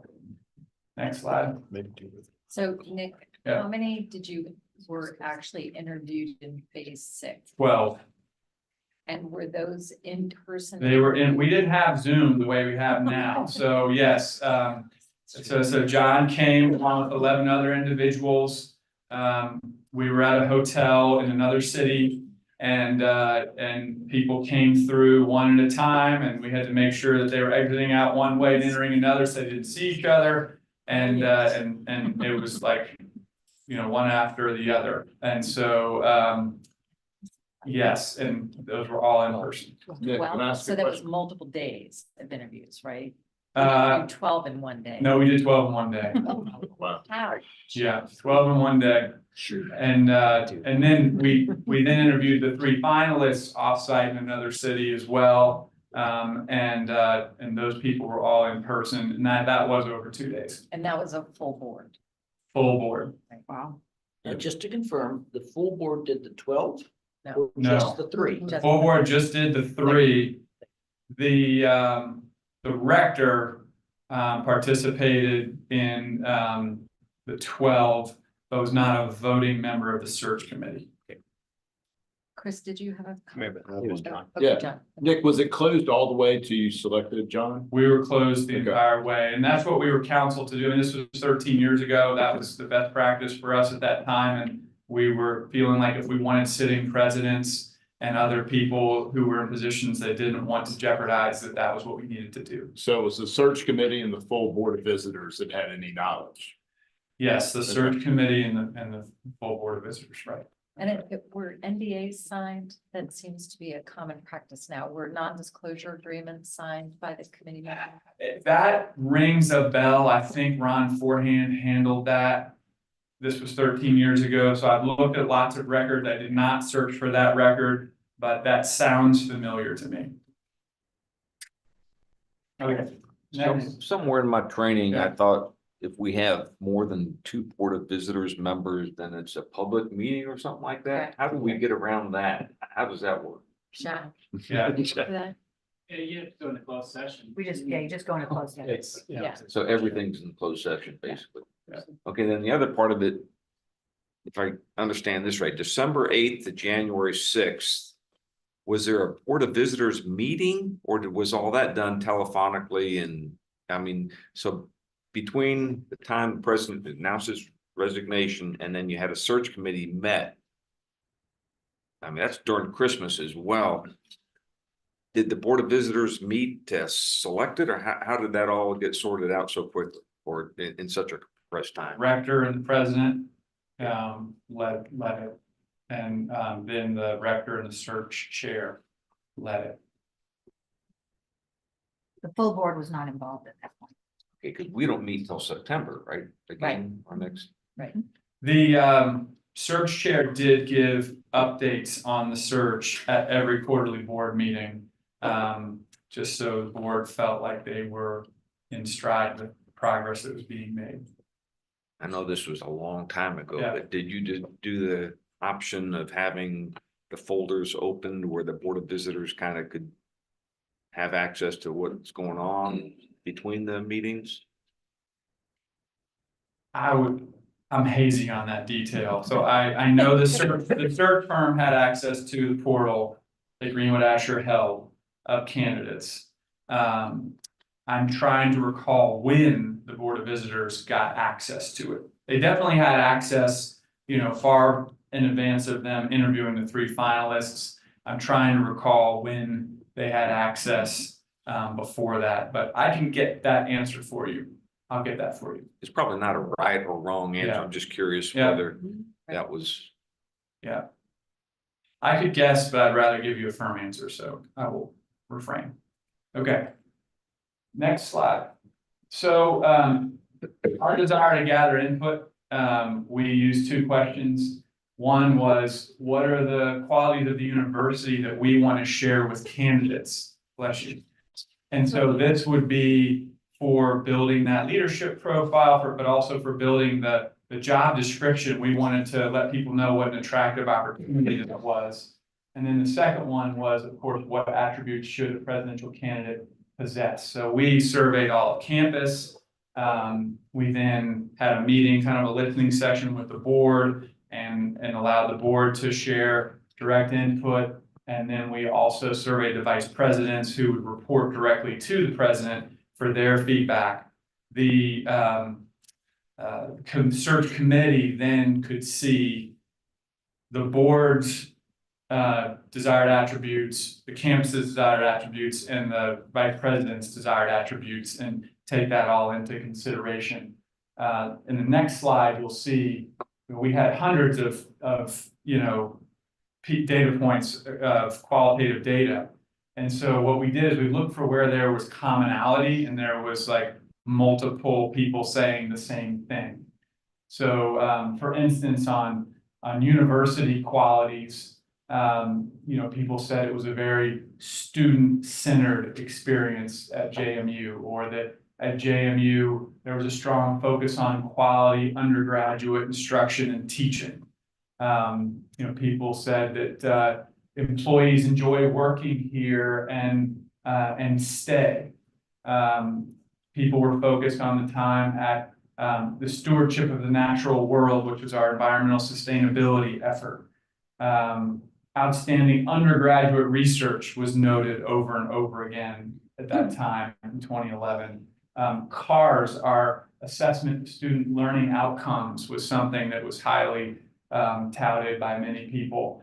And so these were just examples of some of the things that really stood out. Next slide. And then when people were looking at what they were seeking in the next president, you see things like, the relational side, interpersonal skills, the distinguished academic scholar, a visionary, fundraising experience, an articulate communicator, politically astute but nonpartisan, a consensus builder, somebody who sought out stakeholder input and was inclusive, somebody who had higher ed leadership experience and knows the issues in higher ed, course integrity. We got down into, things like innovation. And, if you see some of the sample comments, you see things like, okay, well, those sample comments go to the first question, which like, we are a large school with a small school feel. Or we're recognized as one of the best public comprehensive universities in the country. Madison is solid, is a solid and exciting university on the cusp of greatness. JMU's strength is its ability to change and grow, think ahead, think creatively, and enhance the future. So this is just giving you a sampling of like raw feedback that was like collated. So then if you go to the next slide, after the search committee kind of reflected on all the feedback, these things emerged. So interpersonal skills was the top purple section, good listener, honest integrity, intellect, presence and charisma, collaborative consensus builder, business acumen, communicator.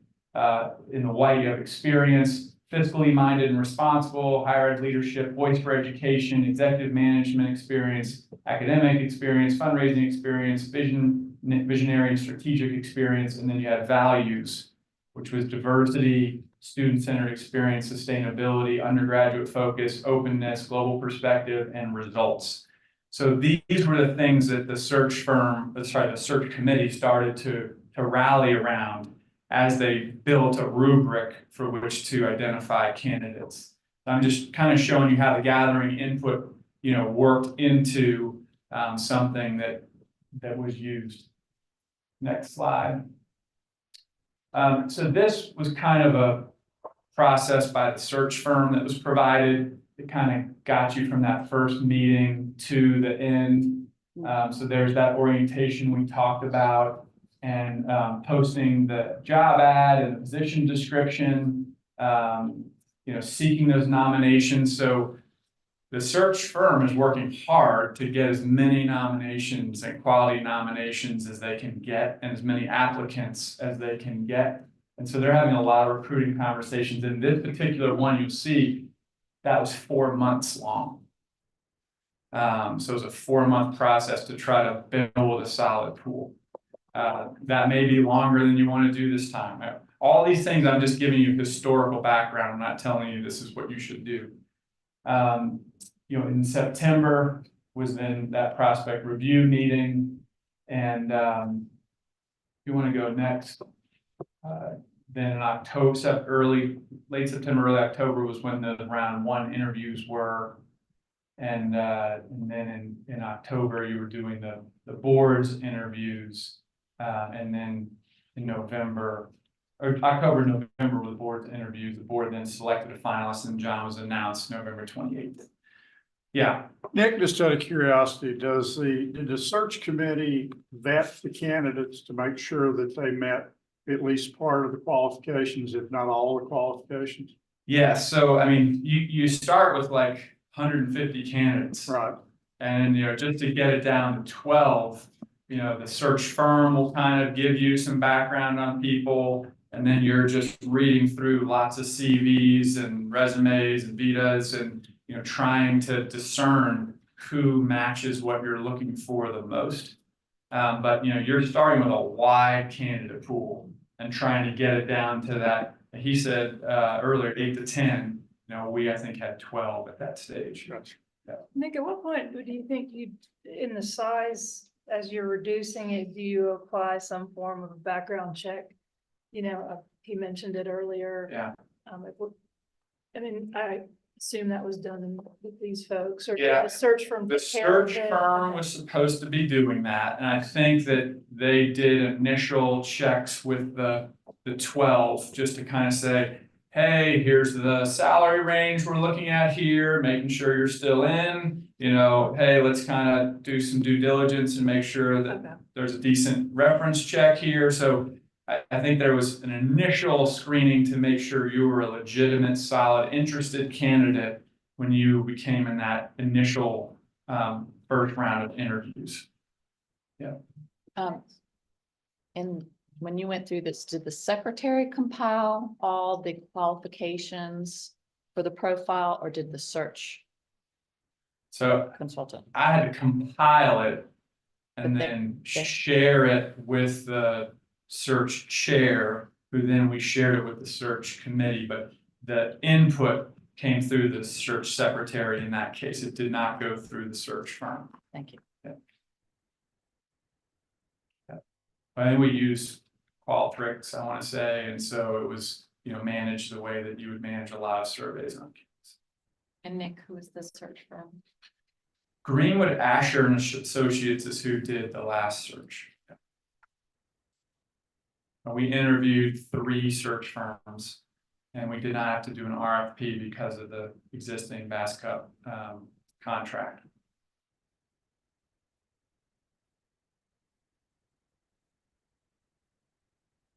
Any other questions for Nick? Thank you so much. Nick, thank you so much. Thanks, Doug. So as I noted earlier, Suzanne, can I get those those slides of Nick's? you can get all of this, absolutely. Thank you. Go ahead and distribute it. Sure. So I just thought it would be informative for us to have some information about how other universities have executed their searches in the more recent past. So I was able to connect with Jimmy Hazel from George Mason, who was a long-term committed George Mason alum. He served as director and vice rector. At the time of their search committee, the rector was Tom Davis, and he selected Jimmy as the vice rector of the board to lead the search. They also had, and I will call it at the time of their search, I think the way that Jimmy described it was a relatively unique concern with the faculty themselves. And so chose to have the faculty senate lead co-lead the search, which was kind of a unique attribute of that search itself. Rector Davis and Vice Rector Hazel decided on the remainder of the committee members. So they basically sat down, decided the demographics and picked people. The demographics was a total of 21 members of their community. Their focus was to try and make the search committee as inclusive of the university community as possible. So they had 4 faculty members, 2 staff members, several board members, the SGA president, several deans, inclusive of that committee makeup. Some of their process was they executed town halls to be able to obtain the feedback on the expectation and priorities of the next president. And it took them over 3 months to pull that profile together in order to ensure they had enough input from the variety of different constituents. Their finalists interviewed with the entire search committee. They also, again, because of their circumstances with their faculty, gave the faculty senate 24 hours notice and also invited them to participate in a second interview with the final candidate pool. It was not close to campus, so there was travel that they need to accommodate. There was also the requirement of a signed NDA, both for the search committees as well as any faculty member who wanted from the faculty senate who wanted to participate in that interview process. The search committee brought it down to a single candidate for the full board to interview, and they called a special meeting to vote on the candidate.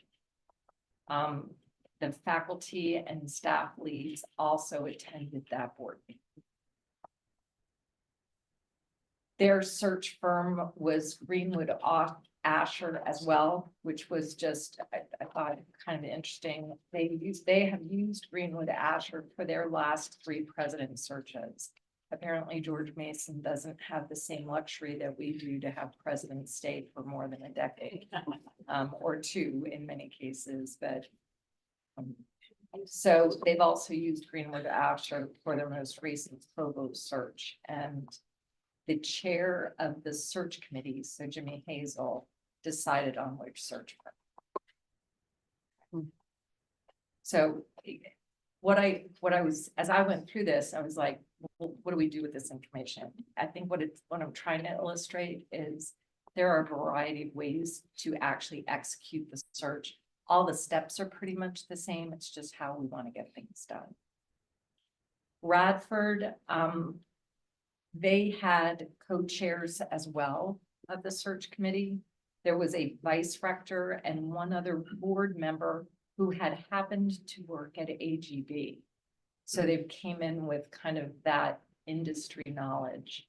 The rector determined who was on the search committee, and did include including chair position with him in the back of the Senate. I'd have to go back and look at my notes to see what that meant. The demographic, their committee was actually 24 members. And in both of those cases, I was very curious because that's a hard, both of those is a large number of people to be involved. They were both closed searches and had no issue with confidentiality. Again, NDAs were signed by each member of the committee, but you know, because that was my first, I mean, we couldn't even keep a athletic director notice confidential. So, you know, that has been highly sensitive to me about this. Yeah, sure. They did such a good job and with the process they used, are we thinking about changing the process or altering the process this round? I think it's open for discussion, right? I think there are opportunities for considering other ways to do it. I think they did do a great job. Clearly, we've had John for 12 years with great success. So I don't think ours was broken. What I'm just trying to do is highlight that there are opportunities to do things differently. For example, Radford actually traveled to different sites around the Commonwealth to host forums to collect information about the profile. So in Nick's process, they didn't include all constituents. They included a very limited number or limited view of constituents to be able to put that profile together. Would it be better to be more transparent and inclusive? And then how would we go about doing that? Do we physically go and host listening sessions at some of the more dominant sites around the Commonwealth to be able to obtain a more diverse or comprehensive viewpoint for what the constituents might want in a president? That's just one example. Mary Beth? Yeah. Two questions. One was before your last statement. But so I've known Jimmy a long time. I'd love to hear his take on how that happened, but considering the amount of presidents they went through in their cycle, would we want to replicate a system that somebody who stayed very long? Well, I'm I could do the just opposite. throwing that out there. Yeah, thank you. Right. And then I guess secondly, and you know, for everybody here, I haven't been through this before, but I take it very seriously. And you know, what are we shopping around the state for? Just diverse backgrounds, you know, what they feel, because I think JMU does need to serve the Commonwealth, so it does need to serve all parts of the Commonwealth, but it has a massive impact on this community as well. And so I just want to make sure that this area and the Valley had the representation appropriate on, if that makes sense. So Radford also held several Zoom meetings and meetings for the local community to provide their viewpoints as well. And as Nick described on the prior board, Judy Strickler is a long-term resident and highly regarded community member that actually was a board member, but was put on the board to be able to represent that demographic. So there was thoughtful intention there. So kind of both things to do. Radford interviewed 17 candidates, so even more than the 12 that Nick described. And they narrowed it down to 4. They had several candidates who wanted to, and this was just an interesting sideline, but they had several candidates who wanted to see the president's house, and when one of the candidates saw the house, they rescinded their interest. I mean, if that's gonna be your make or break, that's okay. So the full board ended up interviewing 3 and voted on the final. The night before the final interviews, the board broke into 3 groups, and each of them had dinner with one of the candidates, which I also thought was an interesting way. And it, you know, it was not just the candidate, but the candidate and their spouse. So that there was an opportunity, as you understand, you know, as John and Mary Ann have demonstrated, truly the first family. You get the view to not just the candidate, but the full package that you're hiring.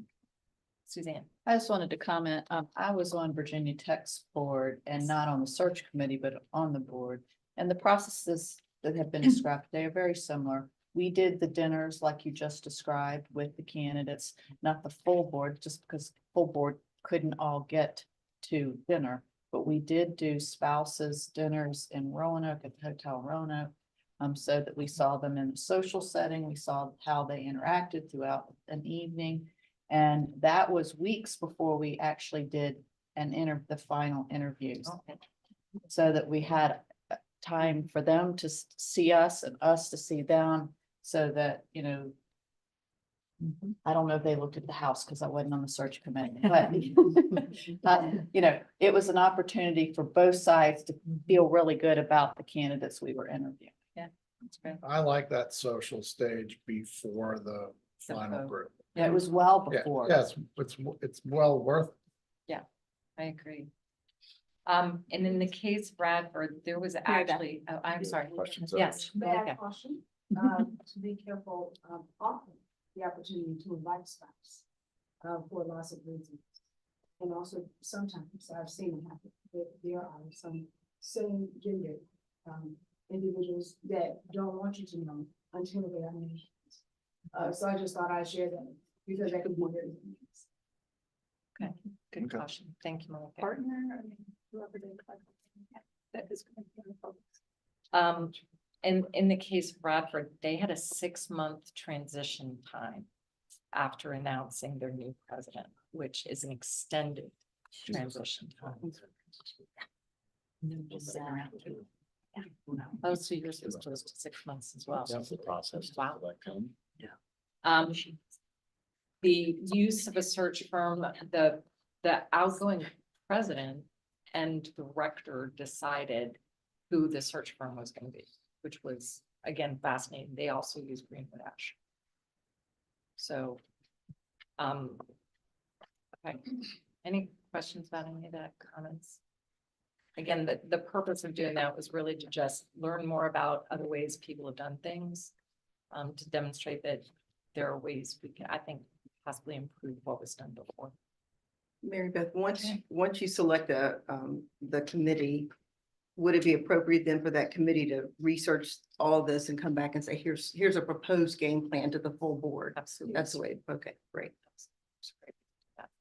But to Terry's point, how do you do that if the next meeting's not till September? That was my question. Yeah, that's Jeff's question. I think well, you can certainly send it out as an email. It becomes foiable, but it's really, Okay. you So know, don't have to have a full you don't have to have a full meeting, but to say this is the process we're recommending to go forward. Certainly that can be done. And there's really nothing necessarily confidential in that information, so I don't see any risk in that at all. Okay, so then I thought, if Kay and John could actually talk about their experiences or, Suzanne, I don't mean, do you have anything else you'd share about the Virginia Tech search? No, it was, we had a timeline that we had to meet. Because we had from May to January 1 to select. I think the only thing I would say, we were rushed in I felt rushed in our process. Because we've just hired an interim, I think we've given ourselves a really nice opportunity to do it the way we want to do it. We don't have a timeline. In our motion, we said, when we find a new president. And so That we've was really very given intentional. ourselves a really great opportunity to do it right. Yep, I agree. Thanks. So I thought, Kay, if you might share some of your insight as a candidate and what you felt worked really well and appreciated. You had some really good ideas about what we should not do. Well, unfortunately, I have been on both sides of the table for these things and literally have participated in dozens of executive searches. And if it brings anyone any comfort, the overview and the standard that we saw today is pretty much industry standard and doesn't change very much, whether it's in the academic community or the nonprofit sector or government, quite frankly. And in those searches, I was making a list here of the various search firms that I have worked with. Everybody from Russell Reynolds to Heidrick and Struggles, Spencer Stewart, Korn Ferry, Carter Baldwin. Never have had the opportunity to work with this firm, but I will tell you that one of the most important factors is how much experience they have in the field that you're recruiting in, because they will already have a huge pool and database to draw from. I'm happy to go first because John's search ended well. I ended up being first place loser. So, and made it to the point of that final interview with the board. And so I just wanted to share with you some of the things that I experienced going through that process as a candidate that we might want to keep in mind. I think the more inclusive the process is, the better as a candidate, because at the end of the day, you're going to have to work with all of those various constituencies, faculty, students, alum, and you start off better. And I felt good about that because you start off better if they've had buy-in and they feel as though they've been a part of the process. One of the things that they had me do, which was really unnerving, was for that final interview when it was the full board and all of those various constituencies were represented, I had to go down and give a speech.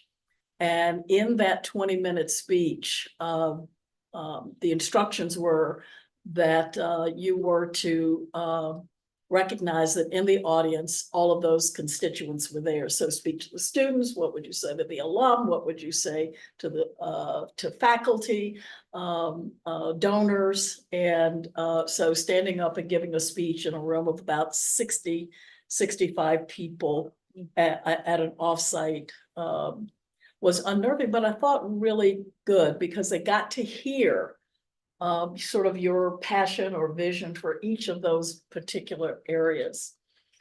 One thing that was really important to me as a candidate, and John, I don't know if you know about, if you felt this, was being considerate of timing.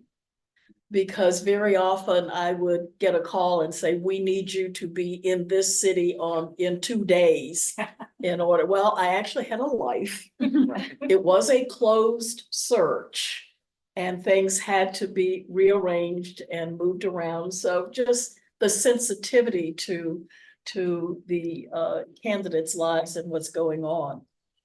Transparency was really important to me, but transparency about the process and where we were in the process in any given moment. am I in the first 100? Oh, so at what point did it flip to be, now you're in the top 12? And then when you're in the final 3, what is the process going forward? And just knowing and having appreciation for where we are in the process. Timing, it would have been nice to know, as an example, it's going to be 3 weeks before you hear from us again. So that you were not anticipating a call within 3 days and wondering what's going on. So just full transparency on the process. Confidentiality was critical, was absolutely critical. It was a long process. It was an 8-month process.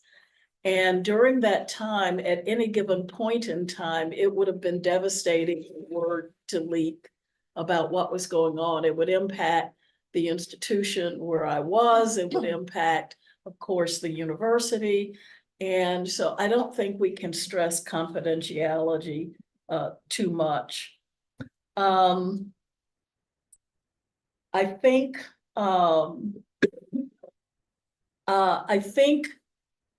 recognizing the asks, and I'm really curious to compare notes. I was asked to produce a lot of written documents as well. I was asked to do a vision plan for the university, and pretty much like a 3-year plan. Assume you have the job. Where do you see the university in 3 years? What do you intend to do to get there? And of course, a part of that was the 30, 60, 90-day plan, but that had to be done and submitted in writing. And to be truly thoughtful about it, I don't think there was enough time to produce a document like that. I would like to have had a lot more time, but it got me to number 2, first place loser. So that was really important, I think, to be sensitive to timing and the demands and the requests that you make of any candidate. I would say that the firm that you pick really plays a big role, a huge role in making the candidates who are going through the process feel cared for, feel nurtured along the way, be made to feel that they are significant in the process. And having worked with many of these firms, I can tell you some of them are far better at that than others. And I really do appreciate the care and nurture that went along with that in the process. And then, John, I don't know about you, but this was one of the more awkward things that happened at the end of the process. The board felt that it was such a close call that they said, we really hope that you will consider doing something with the university, and requested that I have dinner with the winning candidate. What? Okay. Yeah, I know. It was really interesting. So the head of the search committee and I, and the winning candidate, and I probably was the most comfortable person in the room. Like, Did they ask you to pay? well, actually, the head of the search committee had it in her home. So it was an interesting evening. But I thought that was odd. That is odd. Yeah, odd request. Yes. So, but it did happen. There you go. So I don't know if you have any questions about. I know in healthcare, we have standardized tests that we have for all the executives too. Did you find that you went through that process as well? They did not have any standardized test that I went through. Okay, that was super helpful to hear. I actually thought that preparing a 20-minute speech where you think and discuss and address the different constituencies is genius. Yeah. Was that impromptu, or did they tell you they were gonna ask you to do that? Oh, no, they told me ahead of time. Okay. And I thought the dance that someone described, shuffling people in and out. I mean, I've been hidden in kitchens, shuffled in back doors. And they, scared to death that the candidates were going to cross and meet each other. And all of the meetings were held, of course, off campus, largely in airport hotels. Yep. So not always the best places to be, but and someone said we couldn't keep the announcement of the athletic director, but quite frankly, and as this particular university as well, there was far more interest in the athletic director than it has. So, For the record, that Stalkers. league on the Kentucky side. And can I just add something to what you said, Kate? When I interviewed for provost here, it was in the airport hotels in DC. And my interview was at 8:30 in the morning and they were every hour. So it was a 45-minute interview. So no, I was 9:30. So there was somebody before me. So I got there 15 minutes early. And of course, everybody you see, you're like, the next candidate. And you could see who was wearing purple, right? So I guessed it, sort of the people dotted around with purple. I figured those were the candidates. I was right. It was fascinating. Because you want to have the confidentiality, it can't be guaranteed, as you just said. well, I'll tell you, the search that I went through, which was it's a very large university, the confidentiality was maintained the entire time. And that speaks to the integrity of the people who were involved in the process, the search committee, the board, the faculty, and even the students who were involved. And that matters. Right, it does matter. It's huge. It's huge. And we had no issues before. Thankfully, we did not have any. John, any thoughts? All right, sure. So like Kay, I've been through this from a number of different vantage points. I actually played Nick's role way back when I was at Rutgers University, and obviously went through the process here, went through the process at American, have been through this with national higher ed organizations that have hired CEOs, and certainly have a lot of friends who have been through this. So I've watched how this works nationally. So a few general thoughts, and I agree. I think we've heard a lot of good points shared already. But first, I think at the outset, being willing to cast a wide net at the beginning, and this is where the search firm obviously helps, including reaching out to people who aren't necessarily actively looking. And this is something you'll hear from the search firms. Like Kay said, they all have their sort of stable of people that they know. I can tell you literally every day, I get messages from search firms that either want me to be a candidate for something or they want one of our staff to be a candidate, but that's what they do, right? These search firms try to have a database of people so that they can come to you with a broad representation of people that have different backgrounds. But they do reach out to people that they think would be a good fit for the institution who might not be thinking about.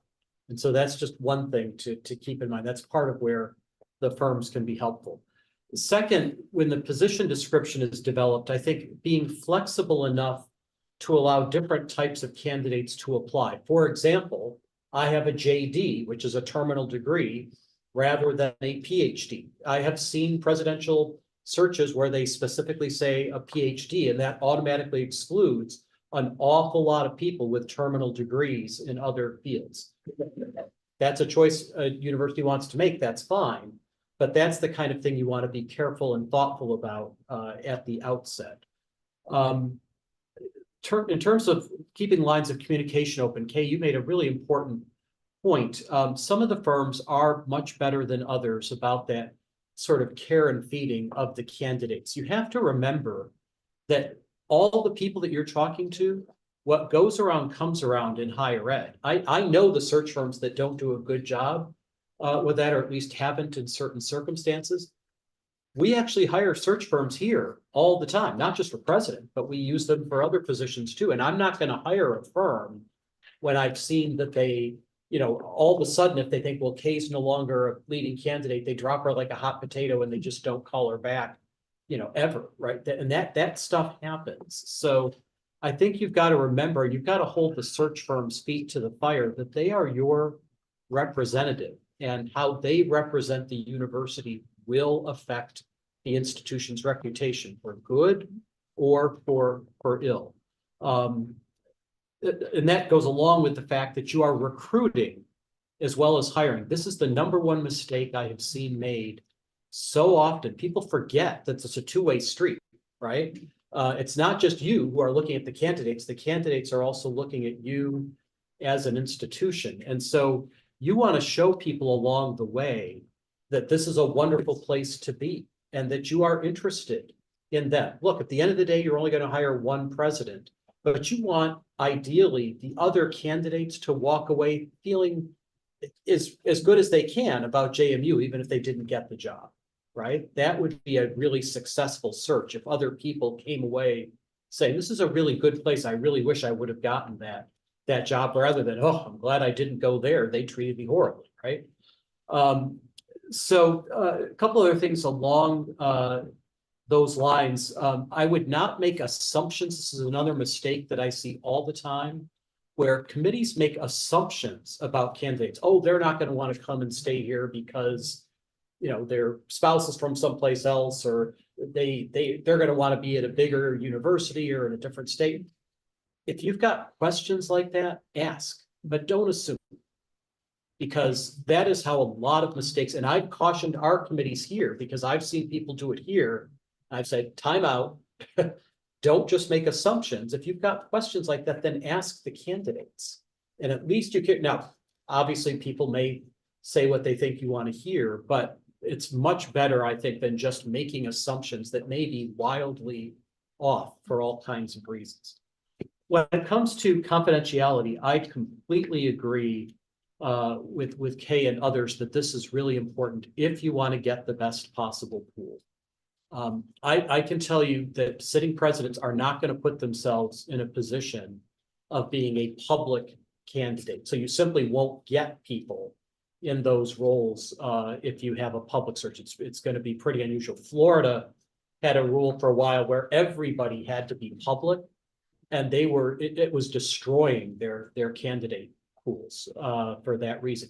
One of the reasons that people don't think about, and I wish, I'm still waiting to hear search consultants that are more attuned to this. The confidentiality matters not just to the candidates, but they have spouses, partners, and children.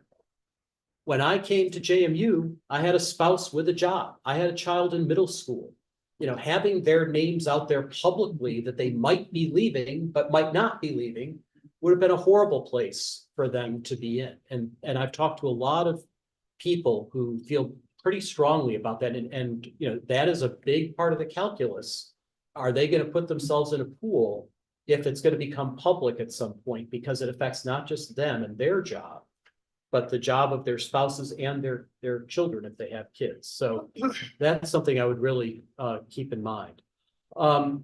Finally, just one thing that they did at American University that I thought was an interesting twist on some of what we heard. So they had a search committee that was in the ballpark of what we've heard described. The process was obviously confidential, but they wanted to have, there were some concerns with faculty wanting sufficient representation. There were faculty members on the committee, but they appointed a very small faculty advisory committee. I think there were 6 or 7 of them representing their different colleges that was selected by the search committee. And they did one interview, and that the consultant actually asked the candidates, are you willing to do this or not? And they said, it's not going to be held against you if you don't do it, because, you know, we're trying to guarantee confidentiality, but this, you know, broadens the circle by 6 or 7 additional people. We're asking them to sign NDAs, but, you know, we want to be really sensitive to, you know, the candidates. And so I, you know, agreed to talk to that group, and luckily they did maintain confidentiality. But that was not part of the search committee per se, but that group sort of gave its input to the search committee. And that was the way they handled getting some additional feedback. And the last thing I would say is certainly being honest with candidates. Sometimes institutions feel like they have to sugarcoat everything, but let me tell you, higher ed is a small world. I will get calls from a lot of people that will be applying, for this job. Other people all around this room will be getting calls about this. And you want to be honest and upfront about both the challenges and the opportunities. Having said that, JMU's actually got a great story to tell. So you're, I think, really in good shape to be able to attract a very, very strong national pool. But it is important when you put together the position description, things like financial information. There's only so much you can glean from an institution's website. So, I think especially as you get later in the process, making that kind of information available. I guess the last thing I would say, Katie, your point about that speech that you had to give, the thing I'd be careful about there, because candidates always get asked questions like, what's your vision for the university? The problem with expecting too much out of those answers is that the best candidates actually ought to be saying, well, I can give you some initial thoughts, but I really want to hear from you, right? Because it's incredibly presumptuous for any individual to walk in here and say, I have the vision for the future of I haven't even been on campus yet. I haven't talked to anybody, but here's where you're going to go. Yeah. I mean, I'd be careful and thoughtful about that, because I actually think that can be a trap. You could have someone come in. And that's exactly what I said. Yeah. I have ideas, but I can tell you that until I have the opportunity to learn more of the culture, to learn more of the vision that the board has already laid out. Yeah, I'd be nervous about candidates that came in with their 10-point plan and said, this is what we're going to do. And wow, that's interesting. Yes. So anyway, those are just some thoughts from my perspective, and happy to answer any questions. I would just add one thing that you made me think of, John, and that is when people are, everybody in this room is going to get a call and say, I'm interested. Can you give me any inside skinny? What's the process? What's going on? You can be so helpful to the search committee, to the board, by being honest and candid and straightforward and telling, the young man that graduated 3 years ago and has very little experience, that you may want to think about a few other steps before and be sort of the first filter, and not sort of clog the system with.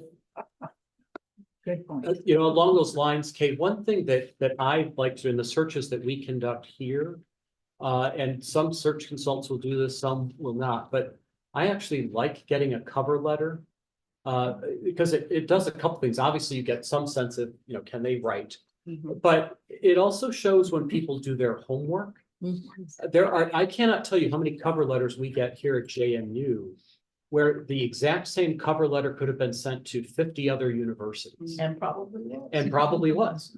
And those are the ones that I discount very quickly. I think, look, this person is just fishing around, shopping, they're not necessarily serious about JMU. When you get the relatively rare ones that take the time to say, here's how my background and qualifications match up with what JMU needs, and you see they've done some homework, that to me shows a level of seriousness. So I actually think cover letters can be hugely helpful, because it really reveals something about how serious the candidates are and how much they've thought about JMU in particular. I'm sorry, do people not submit cover letters anymore? Not necessarily, Nicole. Some searches, they just have CVs. That's a lot. So I will just share one, I find it somewhat humorous story, but when I was participating on the dean search here on campus, I actually had a candidate send a thank you letter that said, thank you very much for the opportunity to be considered for the dean of this college at George Mason University. Yeah, and I was like, that's a black ball for me. This is your courting session. If you can't even get the university name right, I'm not putting you in front of alumni. So anyway, that was, okay. Any other comments or questions? Kay and John, thank you so much for sharing. I think that's really helpful to hear from the other perspective and really wise wise advice. So the next thing I thought we would do would just kind of talk about the demographics of the search committee. We've heard kind of a standard. Do you guys have a view to a range of how large you would find the committee to be acceptable? And are there any other demographics other than what I wrote down was board of visitor members, students, faculty, foundation board, distinguished alumni, community leader, deans, senior administration, anything else that might want to be considered? No. I had distinguished alum Foundation. or the alumni Yeah. association board, Parents. the I foundation. thought that was interesting and there will be, I'm sure, like last time, the alum may also be a parent, but. Right. But So possibly a parent. Would that be an interesting one to consider? Are we talking about kind of, because I really like the matrix that you had where there were multiple Yeah. boxes They had checked check- by multiple Right. people. So are we talking about like You got it. one from each party or a Right. matrix of it? Because the matrix. Yeah, I Well, like and- the matrix. And better. that's why I wanted to make sure that we had the left side right. So that, or at least as inclusive as what this board currently would want to see. Because there were possibly things on that list that weren't specifically on mix. I mean, we can go back and look at that, to say, is there anything else we want to add? If that would be helpful. But I agree with you. One person can actually play multiple demographics. I want to make sure that as the committee is considered, we've got the demographics covered appropriately, if that makes sense. Mary Beth, I don't know that it necessarily needs its own column. Others can discuss, but having the first generation perspective, I think would be important. We have a center for first gen students now. That wasn't around the last time around. I think having the veterans perspective in this is important. Non-traditional students, people who have come to their education later in life. I would think that also too, Mary Beth, when we when we identify all the different areas, it'd be nice to have a diversity in age, diversity in ethnicity, if we have it, because I think it helps us cast a broader net. You know, and then just the thought, we do this in our searches, sometimes we'll have a high performing staff member that maybe has got an award or something, but they're not a leader, just to get that support in. I think if you have someone that would be capable.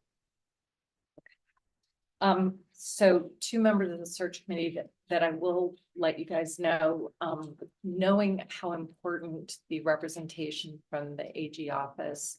I did have Jack Knight reach back out to determine what is the philosophy behind their participation in campus searches.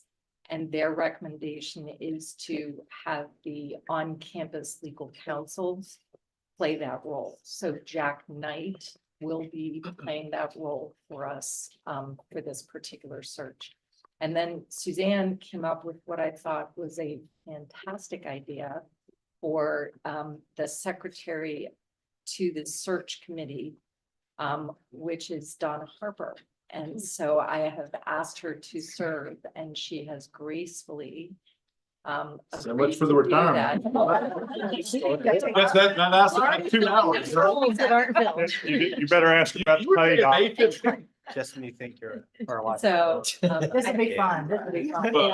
I just think both from a community perspective and the history of the university, that was a phenomenal recommendation. So I thought that was. If you're willing to do that, Great. that would be awesome. That'd be awesome. Mary Beth, one more thing, with your involvement and Laura's, John's and John's, both the Johns, we're losing a lot of historical talent. And the rest of us don't have that length of a runway. I think it'd be helpful to have one of either you or Laura or one of you at least on the search committee. I think it'd be I just think for continuity, if they ask us something that happened 10 years ago, we're not going to know it. Okay. Jeff. I missed your rundown, some of the categories. that I think he mentioned that some schools that have been concerned about the athletic departments or had a lot of success. Did you mention athletics? I didn't, but it's on my list. I'm Good. sorry, I didn't get down the entire list. But that was John Lynch's feedback and question whether or not. I think And I think that's, that could be divided, either someone that's a former athlete or someone former in the administration of this athletics department. It could be either or both. right. We have the faculty representation to the athletic department that covers two boxes for Right, anything. something like that. Something tells me Jeff Dorn doesn't want it. Yeah, Jeff, I'll ask him in about 3 hours and he's gonna say no. So he's gonna. Kathy, did you have a comment? Oh, Abby. She's, and then I'll go. Oh, sure, yeah. I'd Yeah. love to see multiple students on the search committee. We're the ones who really see the effects, us and faculty who see the effects of the president in our everyday lives. And so having multiple student perspectives within the committee is super, super important. I know we have two very qualified people right behind me here, but if we wanted to get more demographics in there, I know that we have the Valley Scholars Program that's produced a lot of really, really great students. And so maybe in addition to the president or the student rep, we could also have somebody from the Valley Scholars Program who really fits a lot of the boxes in there as well. Can I piggyback on that? One of the things that we found in my experience is that there's such a time commitment, and so it's difficult to have students review all 60 or 70 applications. But adding the students when it gets to the point of the 12, right? That might be more manageable by time if you do want to include undergrad or grad student. It's just an idea. And I was just gonna recommend maybe more than 2 faculty members, just to get from a wide variety of disciplines and professions. Right. Right. No, yeah, there are 12. I would caution us not to get too many people. I think it's good to have a good What is- Can representation, you give but us a range? What do you think is too many? well, I really don't know, but I think when you get into more than 12 to 15, you Agree. probably get a little unruly. I agree. And I think another thing to take into consideration is what you really want is that input. Right. And that can be a part of the process where they are, brought in to give the input and to give advice. So there are ways of incorporating more students and more faculty. Yeah, I really like the idea of the advisory committees as well. I So in did too. addition to having maybe like students and faculty on the search committee, having them just in a group performing interviews, I feel like could be very, very beneficial as Yeah, well. and what I would say about that too is they did not do what I think I heard you say about George Mason is they just opened it up to anybody. That I think is dangerous because No, these faculty people, senate.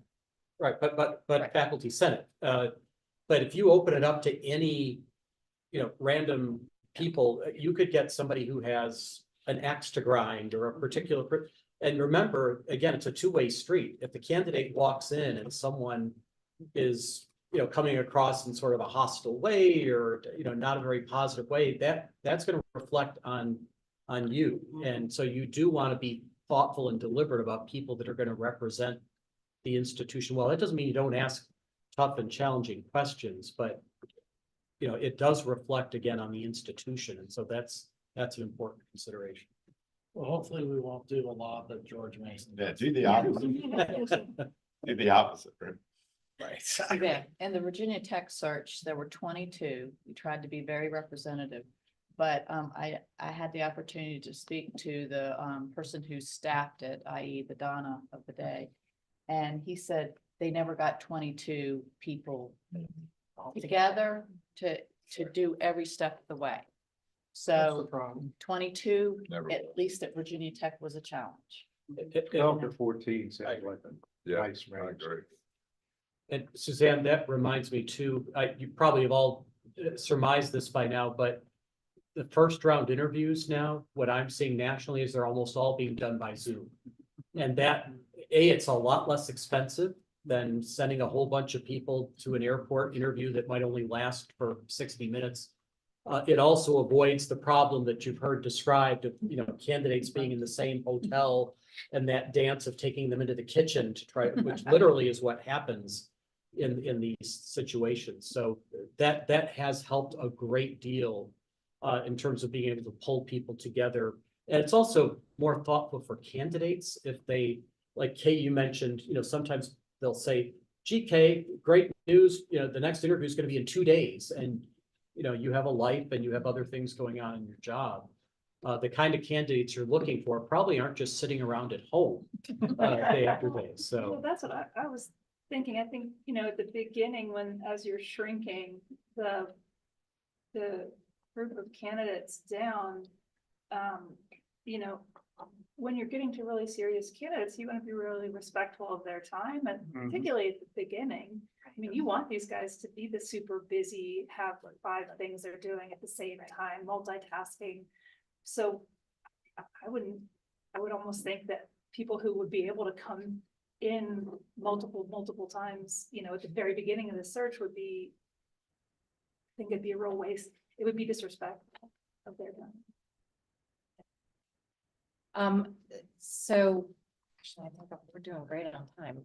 The last thing I wanted to put out there, Suzanne and I have talked. I think it's very important, as I am officially rector until the end of June, that it would probably be prudent, both as a demonstration as ease in transparency, not transparency, but the transition, that Suzanne, myself, John, Charlie, and Donna get together to put together names associated with the search committee.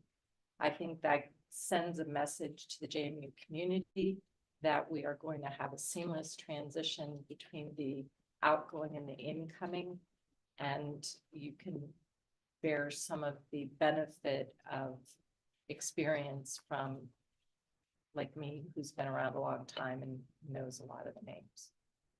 So, and can help brainstorm that. Is there any issues or concerns with that as an approach to move forward?